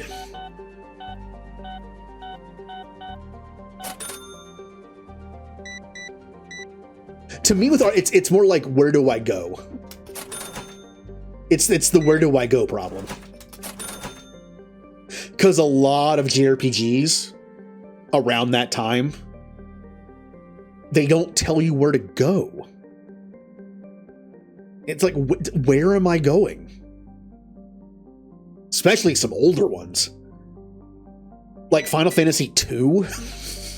Where am I going? Even 3 had that problem a little bit. I didn't get lost too. The only time I got lost in 3 was when I got to the actual, like, overworld of 3. I didn't know where to go. And the game did not tell me.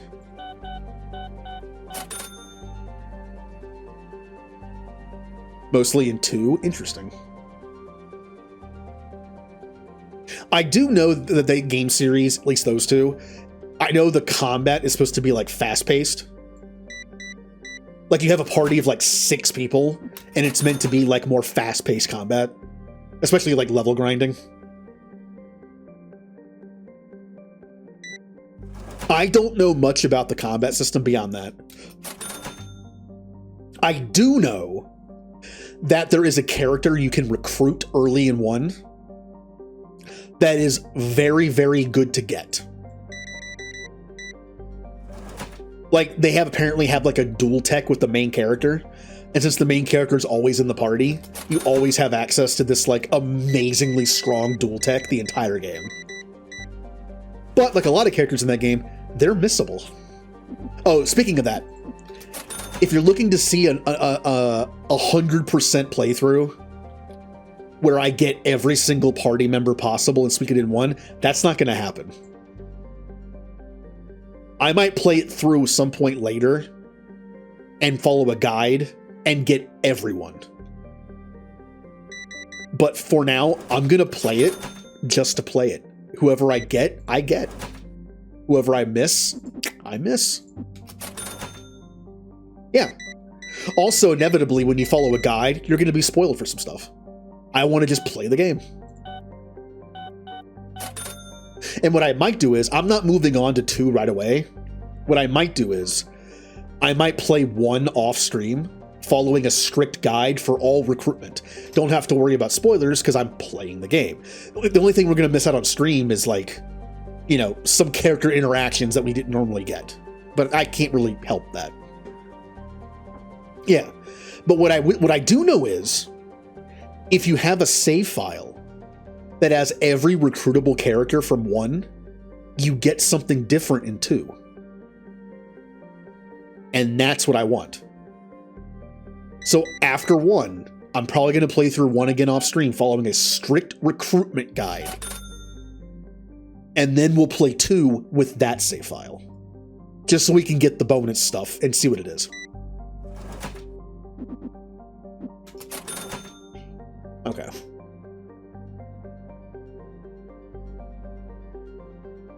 Boop, bop, bop, bop, boop, boop.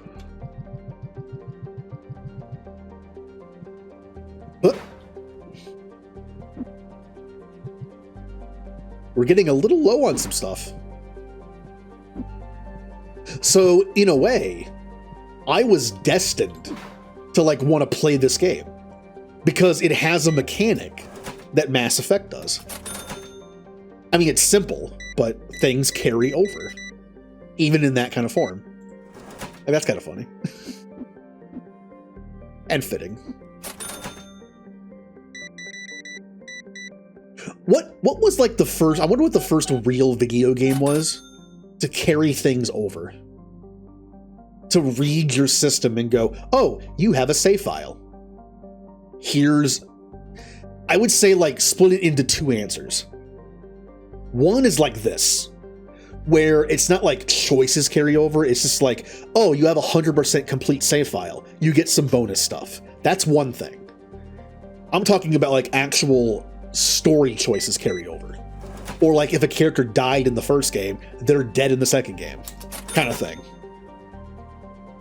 I wonder what the very first game was. To have a choice, even just one, like one choice carry over to the next game that matters.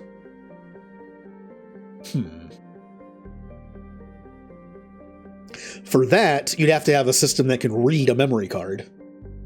So Super Nintendo wouldn't work. The earliest would have to be PlayStation. To be able to read your memory card.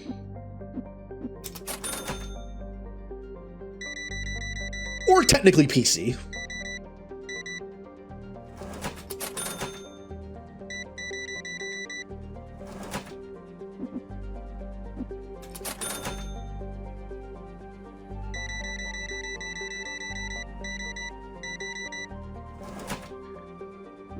Yeah, I mean, New Game Plus is kind of like that. I just mean like a different game entirely. Like, what if Chrono Cross had read your Chrono Trigger save file from the PS version of Chrono Trigger and did something different? Like a cutscene or 2 was different, or even recruitable characters were different. No. Oh, Chrono Cross. Oh, I'm out of plushies again.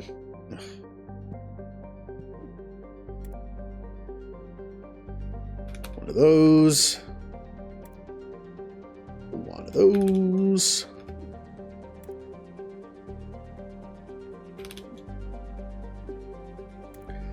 And might as well.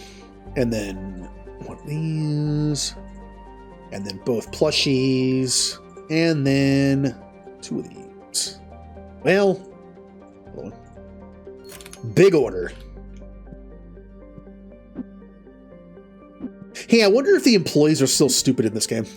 Or just really slow. Remember that first register person we had? Who was incredibly slow. I understand you unlock better people later that are faster, but that first person was useless as a cashier. You couldn't, unless you had 2 registers and you were running one of them, they were completely useless.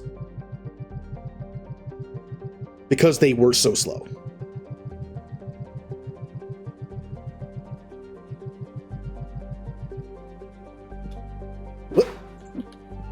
I'll be there in a second.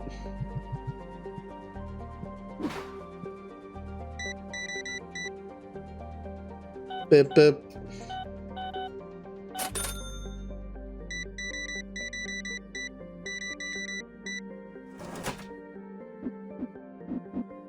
You know, since they brought back Suikoden 1 and 2 to like new console area where it has easy access, because you know, PC release always good to keep a game going. Okay, stop. 20, 25. What are some other like random PlayStation 1 games that can make a comeback? Whether an HD remake or remaster, or just simply a re-release. I think Legends of Dragoon is probably the most obvious. I feel like whenever you ask someone like, what is a lesser known JRPG on the PlayStation 1 that could use some love and it's just like bring it back, Legends of Dragoon usually pops up. What are some others that aren't part of a series? Vagrant Story. Yep. I still need to play that. I still need to play it.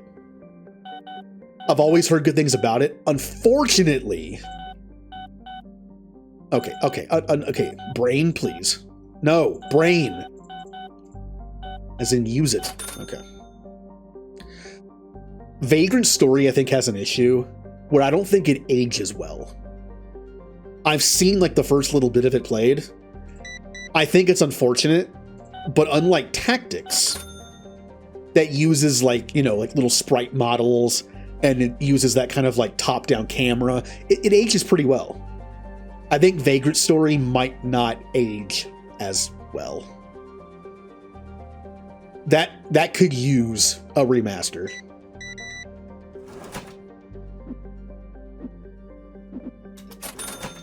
There are mods for it? Ooh. I should have assumed that. It's like when I was tempted to stream Chrono Trigger or Chrono Cross on stream before the HD remaster. The community for modding Chrono Cross is actually apparently quite big. And there's a project where they redid almost every single texture in the entire game. And then you use a certain emulator to then inject all those new textures. Like everything. The backgrounds in battle, the models, the cities, everything. And it looked really cool. In fact, I think it might look better than the HD remaster. It doesn't run as well. It is emulation, so therefore it's not perfect.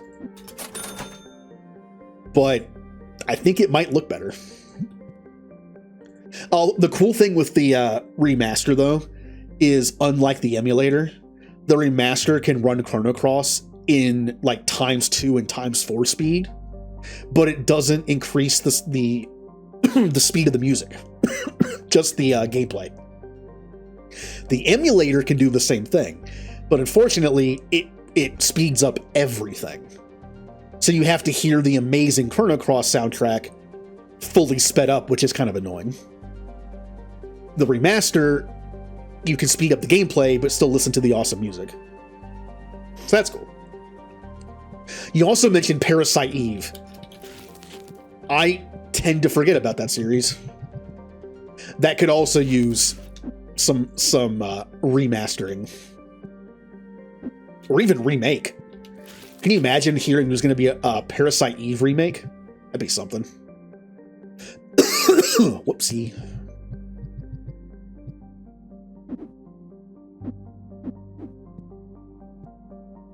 Vagrant Story would be great. Would be really great is if a collection, an Evilise collection came out. Not counting 12. Where Tactics got an HD remaster and was released on Steam or PC, finally. And then it also came with Tactics Advance 1 and 2 and Vagrant Story.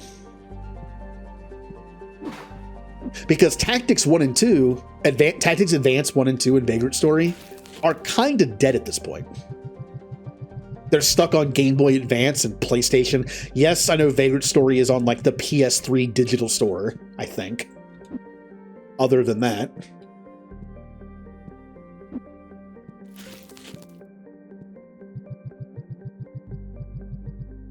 But yeah, I would love if Tactics came to PC. I haven't worked on that Tactics project I was talking about, where I'm modding Tactics to make it like an arena fighter and have like fun. It's still a future thing. I just took a break from it. I may have forgotten everything I was doing in it. I'm gonna have to spend like a week just refreshing my brain on what I was doing. Not even just the coding stuff, but like the project itself.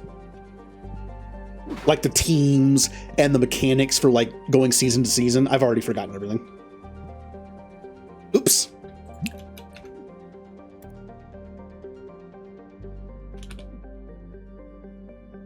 I think let's check prices. I haven't checked prices in a while. 26 is fair. $1 over is fine. 375. I could get away with $4, but that's fine. That's actually pretty good, and that's okay. Okay.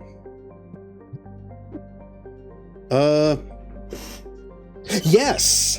Now I just have to go into our DMs and search for Final Fantasy Tactics and go back and find everything. It's a good thing we don't talk a lot regularly, and it's been buried already.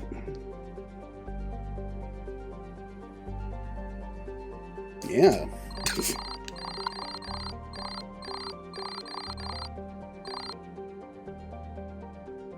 Yep.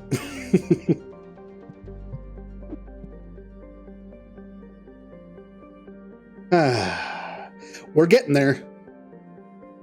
We're getting there. A few more levels, we unlock some more cards.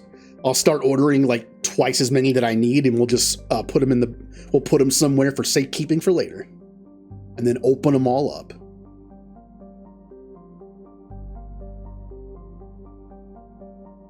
What else is there? Also, the timeline of Ivalice, I believe, is Final Fantasy XII, then Final Fantasy XII, the DS game thing that I have and never played. That's still in there. Then I don't know. I don't know. Then I think it's Final Fantasy Tactics and then Vagrant Story. Tactics Advance is in a weird place in the storyline. It's like an alternate kind of thing, timeline thingy, so it's there, but it's not. I'm pretty sure. See, I'm pretty sure it's 12, DS 12 game, Tactics, and then Vagrant Story. Lunar. Or Lunar. I say Lunar? Lunar? Let me tell you a sad, sad story. I have played one Lunar game in my life. What's the sad part? It was the DS one.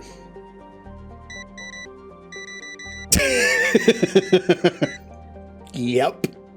It's the one that everyone hates. That was my first impression, and only impression, of a Lunar game. I hate it. I hate it. Even I can tell it's bad. Like I don't have anything to compare it to.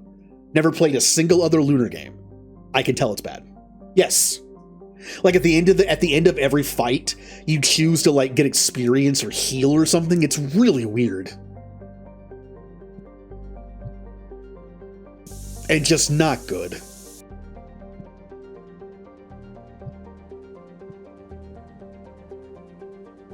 Yeah. We talked about the black sheep of a series, and normally I like it. I don't think in that case I do. Because I have it. I still have it. I still have it. Oh, what if I streamed that for fun? I did like a Saturday stream or something where I just streamed that for like 6 hours. Ew.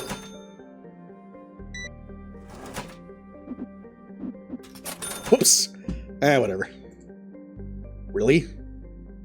You came here for one pack of... Okay, well... Have fun, I suppose.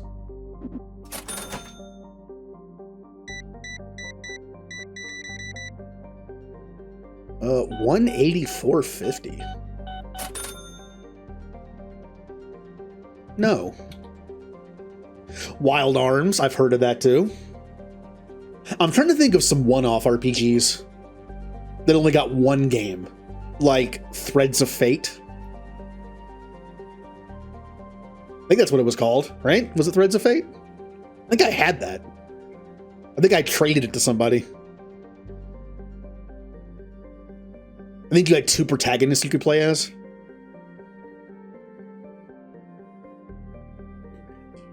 What else is there? Wasn't Lunar the series that had like those anime FMVs?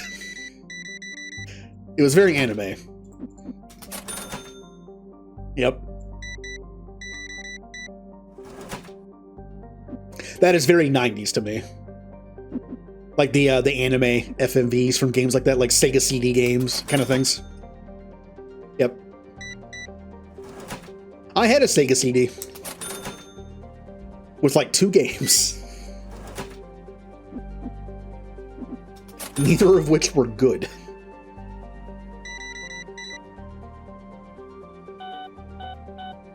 There actually is considered like some decent Sega CD games that are only on Sega CD. I did not have those. I had just bad ones. Like Sonic 3D Blast, I think was considered to be pretty good. There was, oh, what else was there? There was I think there was like a detective game of some kind. That was considered to be kind of like a cult classic kind of thing. Didn't have that. I forget what I had.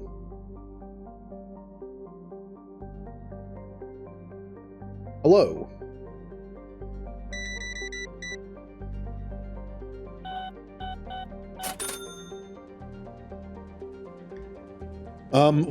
What else? Remember Brave Fencer Musashi? I had that. I don't know what happened. I lost some of my PS1 games. I had some random PS1 games like that.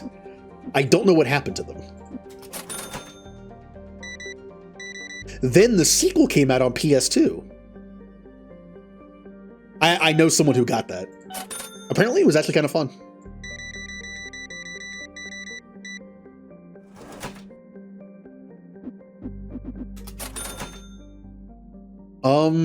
What else was there on PlayStation? Or even PS2? I mean, on PS2 you had Dark Cloud 1 and 2.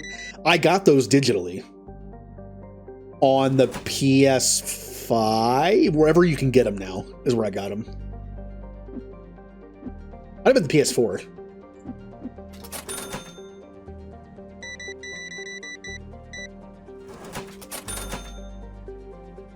Legend of Legaia? I've heard of it. I don't think I actually know what it looks like. Oh, Rogue Galaxy's, that's on PS4. Rogue Galaxy was one of the few PS2 RPGs to be ported to the PS4 digital store, along with Star Ocean 3. Yeah, it's Star Ocean 3, I think it was Dark Cloud 1 and 2, and Rogue Galaxy. And maybe 1 or 2 more. Unfortunately, I think it's stuck on PS4. The PS5 digital store, I don't think overlaps. So I think it's just like, it's on PS4. Skies of Arcadia. I heard that was good. Which one was the original? Dreamcast or GameCube? I mean, timeline-wise, it should be the Dreamcast, right? Yeah. So it's the GameCube one that's better. Because I believe the GameCube one fixed the ridiculous encounter rate that the Dreamcast version had.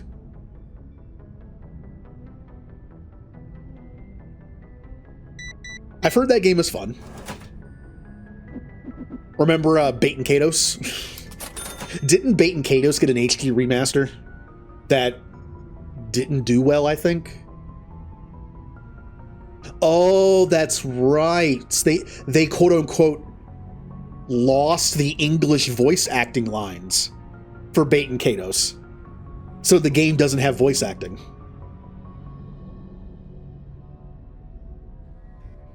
The voice acting was also awful in the original. It wasn't awful. There was some glitch with the voice acting lines of Bait and Kados 1, where it was like it went through a filter of some kind, or it was like degraded and compressed.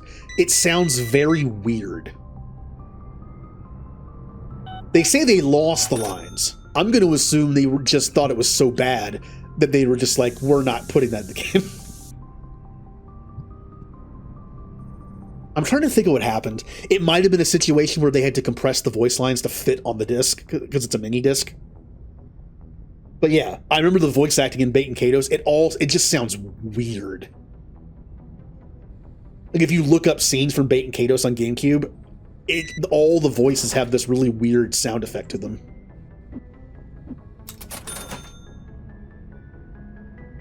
What was it was Final Fantasy 12, I think. Right? There was some JRPG that came out where they had to completely compress the voice lines files to make them fit. And it sounded, I think it might have been 12.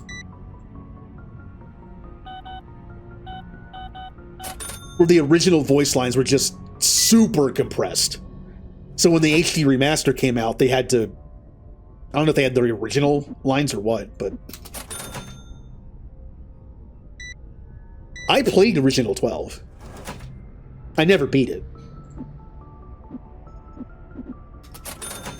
It was kind of funny. I played original 12 on the PS2. I went to a midnight release for it. It was me and like 5 other people. And because the game was supposed to come out for like 8 years, it finally came out.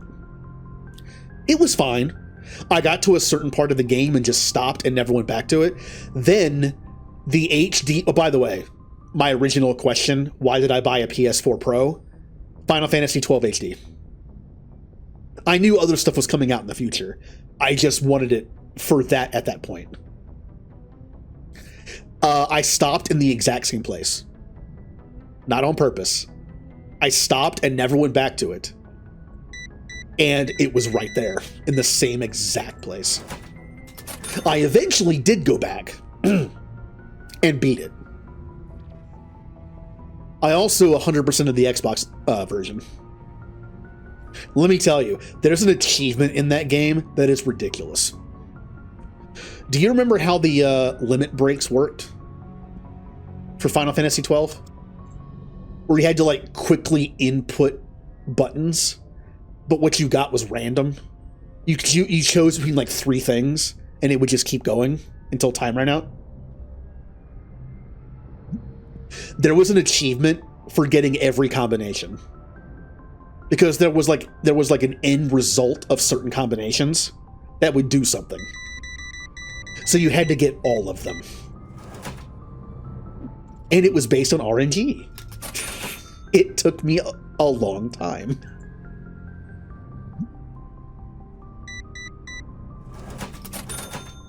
It was just dumb luck that I got it.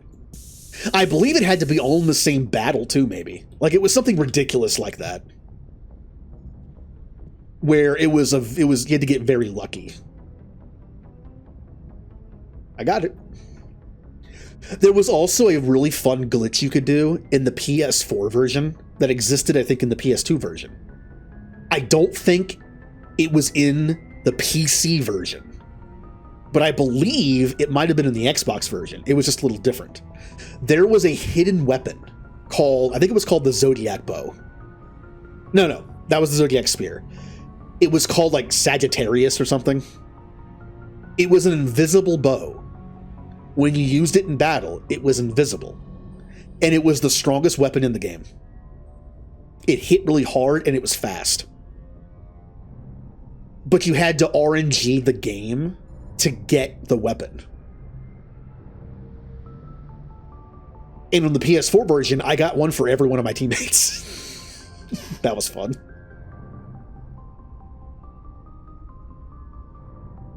Here's the fun part. I used those bows to try to get through that new like 100 level thing they added. that was pretty hard. I couldn't beat it. But on the Xbox version, for the achievements, I beat it. And I didn't even have the broken and overpowered bows. I just got good enough at the game, I guess, without using the broken weapons to beat that. Man, that's a hard fight. If anyone here has played the Zodiac Age that has that new 100 like level gauntlet thing from the main menu, which by the way is a good way to break the game, because if you do that early, you can get a lot of good items because they carry over into the story. Just do like the first 10 or 20 levels over and over again. Good for items. The last fight is against all the judges at once. It's very hard. It took me like 2 hours. That was a lot. Everyone talks about that Yzmat fight in 12 that takes forever. That judge fight took me like 2 hours. It was just a battle of attrition. Once I was able to finally take out one of the judges, it got much easier from there. The hardest part was just taking out that very first judge. Because they just did ridiculous damage, they could heal themselves, they status affect you to oblivion. It was just like, how do you do this? Especially without the broken bow and arrows that I had on the PS4 version. But I did it. Like I said, it took like 2 hours, but I did it. I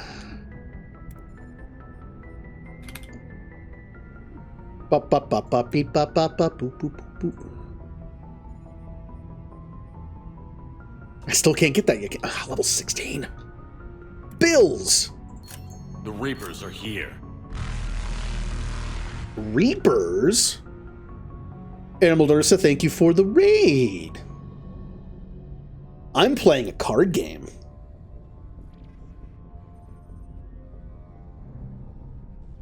Hi, Nixie. Voices of the Void. I've heard of it, but I don't know much about it. As in, I don't know anything about it besides the name. Yeah, we're playing card game. I've been playing this for 5 hours. I've only opened up 3 packs because I had to. I'm proud of myself for not opening any packs myself. Don't worry. The point of this playthrough is to collect every card. I'm trying to like make my business self-sufficient to where I can start spending money on more cards. Sponsor read. Hello, Winter.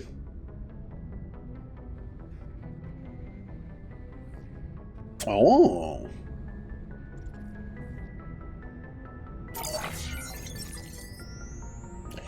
Today's stream is sponsored by the Officers Academy of Garrick Mach. The Officers Academy of Garrick Mach has exactly what your heir needs to succeed. Our rigorous curriculum educates the students in the art of warfare, magic, and leadership. Taught by the best and most talented experts of Fodlan, notable alumni include hot dog eating champion Raphael of the Leicester Alliance, accomplished painter Ignaz Victor, and elite napper Linhart von Hevering. For nobles and commoners alike, the Officers Academy is the only institute for greatness. Oops, I did the timed one and not the toggle one. So I'm gonna have to sit here for a bit. I'm a robot.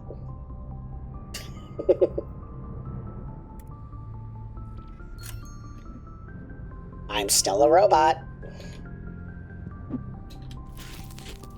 Also, Nixie, You've been playing Mass Effect.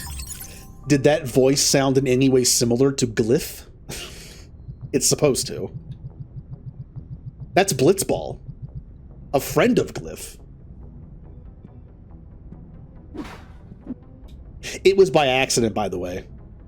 I don't use voice mod anymore. Just the less stuff I have to connect to things, the better. But I do have a plugin for OBS that lets me do some some sound settings. And a while ago, I made 2 sound filters. One was supposed to be like alien mode, where I sound like an alien, and the other was like a dark mode, where I sound like evil. The funny thing is, one day somebody was like, hey, your alien voice kind of sounds like Glyph. He's like, oh, it does.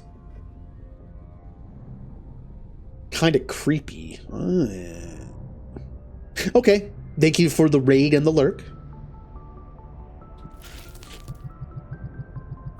My evil sounding one actually almost sounds like the filter of the Shadow Broker.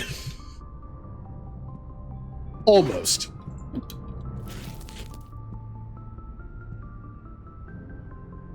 Oh, you got that far? No. I hate that I keep missing your Mass Effect streams, but because of my sleep schedule, I'm asleep. I don't get up until like 3 p.m. now. It's just my messed up sleeping schedule.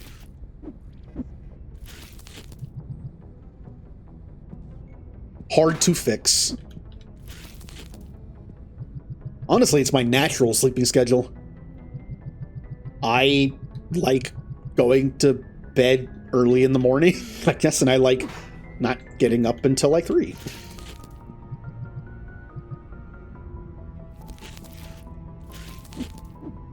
Also, I'm listening to Mass Effect music. Right now we're hearing, oh, this is the ship. This is the Normandy in Mass Effect 1.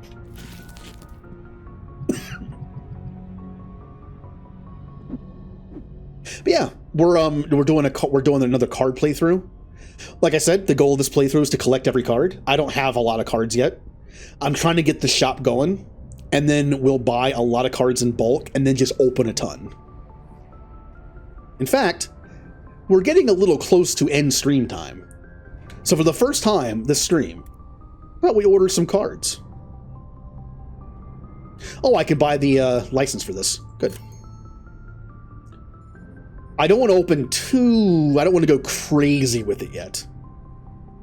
Because of that, let's stick with the starting packs, because we need to collect those too.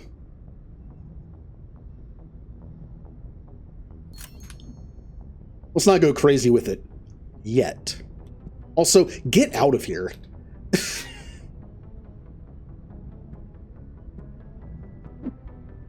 Oh yeah, because of my sleeping schedule, I have like no one to watch. If I were to get up at like 8 o'clock in the morning one day, I'd have no one to watch like until like 5.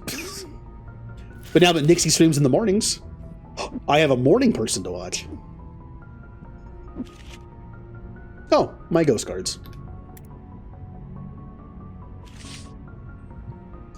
All right, it's time to open cards. I almost said time to duel. It's not time to duel.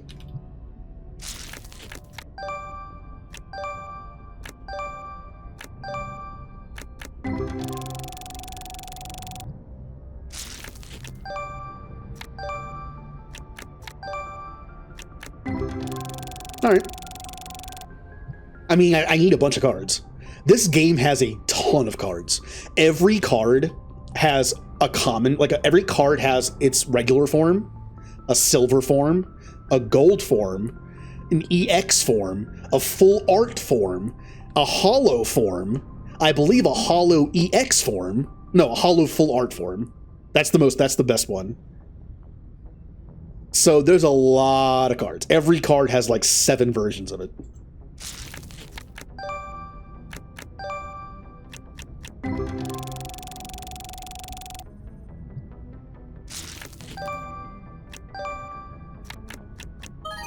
Yay! A regular full art. Now, if this was a full art hollow, oh, that's right. Every version has a hollow too. Yeah. So it's regular, silver, gold, first edition. I forgot about that. Hold on. Regular, silver, gold, first edition, EX, full art. That's 6. And then there are hollows of all 6 of those. So there's hollow regular, hollow silver, hollow EX, hollow gold, hollow first edition, hollow EX, and hollow full arts. So there's like 12 every card. What a good way to make money. Pokemon should do this. Pokemon's been going this direction for a while. They used to have just like holo cards that are only holo, and then non-holo rares that are only non-holo, and then commons and uncommons. Now they've been doing stuff like reverse rares, or reverse holos, where the holo part of the card is the part outside of the picture. Like the picture's normal, but the holo part is like the background of the card and like the text. And apparently you can get a reverse holo of anything. Commons, uncommons, rares. So they basically doubled how many cards are in a set. Then they started doing sets where every rare has holo and a non-holo. So they know what they're doing. Just more cards.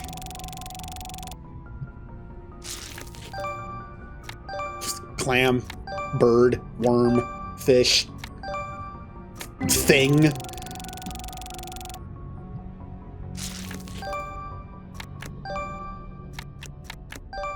Bat.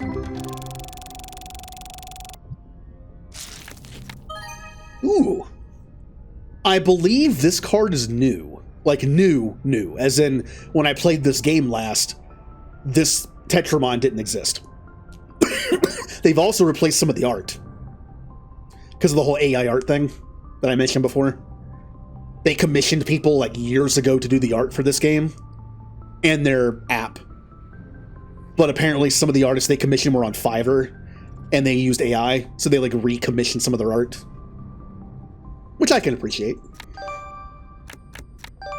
Because at the time, they weren't told that. They got the art and they were like, oh, okay, you did this, right? Like, yes, okay. And they found out years later after the game came out and got popular, like, oh, some of these artists use AI. Whoops.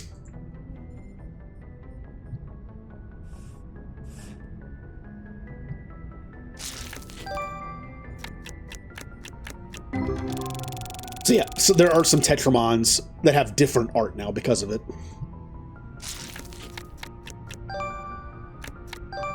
And they've also added some new Tetramon to collect. Maybe they saw that opportunity of recommissioning to be like, hey, let's just make a few more cards. The game has done way better than we thought. Let's make some new cards.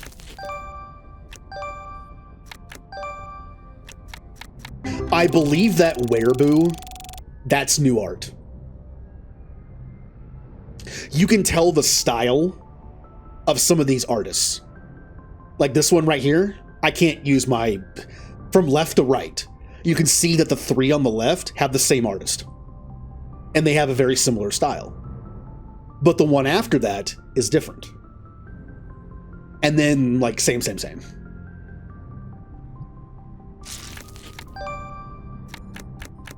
Oh, I think I saw a different one too. Yeah. That flame bird thing in the middle, that's different art. Either that is a new Tetramon, or that's different art. Because I don't recognize that one.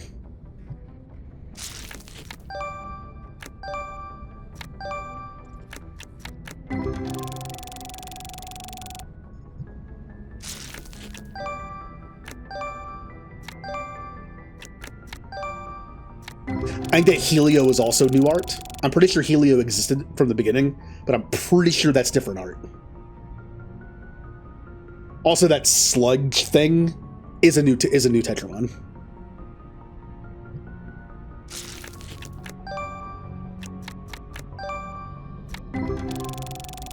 For whatever reason, I've always liked simple designs the best. Look at that sapling thing. Look at it.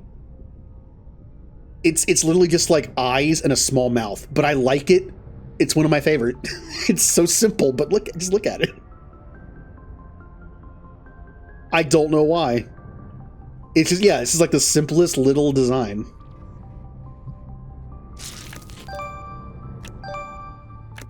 Well, maybe that's why I like Ditto.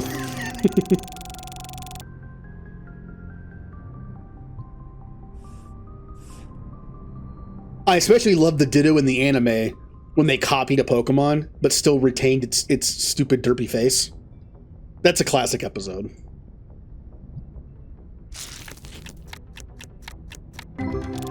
One thing I feel like the game makers missed out on, in Pokemon Scarlet and Violet, when you find the only way to find a Ditto is to find a Pokemon and then try to capture it, and it turns into Ditto.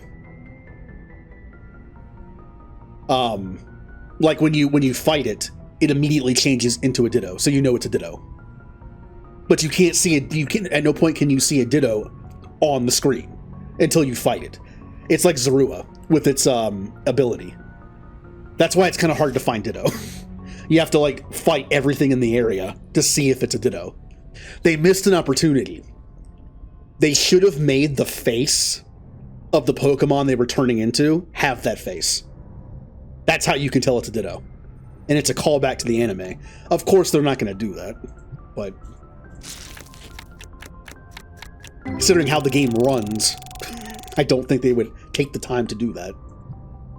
I still say Scarlet and Violet might be the worst made game I have ever played that I really like.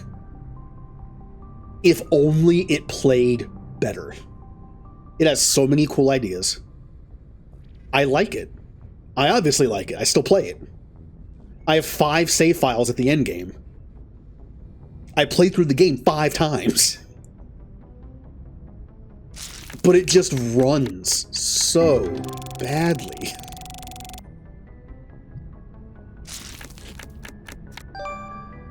I'm not even sure if that can fix it. It might just be the game. I'm not sure if it's a way to fix it.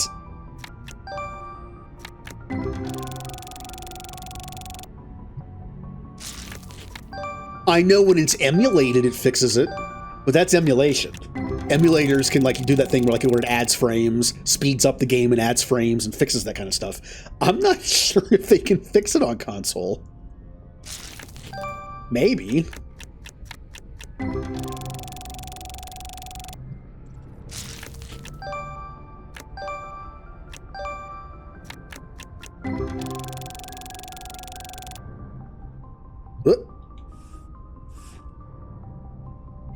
Look, I want to get a Switch too, but it's expensive. I can't afford it. I can't justify buying it just for a better running Pokemon game. Like, I legitimately wanted to get the Switch too. One, if you don't know this, Pokemon games on Switch don't have cloud saves. So if your Switch dies, you lose your save file. Do you know how much time I would lose if my Switch died? I have put like 1,000 hours into Pokemon Shield and well over that in Pokemon Violet. Because again, 5 playthroughs. I would lose so much progress. Even if I put all my good stuff in Home, so it's safe from that, because Home does save in the cloud. I'd have to, in order to get back to where I am, I'd have to play through Pokemon Violet 5 times. That doesn't include getting all my items back. Over the years, I've like gotten more Pokeballs, like Apper Balls, and just, it would take so long. They don't want to do cloud saves because they're afraid people would cheat and like duplicate their saves and duplicate their Pokemon. They're probably right. But there's got to be some in between. Because losing that much save progress is ridiculous. So I wanted to get a Switch 2 so I could transfer my save stuff so it would be safer on a newer console that won't break, hopefully. Because I have like a day 1 Switch.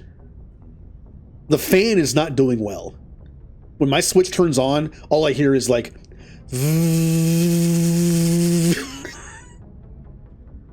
And it's like 8 feet away from me, underneath something, like in like this, like a TV stand thing, and that I can hear it that loud.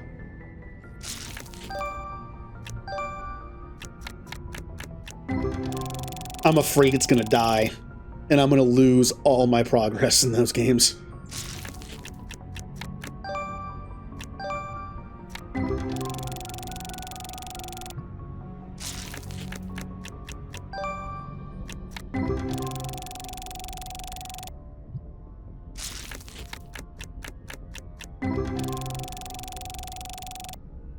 Okay. Thank you for coming with the raid. I won't be going too much longer, probably. One thing I have to remember about playing this game, and about playing... I'm starting Suikoden tomorrow. I finally get to play Suikoden 1. This is a talkie game. Because all I'm doing is selling cards. Like, this is a talkie game. Except... Ooh, hello. Suikoden is also a talking game. Because it doesn't have voice acting. So I'm going to have to read all the dialogue. I have a feeling this week is going to test me in terms of how long my voice can hold out. I mean, worst case scenario, if my voice starts to die after tomorrow, after playing these kind of games 2 days straight, I might just switch Thursday, Friday, and Saturday to games where I don't have to talk as much. Like a game that has voice acting. It can give me a break on my voice. Again, that's like the backup plan.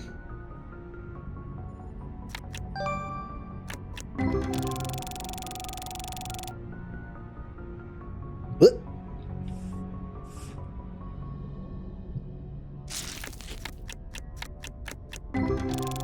Come on, give me some new cards. There's so many cards in the set. Even the basic packs have like hundreds of cards. But I'm getting no new cards in these packs? Come on. There's no way I have a majority of these yet. Like I said, there's first edition, there's the hollows of everything, first edition, silver, gold, EX, full art.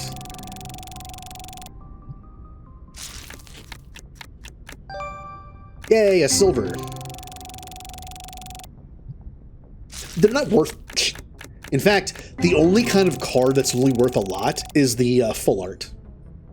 A hollow EX is like worth an okay amount just because it's hollow.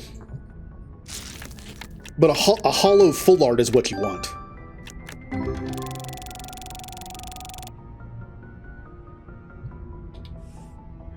Because it gets the benefit, you know, it gets that multiplication of a hollow and full art.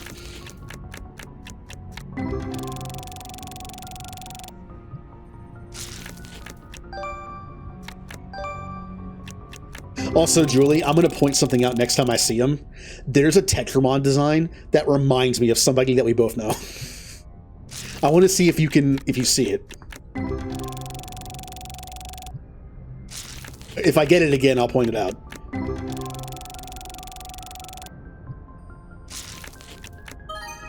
Oh! We got a hollow EX worth $400. Okay. That's our first really good pull. Here, I'll do the victory one. I keep forgetting to do this. I used to have a program that was linked to where when you picked a channel point redeem, it would automatically play something random. Now I have it going through Twitch alerts. Twitch has its own alert system. Stay hydrated. That's how that plays. Twitch has its own alert system. I just simply don't have any visual part of it. It just plays the audio. So if you don't use Twitch alerts and you use like Stream Labels or whatever, or Stream Elements, Stream Labs, you can at the very least use Twitch's alerts to do like audio effects to your channel points. Because only Twitch's can do that. The other ones can't do channel point sounds. At least not yet. I will drink. But I keep forgetting to move. I think, what do I have on there? Hold on. I have, it begins, fail, and level up. We're still missing victory and item. I need to move those over. I do have them on here, though. Ba ba ba ba ba. I have those two on here. That was treasure, by the way. There you go.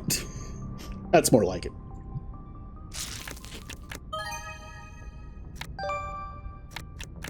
But yeah, it's kind of just a tedious process. of adding every single sound as a variation of the same alert for the same channel point redeem. It's not hard. It's just brain numbing.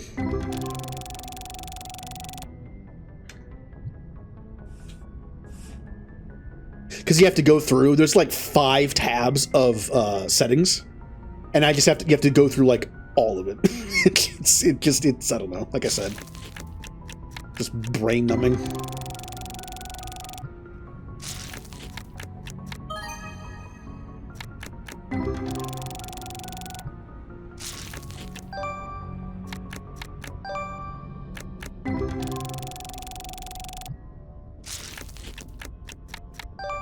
Worm.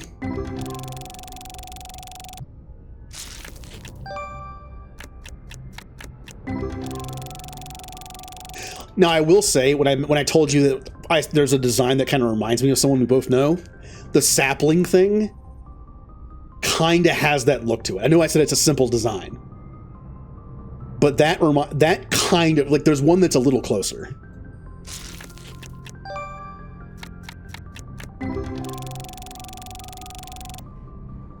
Oh, there it is. The Kitsune thing. I call it Kitsune just because of Overwatch. You can't see all of it, but the one on the far left, just that kind of facial expression, combined with just being like a blob, it reminds me of someone.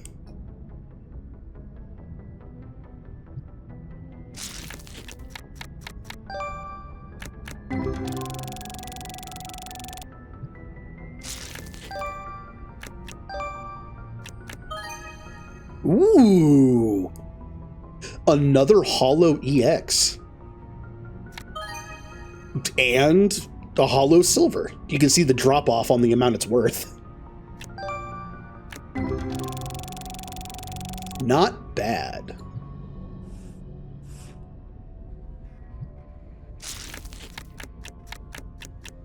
No, those are 2 Hollow EXs I don't have to get later.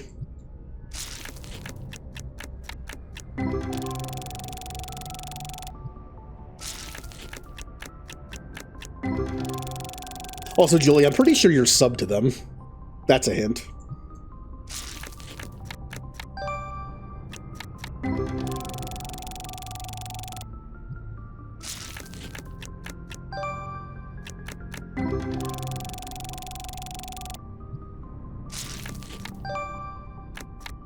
Ooh.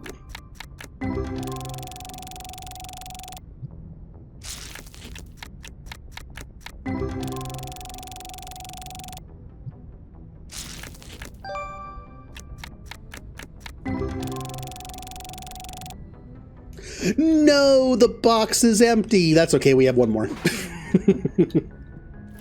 I feel like every stream in this game should be like this. We don't open cards the entire time, and then I time it to where we just open up a ton of cards at the end. Like how many we can afford. Ooh, a Hollow EX was worth 300. A full art is only worth like 60 or 50. Now, if it was hollow, it'd be like 500.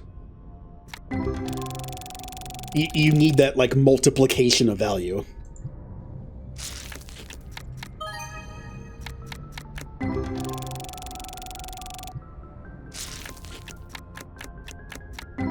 Oh, and Julie, that Kitsune, again, Kitsune just reminds me of Overwatch with Kiriko. That's the one that reminds me of somebody. The one on the end there on the right. Like, close to the end. That facial expression. And also the sapling. Yep. The sapling, too.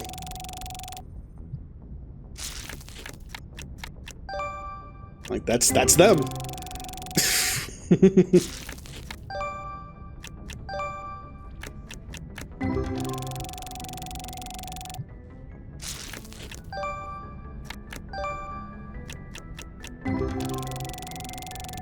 I need to find a screenshot of both of those and send them to them. Be like, hey, look, it's you in the game.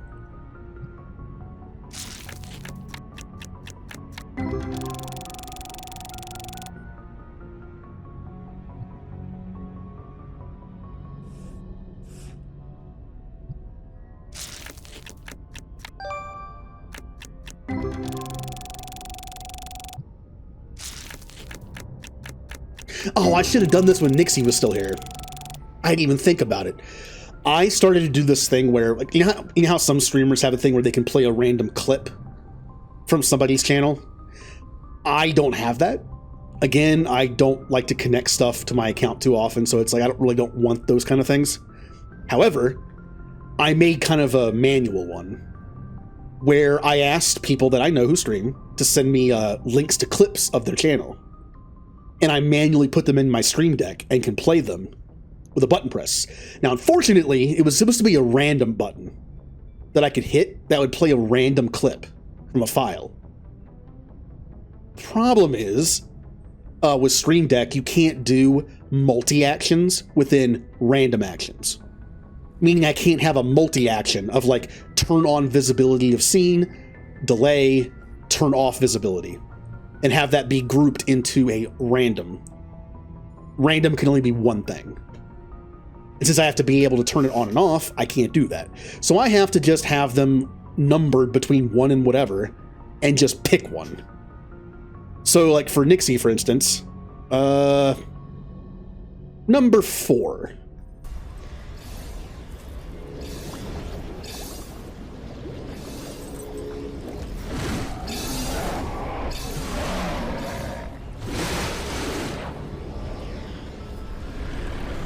Get back in the womb, bro! I believe the title of that one was Nixie Out of Context. I agree. Could you hear that, by the way? Hopefully the audio works. Yeah, I could just use a random clip like that. It won't have like the title of the clip at the bottom or the person who clipped it like the other thing does, but it just plays it.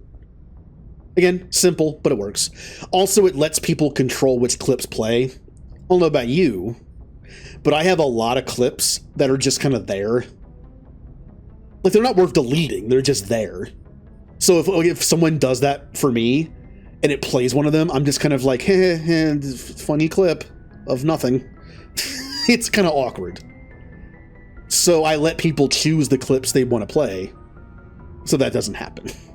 Like, which clips, you know, like, show your stream better. Like, which ones reflect it better. I also did, Yev and Nixie are the only two I've done so far, because they're the only two that have given me clips yet. So for Yev, I could do this one. The air calls. Enjoying the view? Huh? Don't get caught by that. Why didn't it work? I'm actually confused. The Overwatch ones are fun. Like, they're just this one. This is a classic. It's massive! I'm dead. That one actually turned off too soon. Interesting. You know, now that I'm aware of that, let me fix that real quick, like.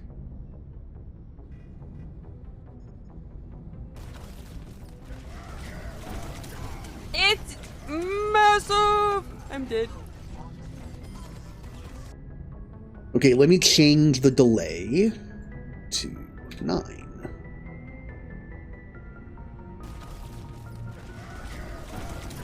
It's massive! I'm dead. You guys. Nope. 10 should be fine. I timed all these clips. How did I get that one wrong?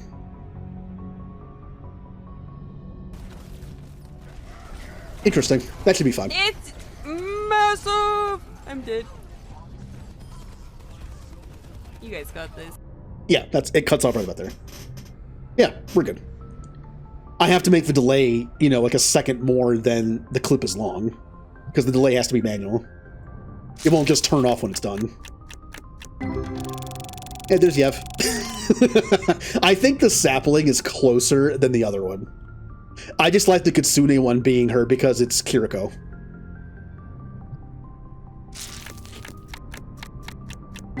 Like, the picture of the sapling's better, but like the name of the other one's better. Yay! A silver Lupup. But yeah, we can tell Yev we found her spirit Tetramon. Right there. There it is.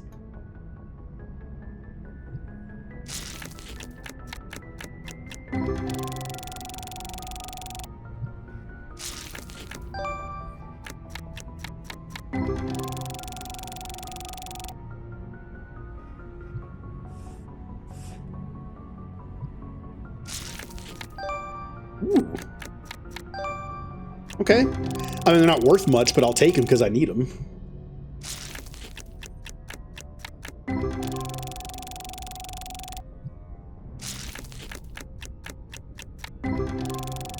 I can't unsee it now.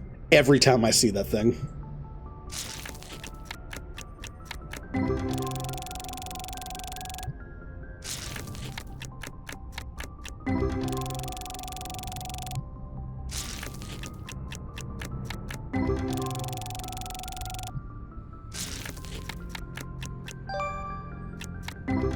Hey, you know what I forgot to do again?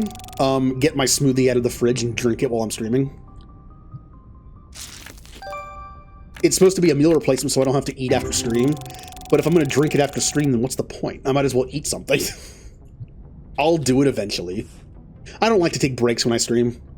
As you can see, I've been streaming almost 6 hours. Haven't taken a break. That's just me. I don't know why.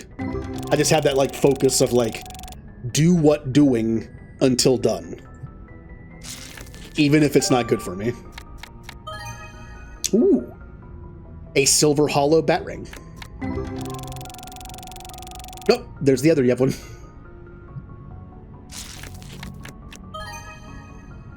Ooh, a hollow gold Minstar. Worth 114. I guess hollow golds are worth about 100. It's not bad. Alright, just an EX. No hollow, just EX.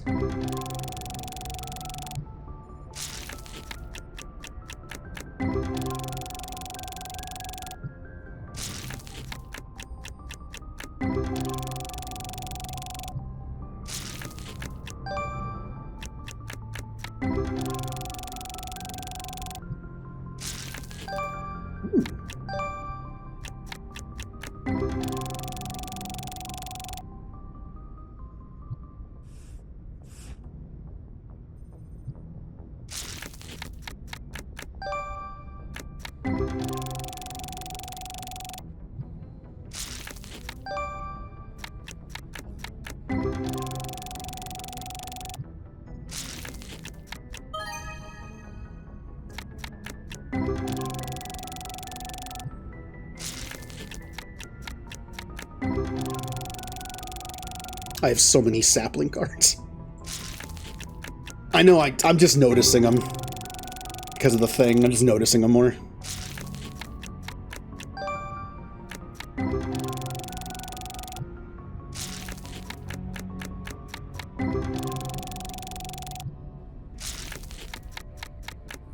There it is again. Oh, they're both in there! Oh, we got a pack that has both of them.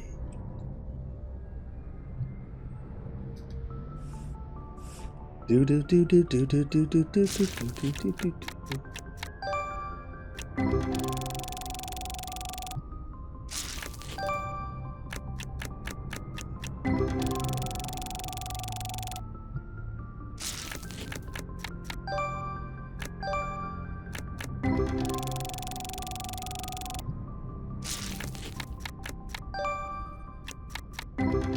I mean, it's not just me, right? Like, I'm getting a lot of those sapling cards.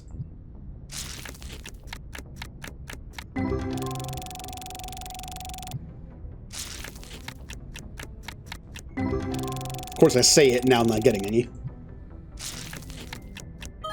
Ooh, a full art. The one thing I don't like about the full art ones, it doesn't have the name of what they are. Notice how it doesn't tell me the name? I understand the card is supposed to be full art, so you shouldn't have the name on it, right? It's supposed to be like a nice full art picture, nothing in the way at the top or anything like a name, but it'd be nice if the game told me the name of it. It's like, oh cool, a full art crab lobster thing. Green. I don't know the names.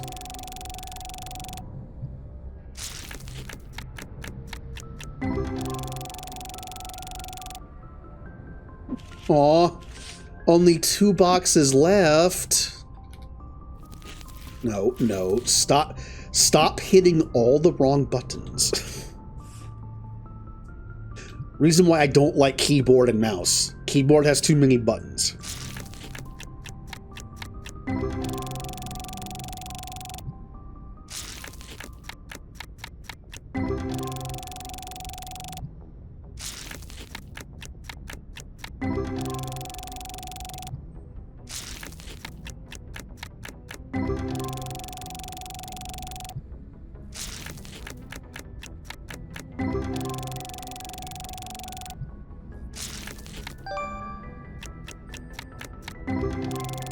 Now I'm seeing kitsunes all over the place. Now that I said something, we probably won't get one of those again. Nope, never mind. Aw, last box. Will we get something good in this box? I mean, we've already gotten a couple $300 cards, $100 card. That's not bad. Keep in mind, we're not selling cards, though. I got an EX Yevway.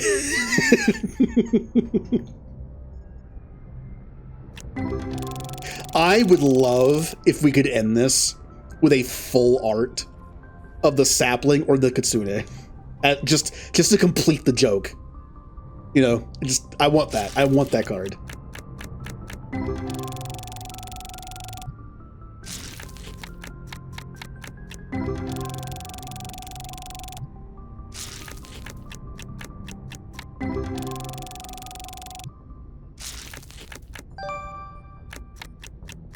Hi, Blue.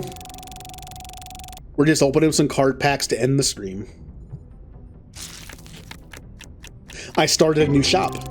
Our goal is to collect every card. So I'm trying to get the shop pretty self-sufficient. You know, in terms of how much money we make during the day. And then I can open up a bunch of packs.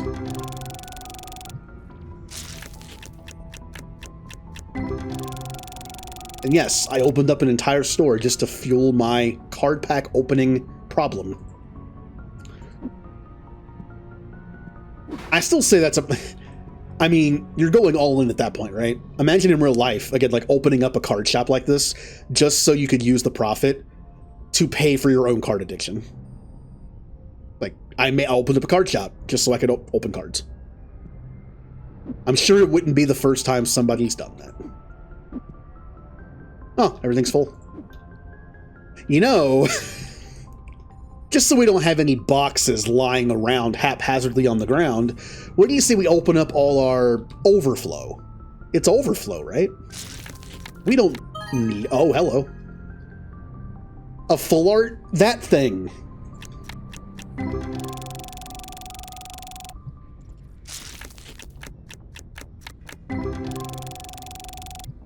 Yeah, we could open up some overflow. That way we start the next stream just having the stuff on the shelf and that's it.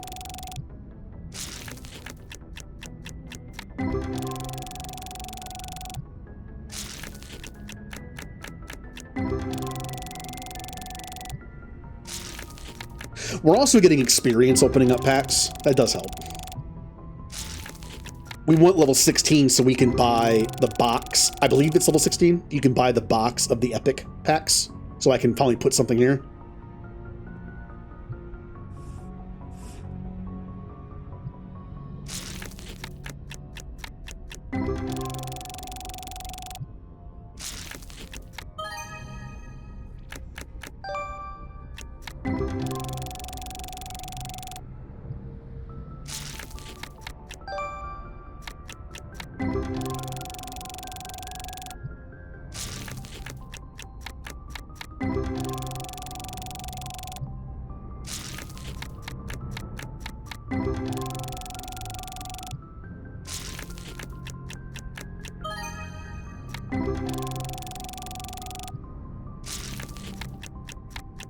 Oh, there they are, back to back. the sapling and the kitsune.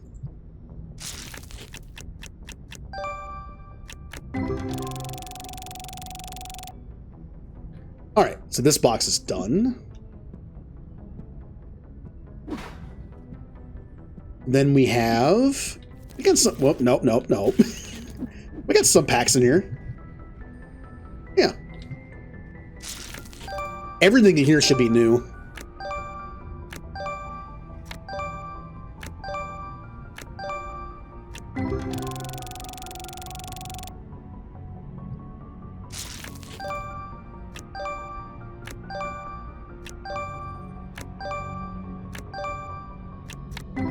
You know, I'm not entirely sure what sapling evolves into.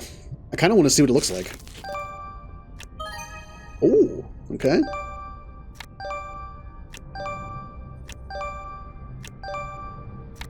Haven't seen it yet. We saw what Kitsune evolved into. It's like a fox thing. But I want to see what sapling turns into.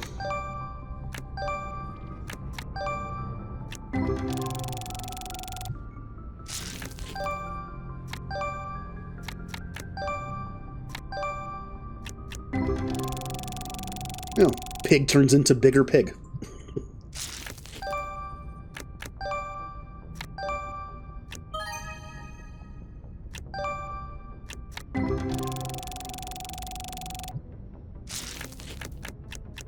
Still haven't seen it yet. You notice how there's basics in this pack? Like, we had the basic pack. Then we have, this is the next step up from the basic pack, which is why we have some evolutions. We also have a lot of Pokemon, Tetramon, that are at their basic level. So we'll see like their second form in the next pack and their last third form in the last pack. I wonder if any of them skip this one. Oh, there it is. That was what it evolves into. It's like a weird coconut tree thing, but it's tiny. Interesting.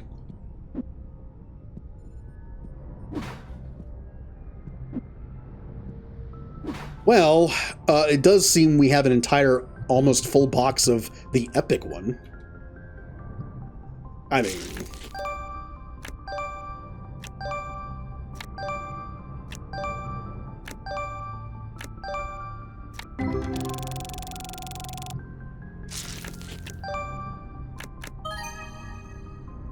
Tortugor. So that's just Torterra, right? Oh yeah, there's a Tetramon just called Ganon, and he just has like 2 cannons for arms. That's a Digimon. The 2 cannon for arm thing, that's a Digimon.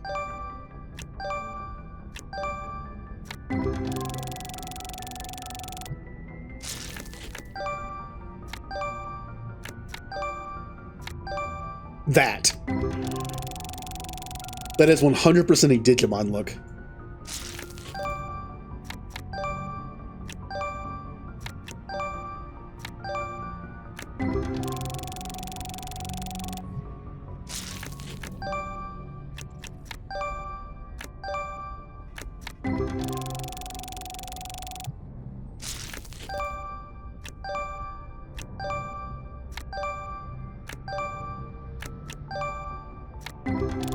I'm trying to pay attention to see what the Kitsune Fox thing and the sapling coconut thing evolve into. Oh, there's the Kitsune. Yeah, it goes full on wolf. Like wolf fox. I'd say fox. I mean, that makes sense. Kitsune, Kiriko, fox power, all that.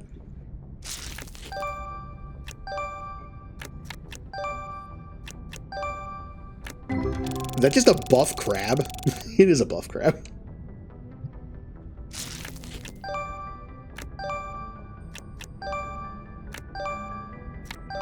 Oh, there it is. There it is. It still has the eyes, at least.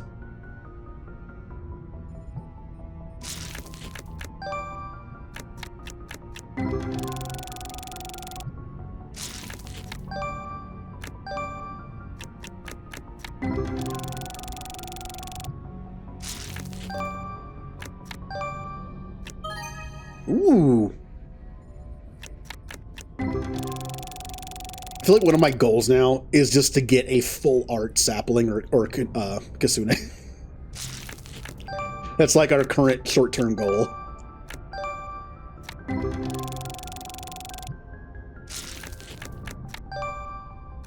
I believe the difference in the other packs, there's another set you can get called Destiny, I think it's called. And you also have like basic, rare, epic, legendary. I believe it has the same Tetramon in that in those packs, but I think it's different art. So we can see these Tetramon, I think, with different art in the other set.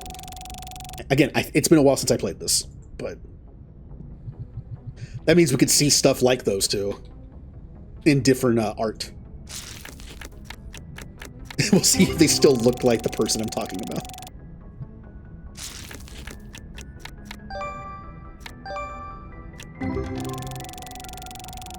All right, last packs. Last pack's luck. I'd say pack, but you can hold 7 packs, I think. Or is it 8? I think it's 8.